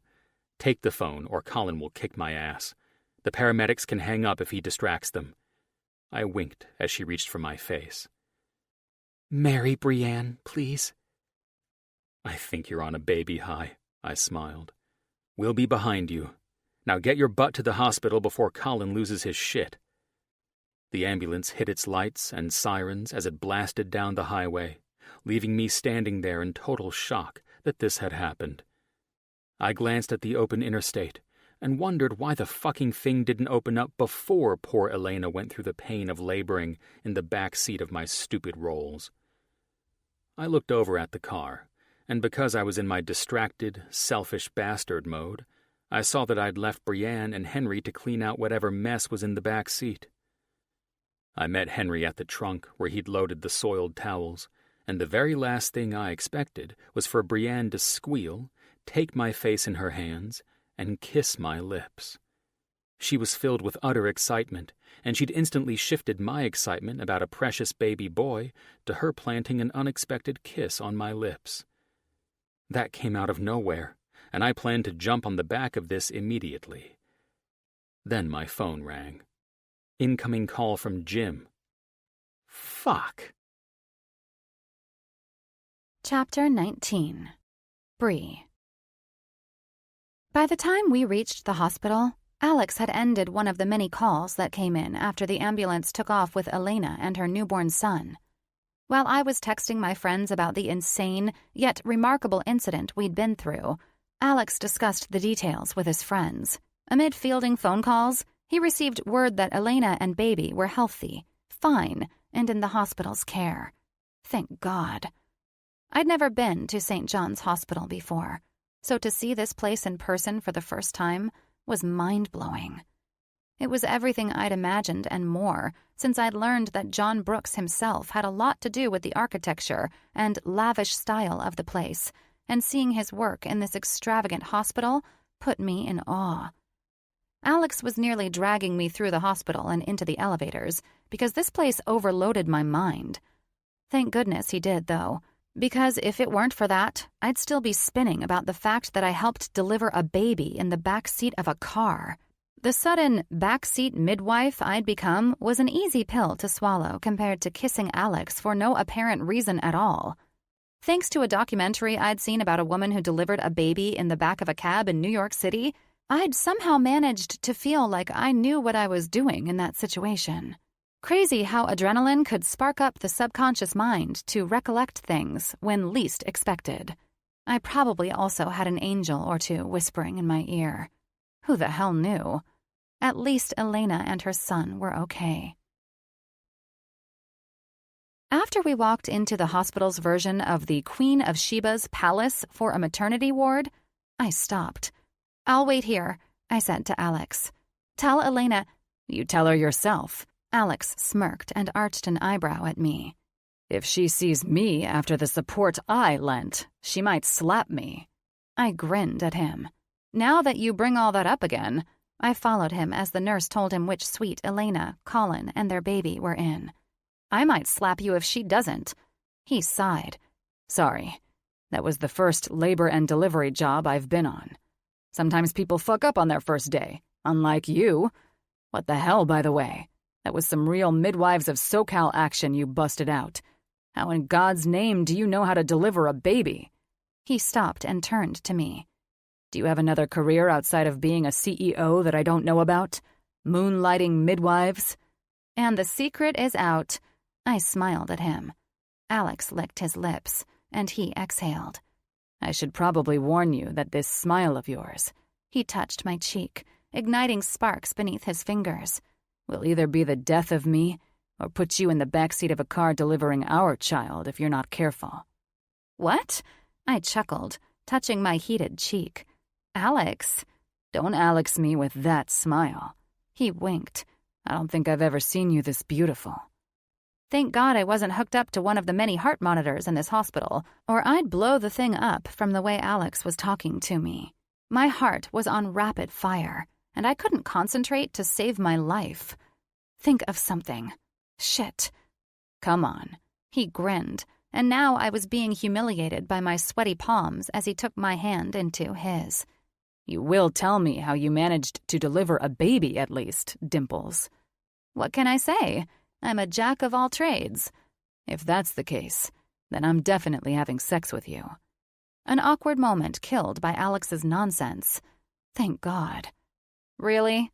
I rolled my eyes after a nurse looked at him to check him out or to glare at the comment he'd made. Most likely the first.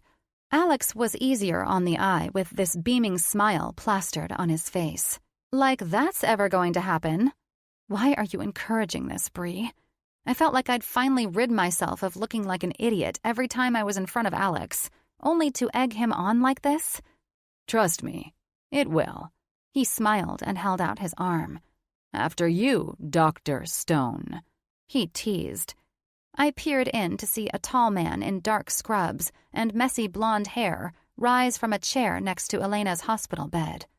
The man had bright, sky-blue eyes, a matching vibrant smile, and the next thing I knew, I was swallowed up in his arms. I don't give a shit if you're not the hugging type, he said, stepping back and smiling over at Alex and then back to me. I owe you my life for keeping my two loves safe until they got to me. I smiled in return. This was the happiest man on the face of the earth, and with good reason, too. I wouldn't go into the fact that he was drop-dead gorgeous. Rumors ran all through Southern California that the doctors at St. John's were not only exceptional in their professions, but they were also painfully good-looking. I could confirm that the rumors were true. You're welcome. DIY comes in handy sometimes, I guess. And you dipshit, Colin said to Alex as I moved toward the beaming smile and warm, bronze eyes of Elena. Elena said you were an absolute bitch in the car. The men's laughter remained behind me as I walked to where Elena held out her free arm for me to embrace her and see their beautiful, sleeping infant. He's so beautiful, I said, afraid to touch him. You are officially my hero. I grinned at her. Elena's arm squeezed me tighter. I'm your hero? I don't think so. You are 100% mine. What would I have done without you? I still can't believe it all happened like this. I'm still shocked myself. I chuckled, taking the seat Alex had pushed next to the bed for me. If you weren't as tough as you were, I'm sure... No, she smiled so sweetly at me. I felt like this woman could have easily been my friend for life. Or from another life. You hung in there for me when I was losing it. I love you for that. Thank you. He's actually beautiful, Alex said, as if he were shocked Elena didn't birth an alien. He ruffled Colin's hair and walked to the other side of the bed. Shocking. He looked at Colin, sitting on the bed by Elena's feet.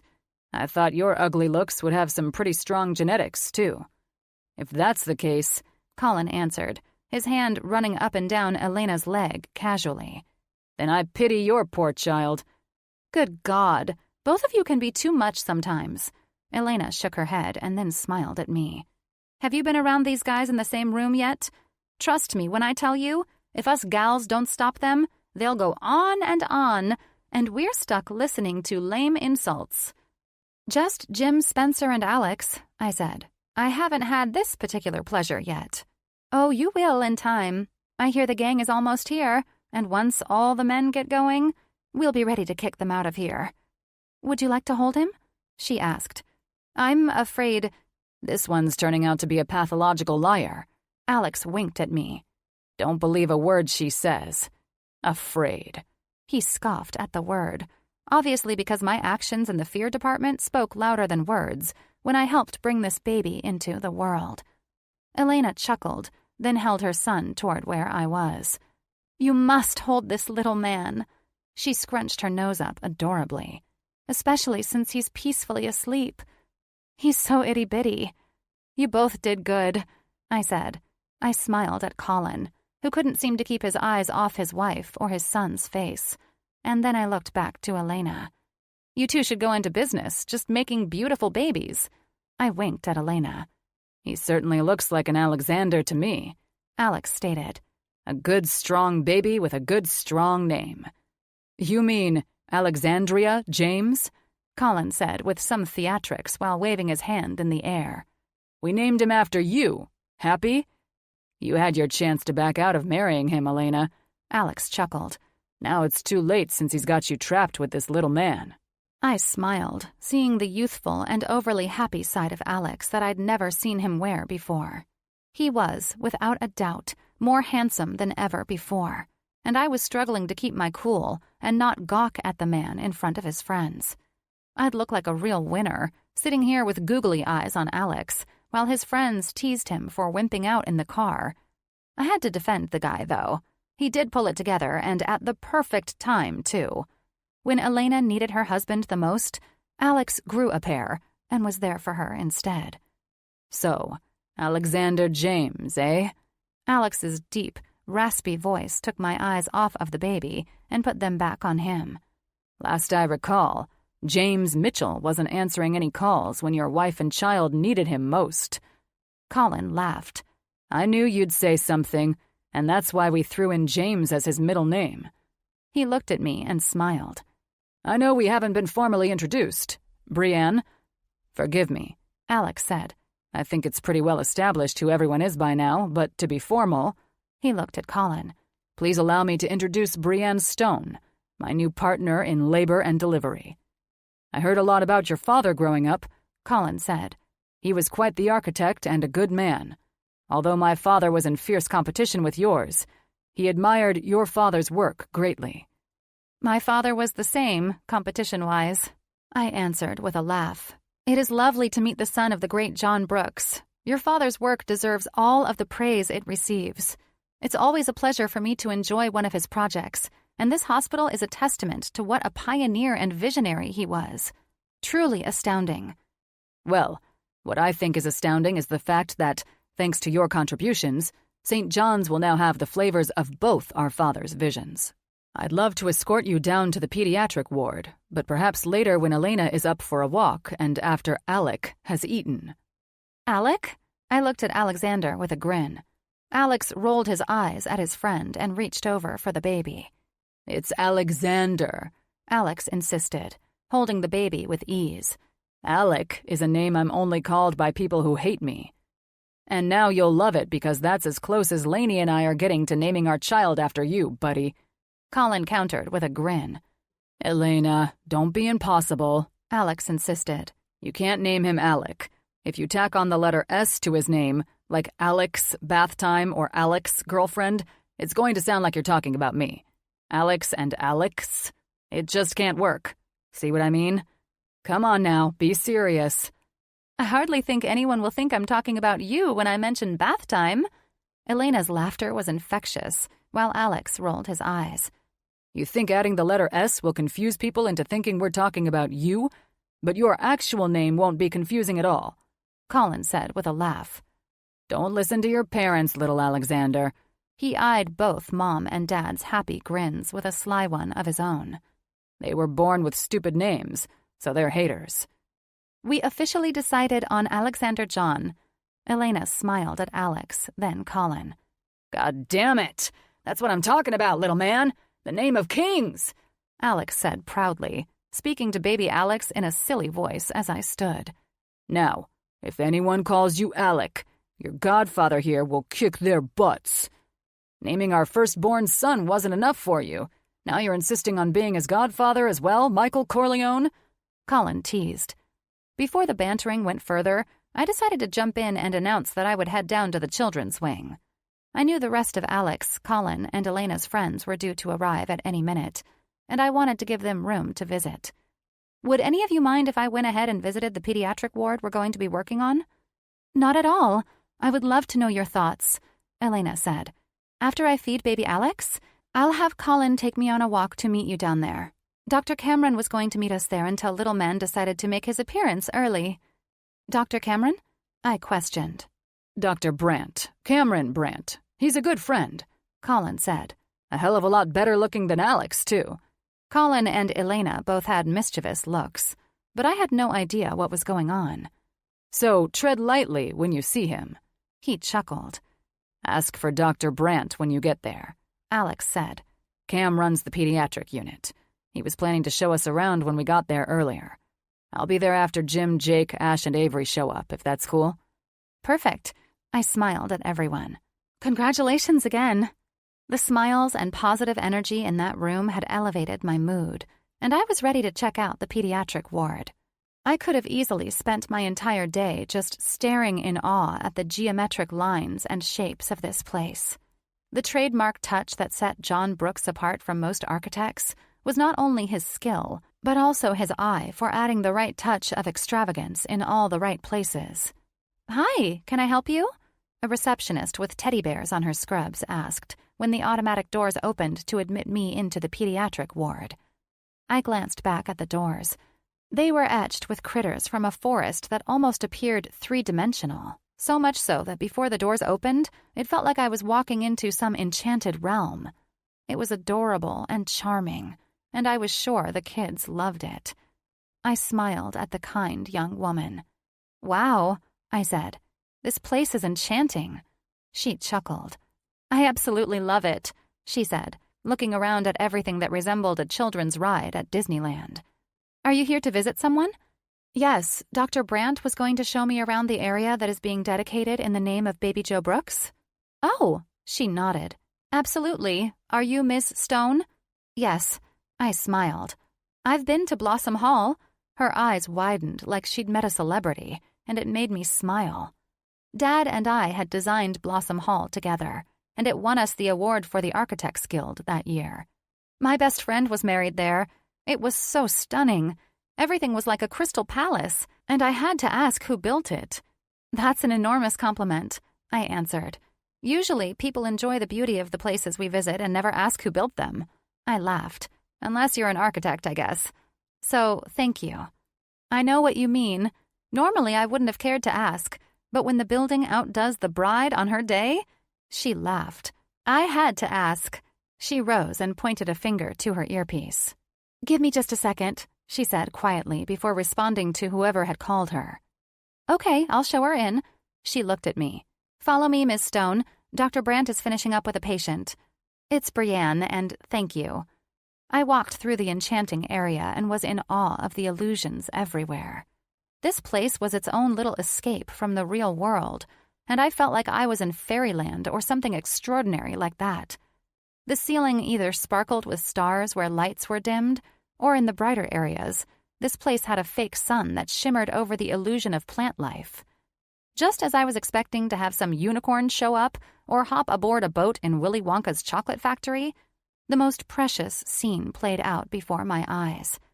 "I won that one, and you know it, bud," a man wearing a white lab coat said, squatting down and tossing a Nerf football in the miniature football stadium where I now stood. "This is the indoor football field," the receptionist who led me into this open space said. "The kids get to dress up like football players if their parents allow it, and play against holographic players." I glanced around and noted numerous kids in their own spaces, rolling around in hospital garments or little jerseys and helmets with St. John's printed on them. There was no way in hell I could live up to these standards. This was innovative and next-level, Tony Stark genius-type shit. John Brooks designed all of this? This is mind-blowing. "And this is just the football area," she chuckled. "If you need anything else, I'm Alyssa. Dr. Brandt will be with you as soon as he's done with David." She smiled at the endearing scene of the young doctor in a pretty good standoff with a little boy. And even though the child's head was wrapped in gauze, You'd never imagine that this kid must have gone through an accident, or scarier, brain surgery.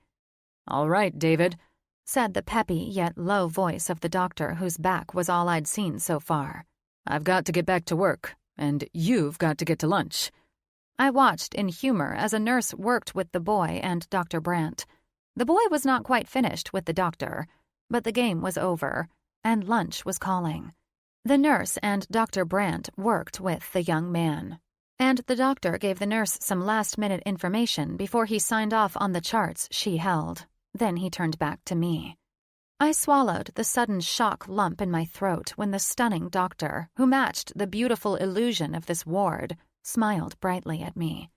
He extended his hand, and his piercing blue eyes, which dazzled against his well-groomed facial hair, met mine. "You must be Brienne Stone," he smiled. "I'm Cameron Brandt. It's a pleasure to meet you." "You too." I looked around at the play arena we were in. I'm starting to question why we need architects to come in and add anything to this place. If the gardens and this unit are being upgraded, there's no living up to— "Don't listen to her, Cam," I heard Alex say as he joined me. "She's got this and she knows it." Alex eyed me. "I knew if I didn't get down here with you, you'd lie your way right out of this job." Very funny. You all realize this is super innovative stuff, right? Holographs? I said, looking around at this futuristic children's area. I feel like I'm on another planet. Any architect, unless they're John Brooks himself, would be lying to you if they said they could upgrade this. "It's certainly next level," Dr. Brandt chuckled. "It also helps the less fortunate children who live here with us." Remarkable. John Brooks thought of everything in his designs, didn't he? I said, smiling at Alex. Alex slid his hands in his pockets, still beaming from being with the baby, I'm sure. "John was a genius with everything he touched," Alex confirmed. "But you're only looking at what he dreamt up for children in a hospital. It was the engineers who made these concepts and illusions possible. And even at that," Dr. Brandt looked at Alex and then me. "Alex still can't throw a football to save his life on this field. I have patients kicking his butt all the time when he's down here screwing around."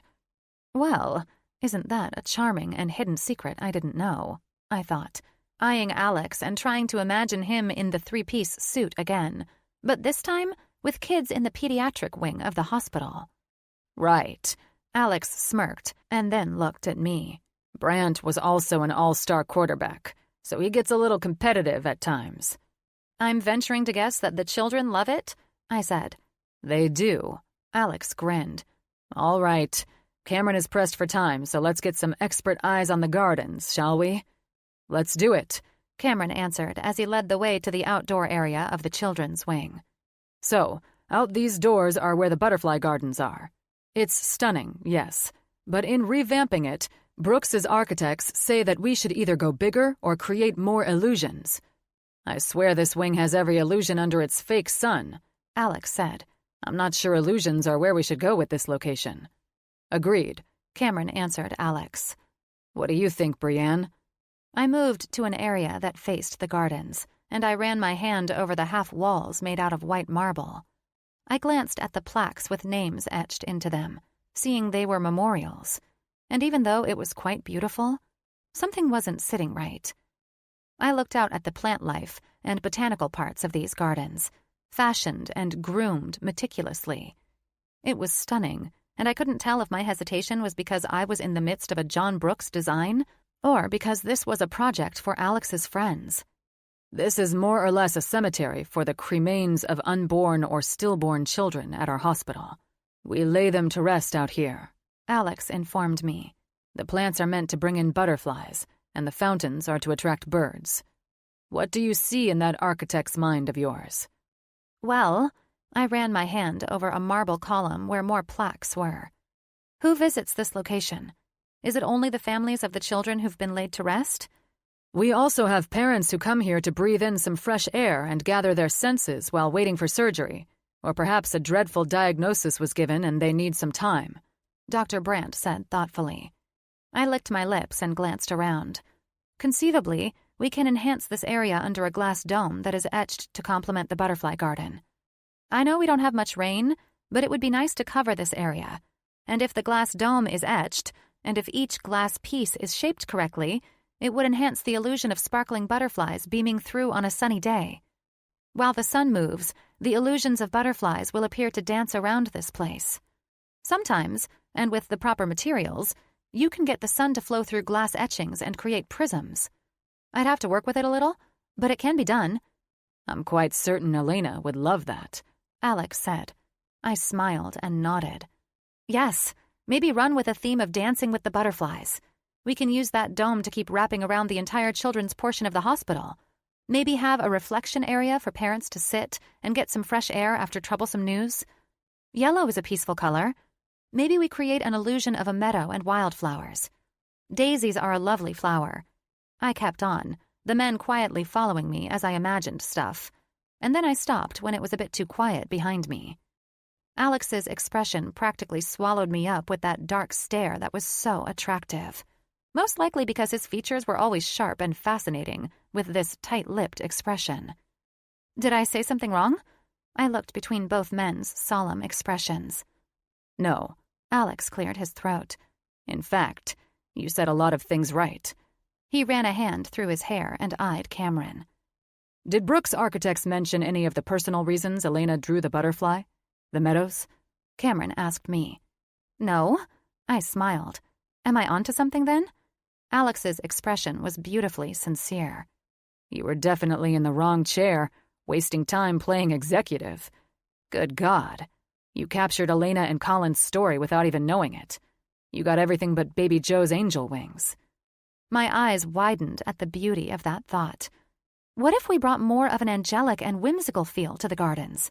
We can add stunning wings in the etchings that show up when the sun hits them at a certain time.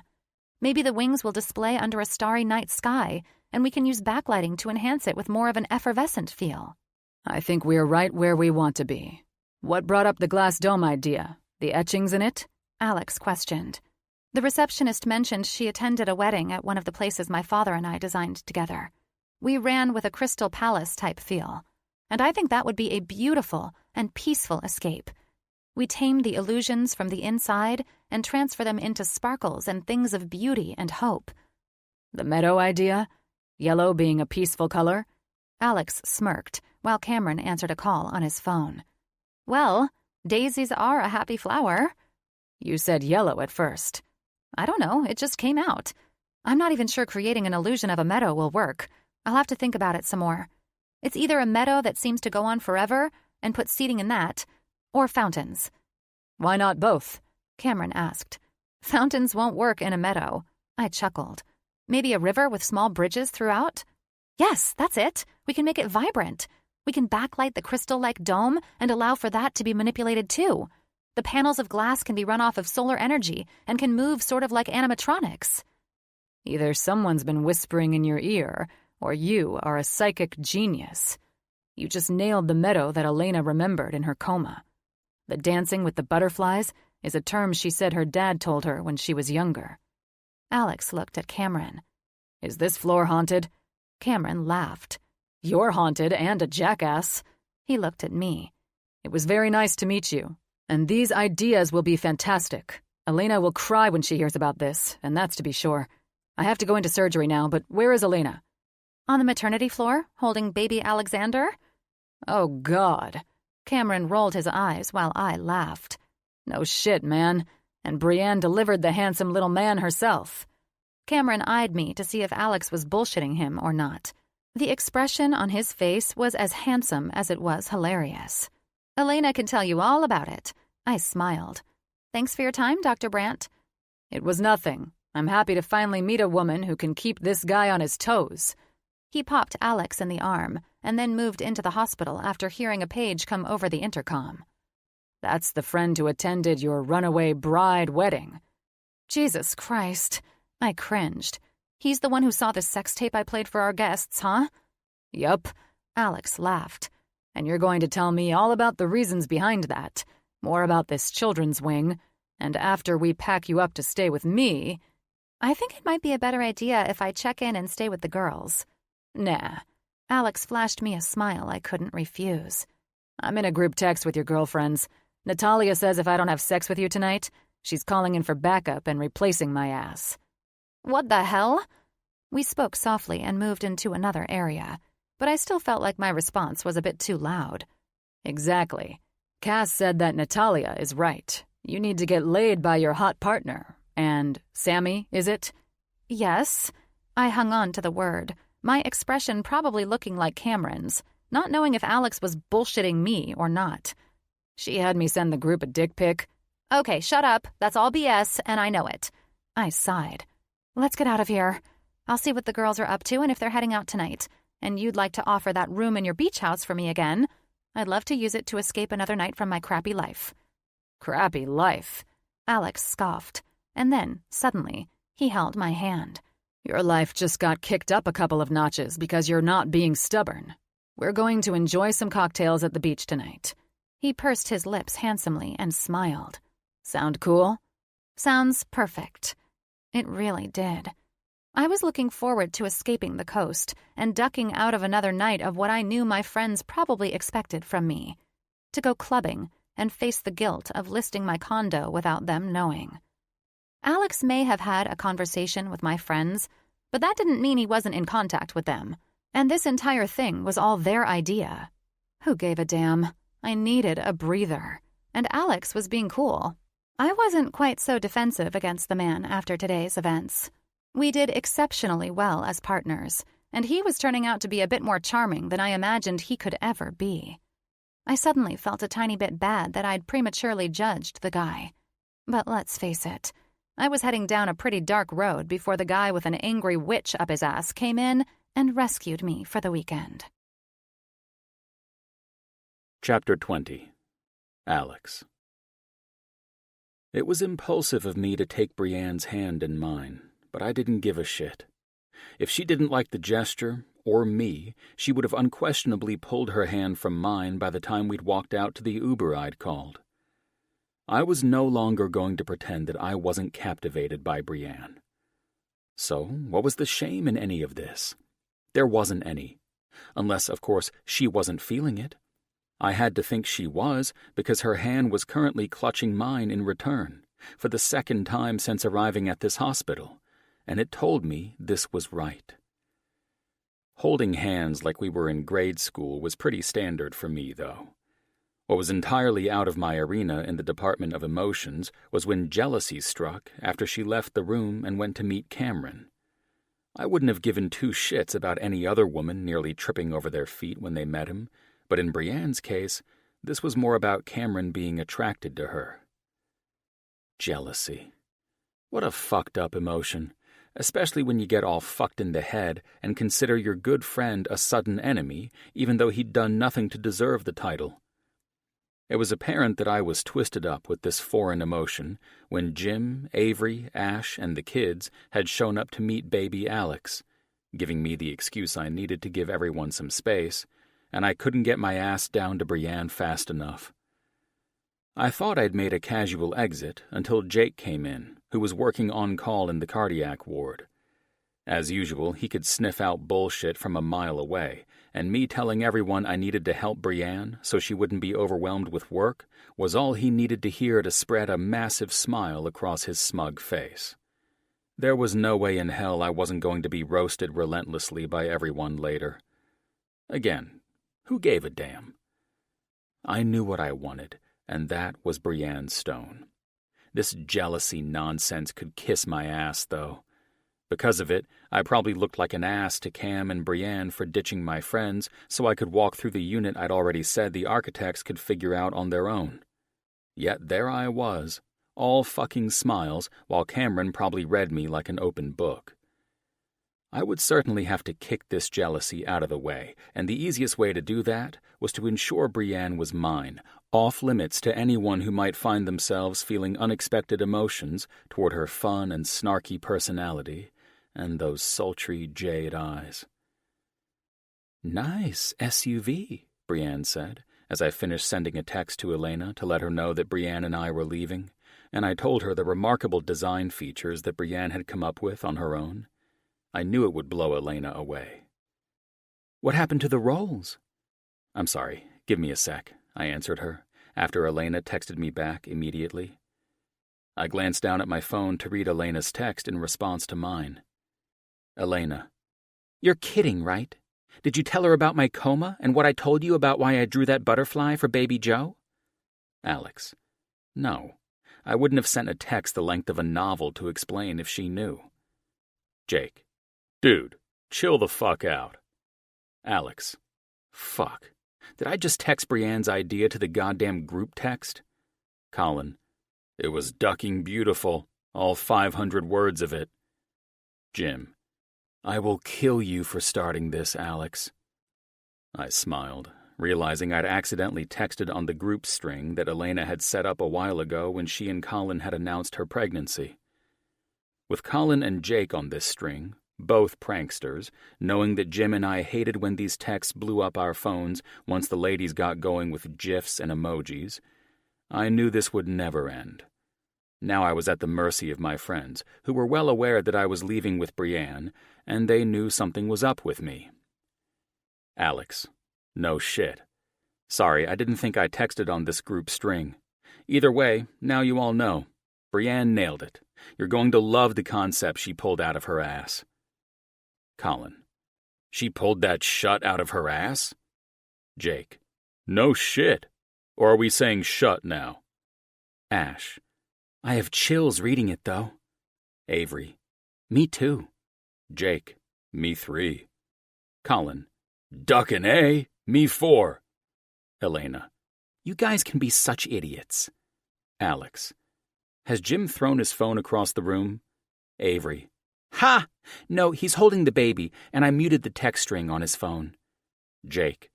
Too bad Alex doesn't know how to mute this shit on his phone. Is Brienne with you, fucker? Ash. Hey, Ave, you and Jim really should start trying for another baby Mitchell again. Elena. 100% yes! Avery.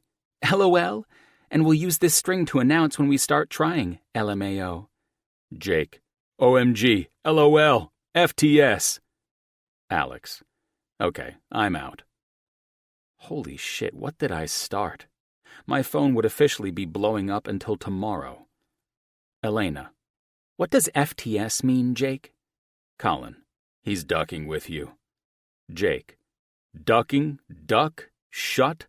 Dude, fix the autocorrect on your whack-ass phone to spell out fucking and shit. Fucking shit. Colin. I did. It resets itself. It's ducked up. Ducking shut. Jake. Now you're just fucking with us. Colin. Yep. Jake. Dip fucker. Colin. Fip ducker. Alex. Are you assholes all texting while sitting in the same room? Elena. What does FTS mean? Seriously? Colin. Yeah, we're in the same room, laughing as we blow your ass up too, bitch. Jake. It means fuck that shit. Avery. LMFAO. Yes, we're in the same room. You still with Brienne? Ash. Yes, ha! In the same room. Elena. They're all still here, yes. Ash. Yes, are you still with her? I can't believe she delivered this baby in a car. Avery. No shit, fucking unreal. Was she just as shocked as you were? Jake. We heard you acted like a little bitch in the car, Lexi. Alex. Okay, Brienne and I are leaving. We need to go over stuff. Jake. Stuff? Like you're gonna fuck stuff? Colin. Alex might not be a cocksucker after all. Jake. He's gonna hit that. $10 says he does. Colin. Doubling up on that wager to say she turns him down. Elena. FTS. Ash. Idiots. 3 dots were loading, and I turned my phone to silent. Colin and Jake would take this to a ridiculous level if the girls didn't rip the phones out of their husbands' hands. Jim's phone was muted, so he was the lucky one. Now here I was on the ass end of all the jokes, knowing these men had been long awaiting the day I'd put a woman before anything else. And goddammit, that's exactly what I'd done. Holy fuck. I didn't think I was capable of giving a damn, yet here I was. Brienne was at my side, and my goddamn phone was buzzing like I'd shoved a vibrator up my fucking ass when I put my phone in my back pocket. I could almost guarantee that the group chat had swiftly turned into an emoji fest. Hearts and kissy faces from the girls, and eggplants, peaches, water drops, and middle finger emojis from the guys, and it wouldn't end until someone's battery died or my phone broke. I loved my friends, but if Brienne were looking over my shoulder, I'd be fucked. She didn't know them as I did, and I could easily see her going into shock when she saw the other side of my personality. Out of all my friends, Jim and I were the two who were too busy to figure out how to mute these fucking group texts, and the rest of the gang knew it. I glanced over to Brienne as she texted on her phone, knowing she could probably help mute the chat. But the last thing I needed was her eyes on my phone. For one, she'd already prematurely judged me. All I needed was her to believe that my two doctor friends who cussed like sailors actually talked this casually around patients or while in surgery.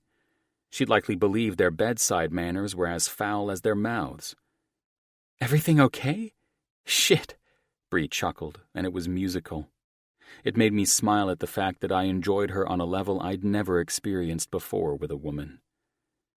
"It looks like you're dealing with work or something. You've been staring at that phone for 5 minutes." "Yes," I smiled at her, my phone still buzzing and pissing me off. "And I already sent the address to our Uber driver to take us to a dealership to fix your car situation." "No, I don't have—" "I'd rather not discuss personal things in front of our driver," I smirked at her. "If Henry were here, that would be different." I sighed dramatically, trying to remain firm on the fact I was getting this woman into a car, and she wasn't going to argue. "Is your car ruined from the delivery of the baby?" I smiled. This would be a perfect way to get her to sign the pink slip, a new company vehicle. The Rolls was actually the company car. Now it's fucked with afterbirth and will be haunted with residual trauma, shit like that. So, Jim wants you and me to pick up another car to replace it. "We're going to go buy another Rolls-Royce?" "I'm thinking graphite gray." "What's with you in that color, anyway? I've seen you drive 2 cars painted that same matte gray color." I twisted my lips, acting like I was trying to think hard and long on that one. "Simple. I like the color." She chuckled and rolled her eyes at me. "Do we need to buy a company car right now?" "Yes. You need one to drive as an executive on Monday." "I'll call for an Uber, thanks." "An Uber?" "Yes. That or I'll borrow a friend's car until I can buy one myself." Her cheeks flushed, and that was the first time I realized she was giving me her most important tell. I saw her cheeks turn this particular shade of red multiple times when she was caught lying to me. This was the lying Bree look. "Uber, huh? Okay. And you remember what happened the last time you borrowed a friend's car?" Cheeks red again. "Oh, right." "Now that we've established that I'm helping your ass," I stated, "you have to play by my rules." Her head snapped over to me, and I arched my eyebrow at her. "What makes you think I'm playing by your rules? I never agreed to you helping me out."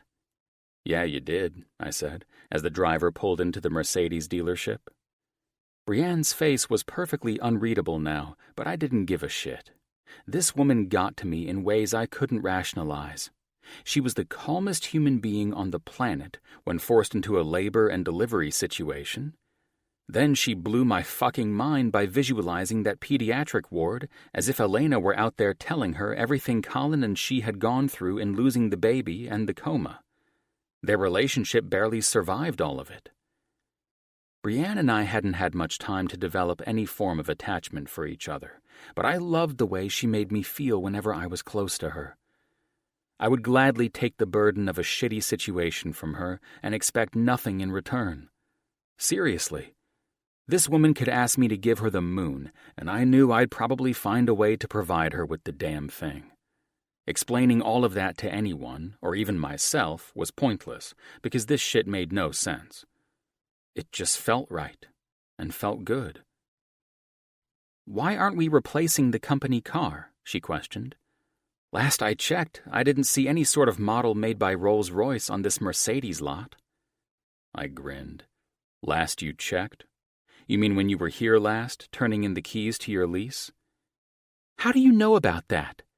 Damn it, you really are on a group text with my friends, and Nat probably started it.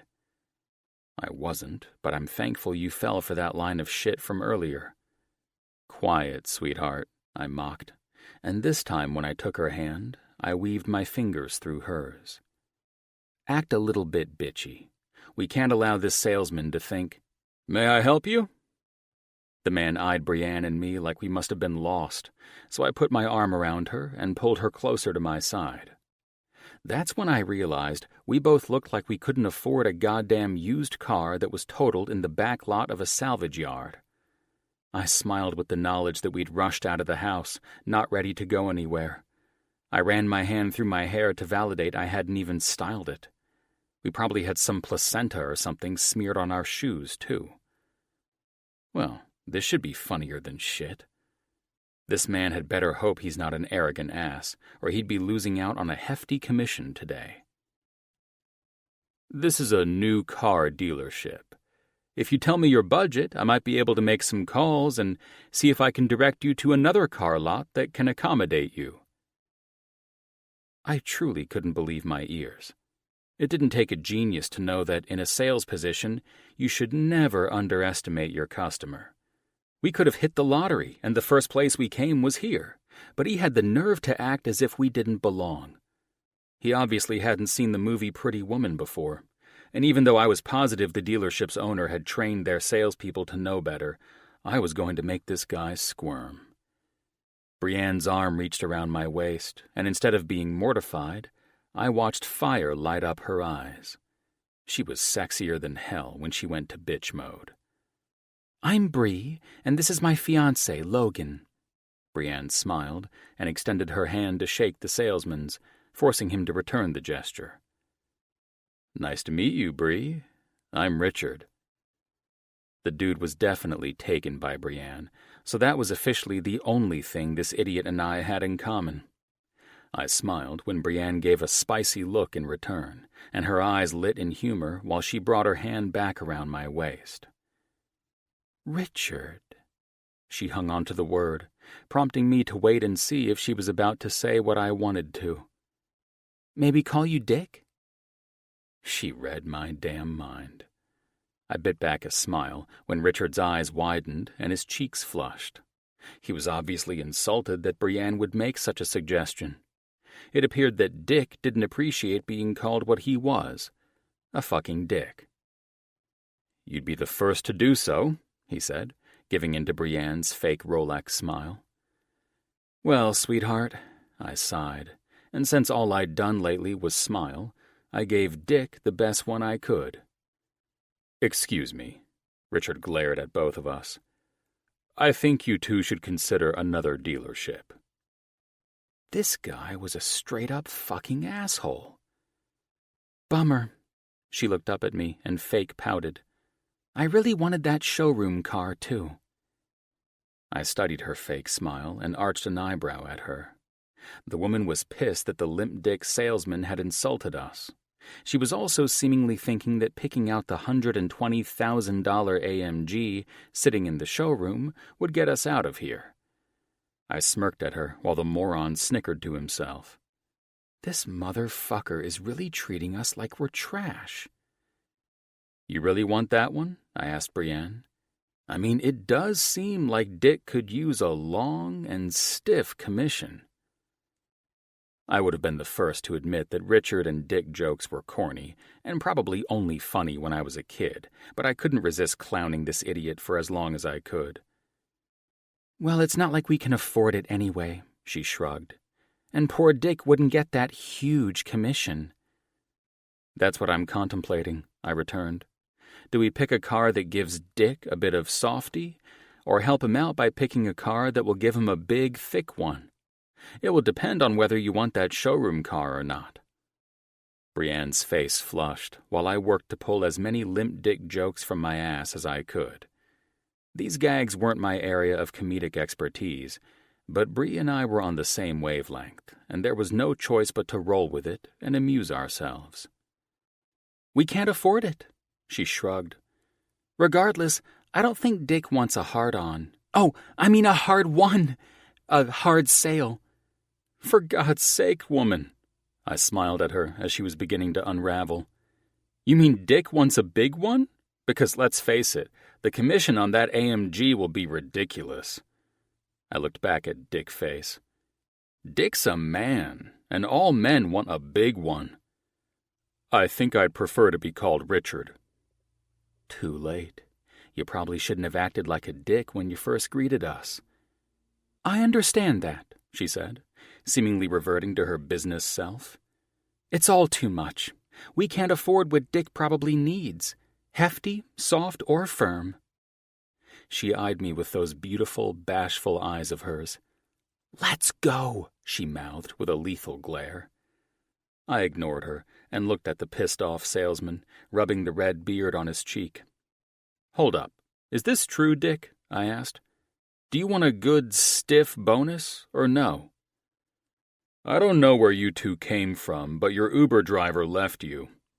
He looked at his watch, as if we were suddenly wasting his time, and I was about to do just that after he sighed in annoyance. All right, fucker. Let's play games, shall we? Tell me about these cars. I pointed toward the lot, releasing Brienne to be captured by the younger salesman who was eyeing us and watching her.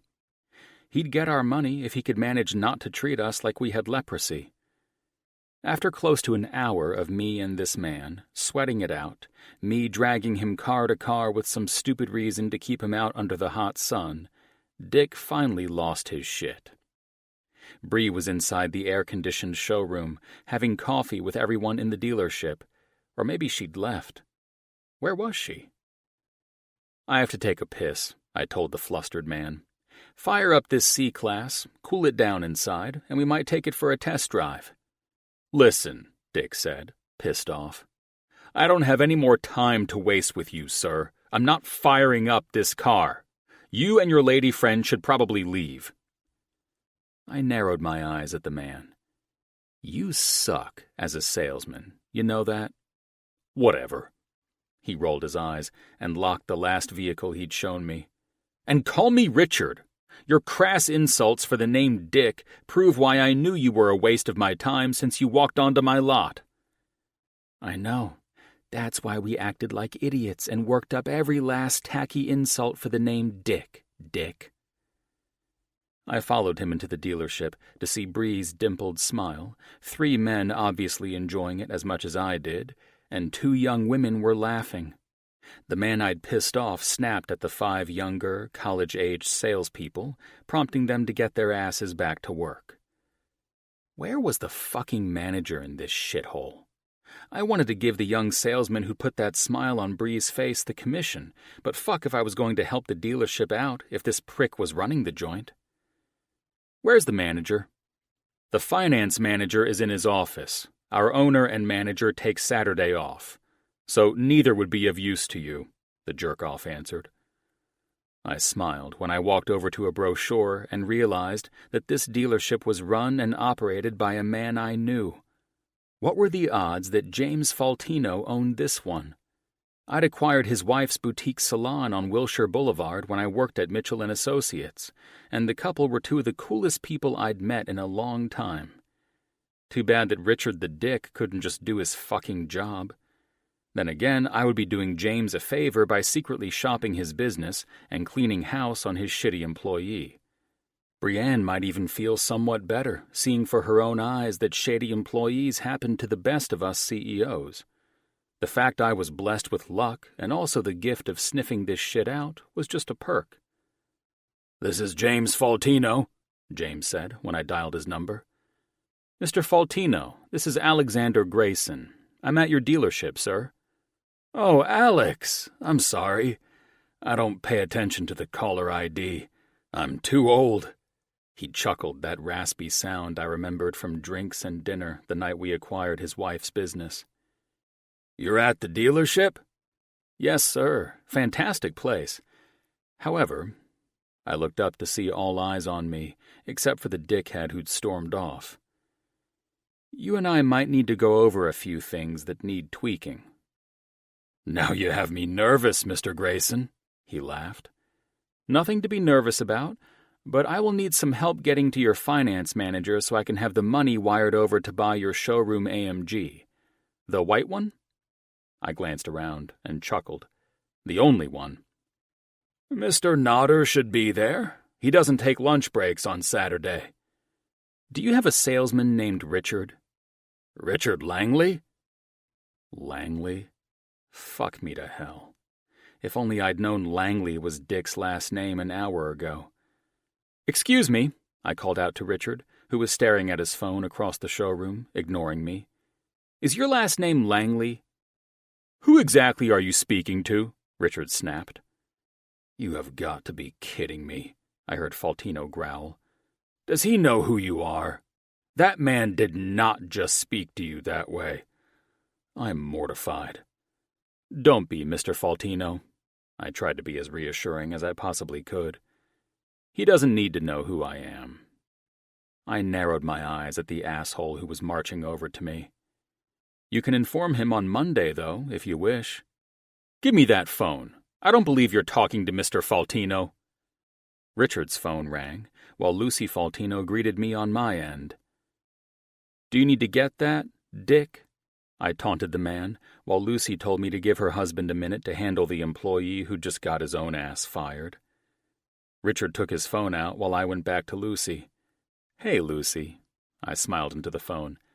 I just needed someone to get me up to financing and past your little gatekeeper at this dealership so I can get my friend a car and get back to my place for cocktails on the beach. She laughed. Are you still with the one young beautiful lady? What was her name again? Autumn? Summer, I said gravely. I narrowed my eyes at Brienne as if I saw Summer's face in hers. And no, I'm not. All the goofy nonsense left the building the second my ex's name was brought up. She was the biggest fuck-up I'd made since leaving the nightmare of my family life in the past. How the hell could I forget who I was and what I was doing?